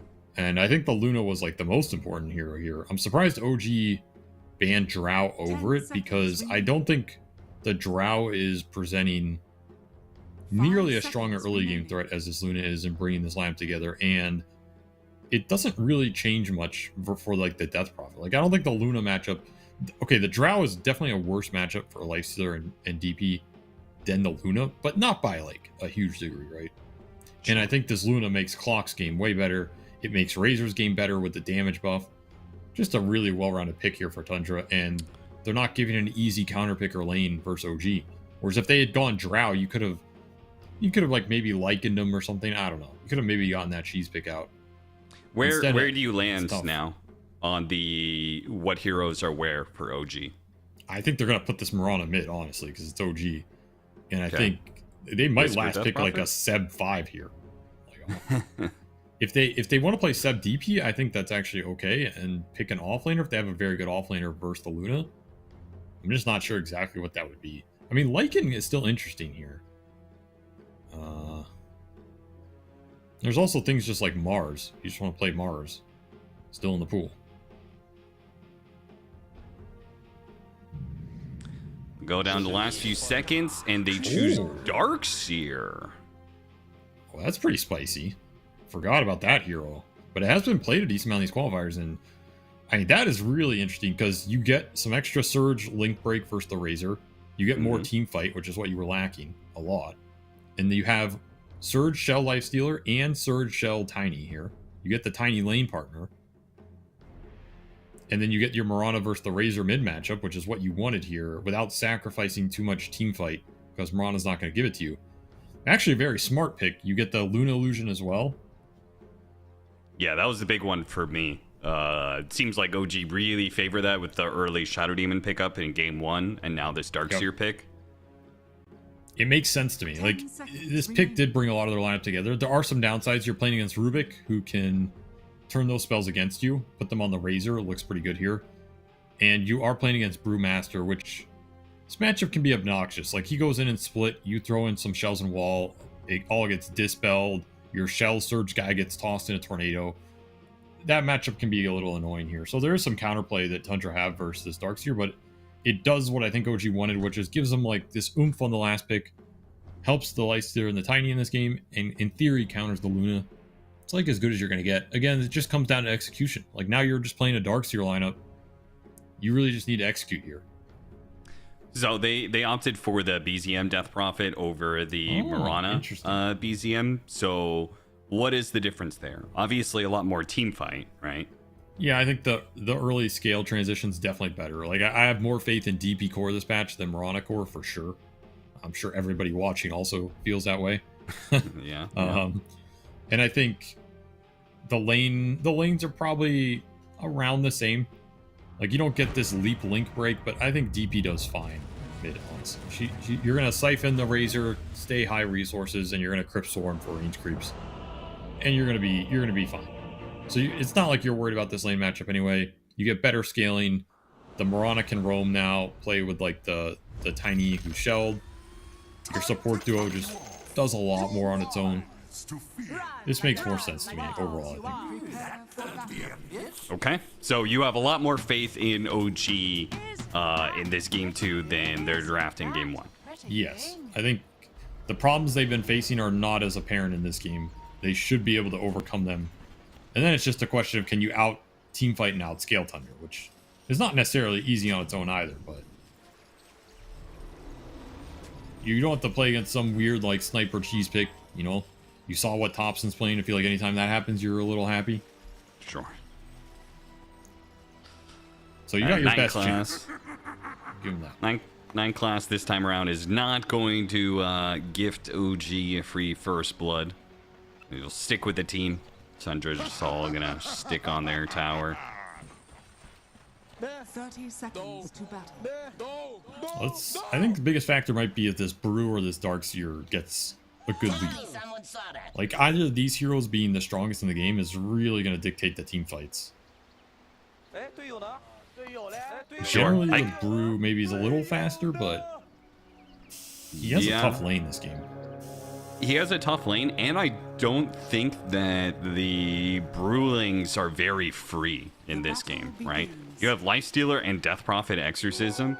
If he has a bad lane and falls behind in any way, nice deny from Seb. The early leap to deny the ward does kind of kill some of his laning presence for sure, but funny move nonetheless.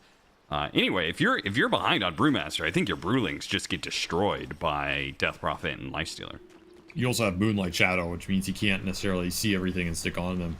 Yeah, I that's agree. A good point. Yeah. It's not the freest game for either offlaner here. There's some interaction, but if they get strong, if you get like a fast Brewmaster Radiance or Vessel or whatever, and you're just going in the fights dispelling Darkseer spells, then you're gonna be happy. We're all level 1 top. Pretty important here that Whisper doesn't get too much regen burn. He's getting beat the hell up though. God damn. Is he? Yeah. Oh, he's gonna lose a courier too with tangos. That's a rough first wave for OG.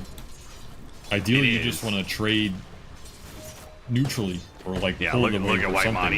He's targeted the weakness. He knows what's going on. They do a lot of damage to Pure though. He steps up into one of those ion shells, and they actually get a lot of damage back into play. You just gotta stand your ground and fight. So they even it out a bit. That's a lot of regen gone from Whisper though. His entire mana pool.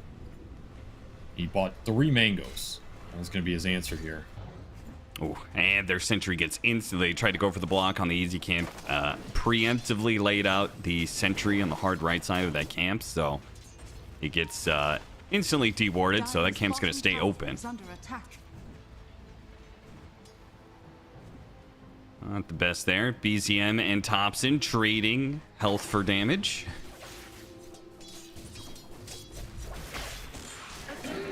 His lane got like pushed out bottom super far too early. I think the camps have been causing Seb issues, honestly, which, I mean, he's like very new to the role. It takes a long time to understand intuitively what happens with these camps sometimes, even if you logically understand it, which we all know he does. And Wave will get back here, but it is going to meet first, so should continue to shove into Toby, and he's just having a pretty free lane here early on. Meanwhile, mid's going well for BZM though. He is really taking it to Thompson early. Set himself up well here. Yeah, just destroying him on the Crypt Swarms. Getting all that CS. No water room top for you, Thompson. Already gone. Just gonna be a battle of the nuke spam mid, I suppose. As OG finally get the wave back top for Whisper. He doesn't have to keep plowing through these mangoes. And they'll get the Lotus as well. That's a pretty massive pickup in a matchup where you just kind of have to brawl with Ion Shell and hope that you have enough HP to push through. Well, these lanes are a bit more stable for OG than some of these other games we've seen. They've started to alleviate that problem at least. But again, it's just gonna come down to the execution. Can you get these like cheeky Darkseer kills? Can you play around the DP? And Tundra have to keep these things in mind and ideally try and respond to them. Oh, double Cogburn on Whisper's Darkseer, so he loses a bunch of mana there. Still has some mangoes to work with though. He's got some stick charges too. Yeah. And he just wants experience here. 9 class looking for the water rune off the stack. potentially here. Deny it from BZM would be a big win. But he's going to have to lead the 50-50. The lane is just too shoved in. BZM continuing to dominate this mid matchup, up like 10 CS. Ari toss back into the ion shells. Can they kill Pure here? If not, can they kill Whitemon? Vacuum doesn't actually grab Pure or Whisper, a little late on that. Again, you talk about this execution, right? These Yeah. little plays, if they work, start to pull ahead. If they don't, you're just stuck in this lane that you're not winning the CS battle necessarily. It's costing your Darkseer some decent regen here. Seems like bottom lane's a free farm lane for both cores. Maybe it'll change once we start getting phase boots for Tomato on the higher levels, but right now seems free for Toby. They just got the wave back super early. They got a good big camp pull off. Tundra were very happy about the early stages of this lane, and once you get past that, if the Brew gets some levels, then the man fight isn't as straightforward for Tomato. Level 1 leap for Seb also hurt their harass a little bit on those early waves. Ari tried to go for the toss back, didn't work, hit a creep instead.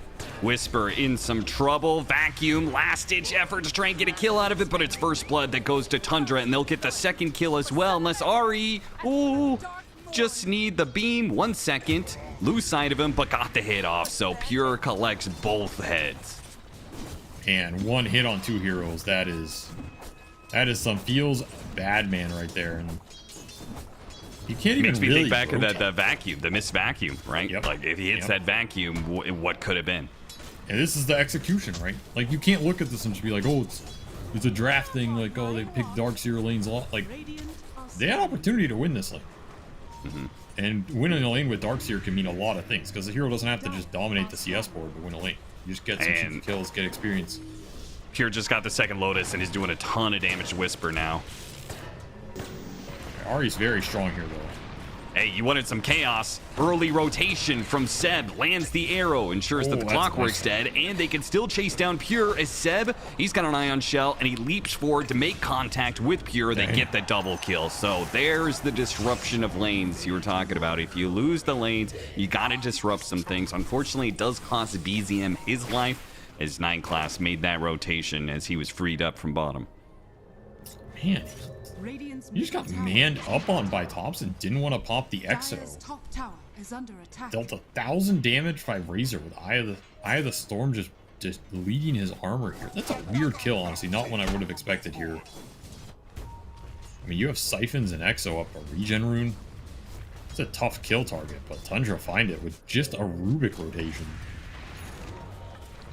The Rubik continues to rotate. TP's top. Blood grenade thrown out on Whisper. OG. Hey, are they going to fight back here? They just going to leave Whisper to die. The Avalanche goes out. A Surge, but they had the Vision, man. 9 class gets the swing. I don't know how he saw him, though. Jesus. They brought the DP up here, but is there a play?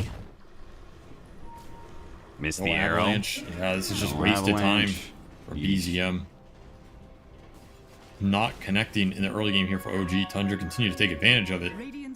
They're getting Now the the Death Prophet's going to be experience. met by Thompson. Thompson, this is a perfect place. Eye of the Storm in the river. Nobody else to take the hits. He'll get away. Oh, maybe the toss back. Maybe they can still finish him up. Thompson's getting a little bit low. He's Whisper out can't of get siphons. close enough, and now he's out of siphons. And he's dead on BZM. They'll save him for Pure, I guess. And Pure gets yet another double kill. Pure is so damn jacked right now. 4,500 net worth already. I mean, Tundra just outplaying OG in these early games. They're just bringing the better numbers, finding the better connection on the spells. That's an Exorcism, and the rest of your siphons in a river fight that just does nothing for you. You don't even have the phase boots up on DP. BZM's lane, which was great, turns into a nightmare. As Pure has made this Luna look really good on this lane. They're so desperate to shut down Pure. They're going to get the toss back on him. But the TP rotations are coming in. Got inside of the cogs, a little bit awkward, but Ari is outnumbered. The arrow lands on a Pure, but it's a bit too late for that one. And now Whisper doesn't have Surge, so he's going to get run down as well. Even Toby showing up to this fight to run down Seb. It's all going wrong for OG. Every single one of these rotations is just turning bad. They just keep trying to force it into this Luna, but again, that's the strength of the Luna pick. This is one of those carries that just sits there and fights you and doesn't care because his laning phase is so strong. He's giving everybody bonus damage. He has beam to help them team fight. And they put this DP on an island. Tundra got the solo kill on BZM, turned that lane around. His other Exo, or his first Exo, yielded nothing. And now Thompson just running him down again. Yeah, he's going to get him again. This is nightmare fuel for BZM right now. I mean, he's a Death Prophet. You have to play through this hero. You cannot just leave him to be getting ganked, not using Exo to create pressure on the map. And this is going to be a tier 1 dead. This is the Death Prophet's tier 1 dead at 10 minutes. Yeah. I think it's... Darkseer can be a good hero to play through, but he's also a hero you can leave alone. Right? Like, they could have had the supports focusing more on mid and let Whisper just Ion Shell waves and stuff. Or you connect that DP to the Darkseer fight somehow.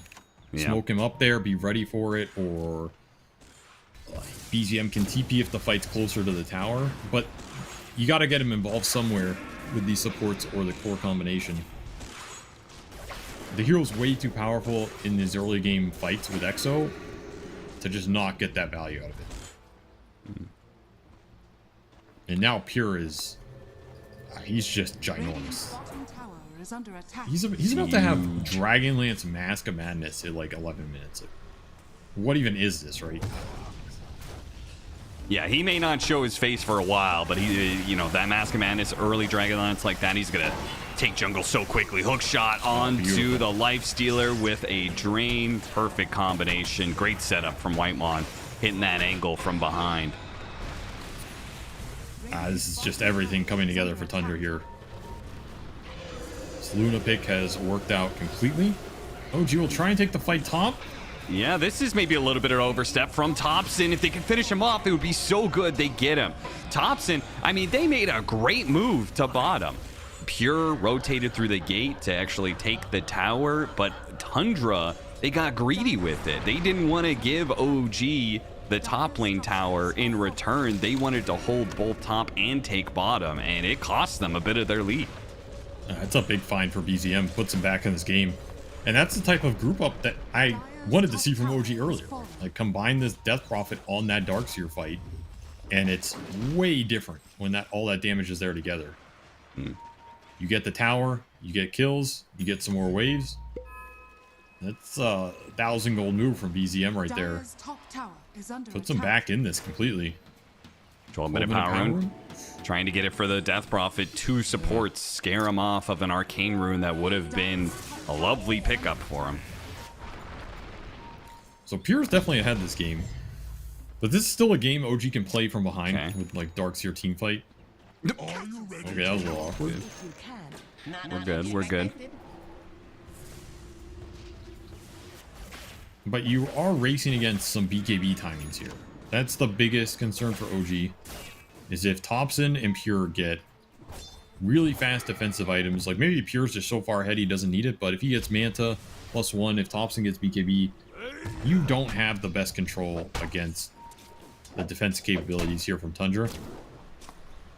You just have to be able to kite it out or bring the Lifestealer into the fight and let him do the work. They have the mech done for the Darkseer. That adds a lot in this team fight for BZM. He's going to use the Surge to make sure Seb's out. But I almost feel like that BKB timing you're talking about, it kind of means OG need to take some fights here, even if they have been losing some of them. This mech timing is here now. The BKBs are going to be coming in a few minutes. I mean, you want to keep fighting with Exo if you can. We haven't seen this brew split though, and Vessel done for Toby, brew split up. He is pretty strong in a fight himself now. If he just gets Haze, Vessel, and the DP splits, that type of fight looks pretty strong, and you do have to respect it. And you are farming up a Lifestealer. Like, Tomato's been mostly untouched this game. He's not going to keep the same pace as Pure here. That's the scary part. How far ahead this Luna is. But Radiant's Lifestealer can also do some work this game. Yeah. Radiance, that mischance adds a lot of survivability if you infest the Death Prophet and you have the Radiance burn combined with the mech. I mean, all of this combines together for a Death Prophet that may go from like 1500 HP to like 3000 effective, you know?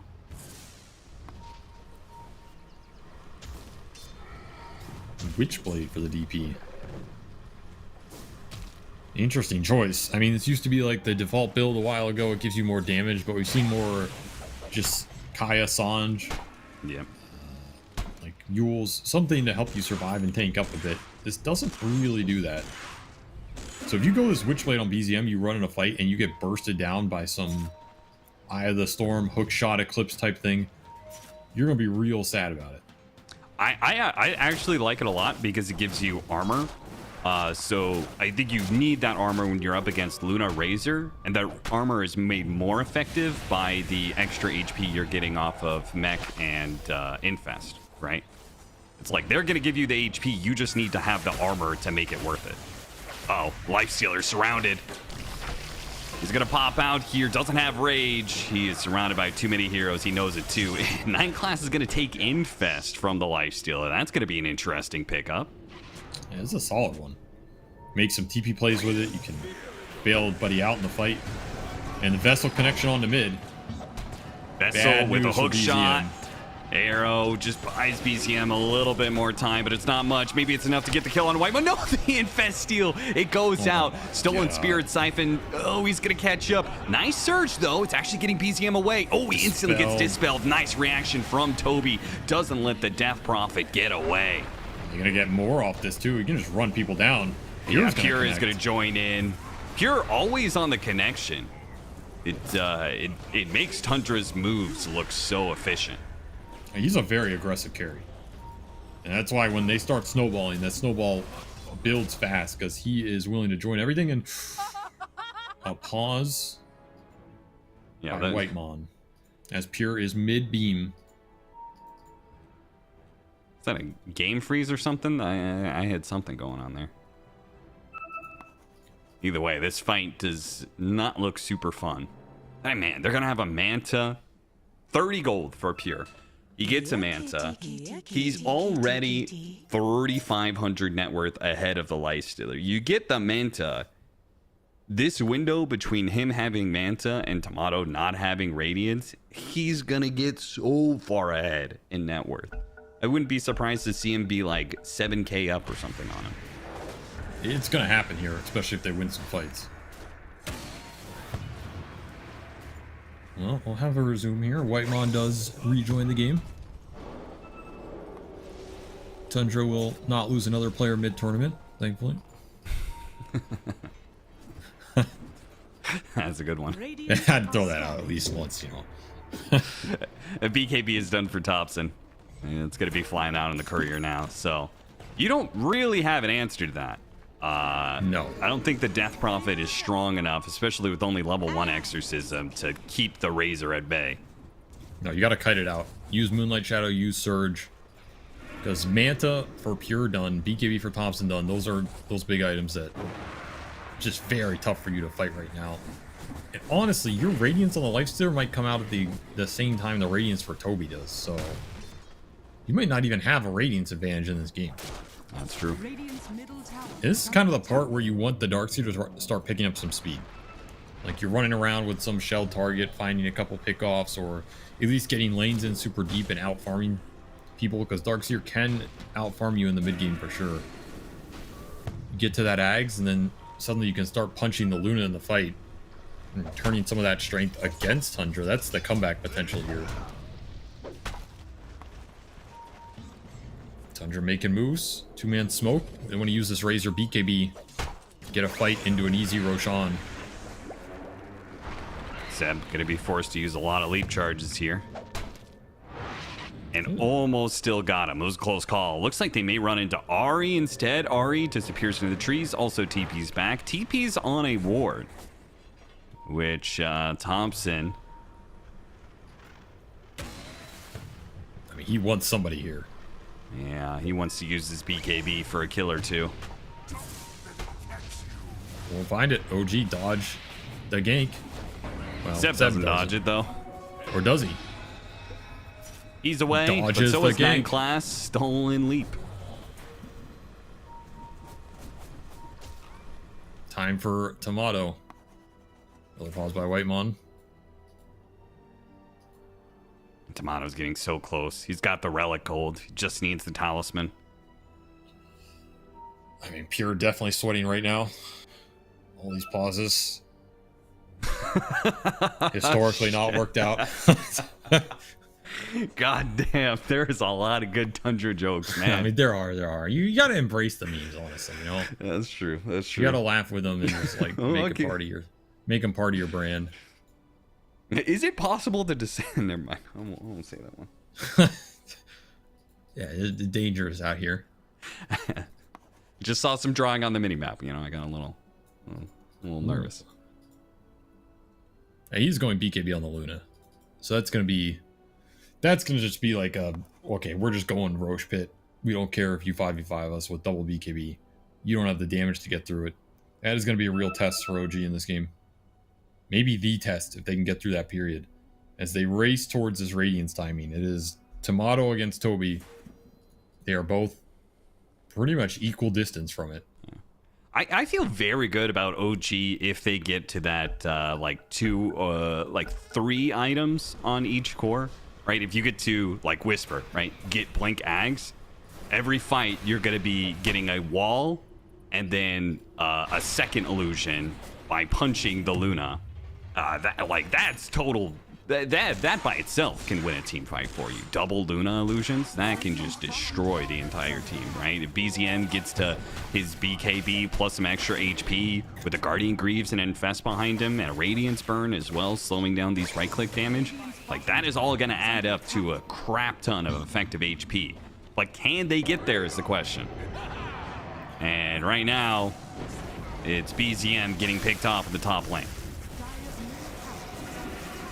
Not the kind of death you can afford if you want to get to that team fight.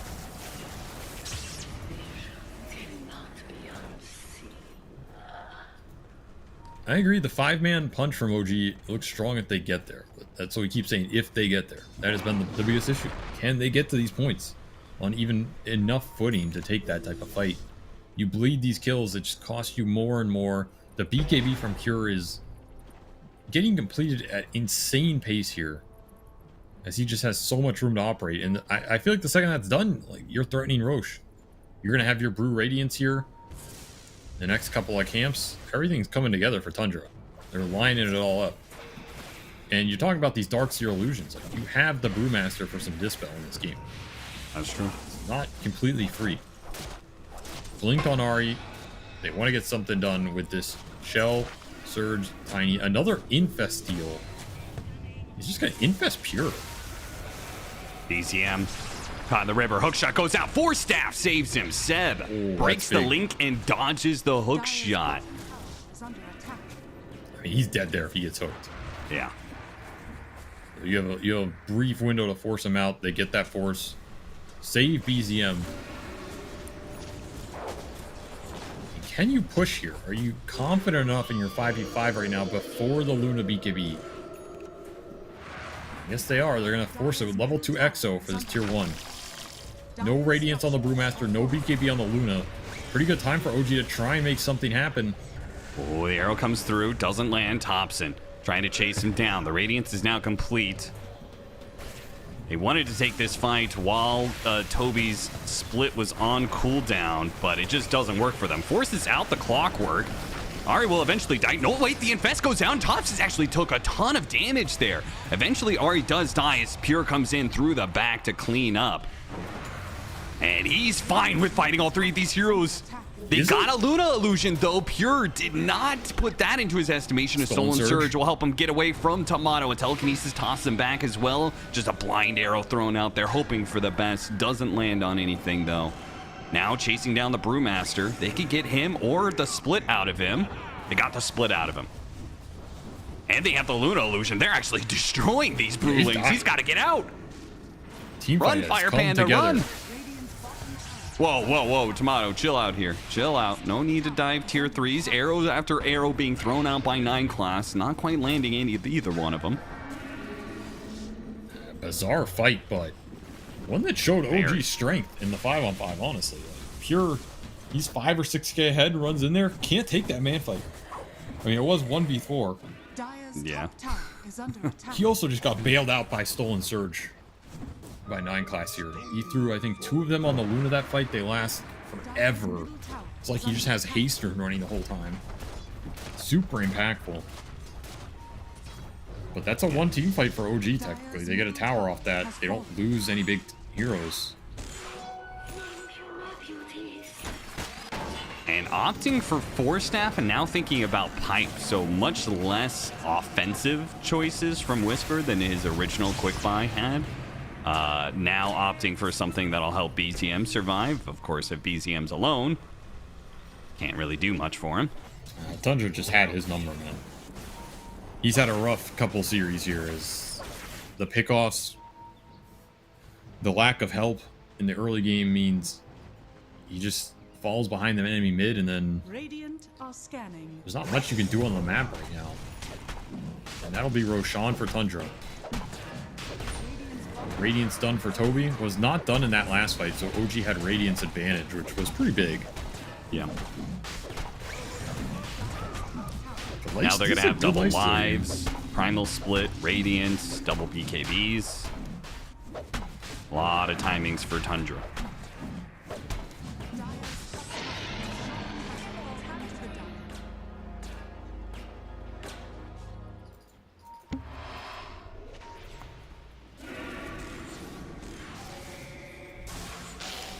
Take a Tormentor here for OG. They're going to give up. They're going to give the Aegis. You want to at least make sure that your Tormentor doesn't get stolen away by the big 5-man push that's inevitably going to come from Tundra. They get the Shard for Tiny. Useless. That's a great one here. Really, really hitting their timing now. It's funny how the like Tiny and Batrider are like the 2 supports that are most favored in the patch right now. Both just have terrible support shards. It's pretty rough. And that's I guess that says how strong the hero is. If your shard's exactly. useless and you're still a top tier pick. OG wanna They're make gonna break something the smoke, happen. trying to go for the kill on Thompson. They did not realize, though, that everyone was sitting behind him. Well, not everyone, not the Luna. So maybe this is why they want to take this fight. 4-staff pushes Zari the wrong way. Now the lifesteal's gonna pop out. Still wants to go for this kill on the Razor. They get a 4-staff. He got stunned, but can they see him? BCM coming through with a Spirit Siphon, trying to do some damage. 4-staff trying to get him away from Pure. Pure, the damage is scary, especially with the Shard on out, but they got a good wall thrown in. Ari tosses up Pure. He's getting a little bit low, but the Glaze, they bounce to finish up the Death Prophet. Now Tomato's fighting, but he doesn't have the Death Prophet's damage. They don't have enough to punch through these heroes anymore, and Tomato will just get run down. Pure, relentless in his Aegis pressure, doesn't even lose it. Dude, 9 class owned that fight. Yeah. I mean, all the damage is this Luna Brew going through, but he gets the lift on the Tiny, so there's no toss back on the Razor. Steals Avalanche, locks them in that Cog Cage by Whitemon, and then he steals Spirit Siphon on the back end of that fight and just chases people down. Really solid support performance here from Tundra to just set this fight up. Makes it easy for the cores, honestly. And the biggest thing there is BZM just doesn't have BKB. If you have BKB on Death Prophet, there's a decent chance you can just BKB there against the Eclipse, against the Brewmaster damage over time, and just man up with the Exorcism running. You might be able to take Pure down before he chases you. But his game has been so shut down, so delayed. You're still looking for this second item on the Death Prophet, and you're feeling it. You're absolutely feeling it here if you're OG, because you just don't have a front line. It's all Tomato going in twice, but he got full linked. He got linked and then infested, and it's just running when he comes out, and he loses 200 damage to Thompson there. Yeah, and all of that was off of OG trying to scramble to take a team fight, and it's why they were very staggered. Because the Luna was top, they thought, well, no Pure means that we should take any fight we can. This is the BZM same gonna get Lord. picked off again. Yeah. That team is coming, but I think it's a little too slow. Tomato, yeah, he realizes even if he gets there, the Death Prophet's dead anyway. The vision is just killing OG, man. They're Yeah, just look at dying that on the class. same wards. Over Got and another over. really deep ward. He has rage, so he can survive through this. Of course And now he's he just can. baited OG into death. Another quick collection for Pure. Conda done, almost level 20. Still has Aegis for a minute here. You're talking about a 7k net worth gap? How about a 8 or 9k net worth gap? Damn. As he is close to doubling up Tomato. And he's just Oh gonna my take his god, base. he's just gonna hit tier 4s. Why not? You still have Aegis for a minute. The first Aegis here. His The pace Luna's is the just best insane. hero to do this. Glaives destroy tier 4s. They just bounce between those two buildings. I don't think he's leaving. I don't think so either. This is a qualifier spot at DreamLeague. Whisper, they're gonna have to get one hell of a wall. Seb losing half his HP from one Lucent Beam. Hiding around Pure a little bit here. Whisper trying to head back to the fountain. Oh, hook shot doesn't quite land on him. They could have finished off Whisper. Nice That would have been silence. massive. Now he has to throw out the wall, but it doesn't land on the Luna. It doesn't get what they are looking for out of that one. Big drain going out from Thompson. Pops to BKB. Pushes back He's against dying. BZM, but the Infest gives the HP advantage to BZM until the Luna comes in. Almost finished him off. A long range zap Nine from class. 9 class. Gets him barely, but a Fade Bolt finishes him off. Tomato now has to push back Pure by himself.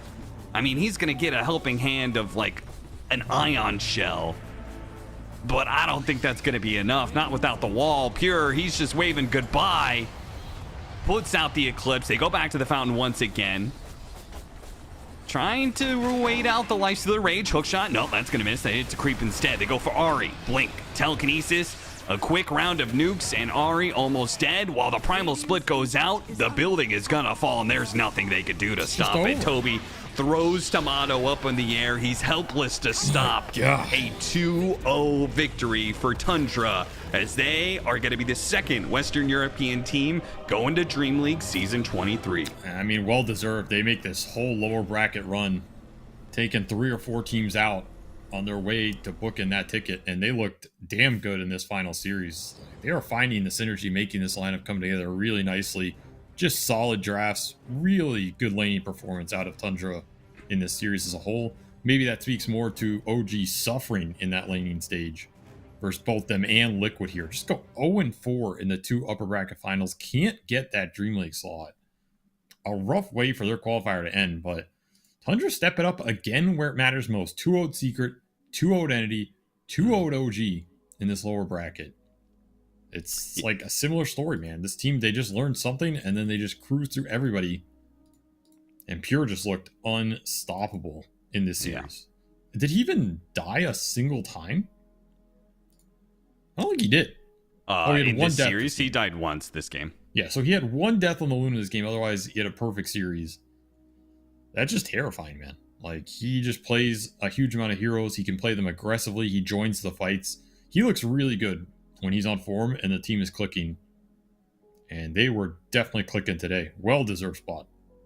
Yeah, very well deserved. They lost one game against Entity in their initial best of 3, and then they got shut down pretty hard by Team Liquid, 2 20-minute games. But they got into that lower bracket, and it felt like they just picked up steam.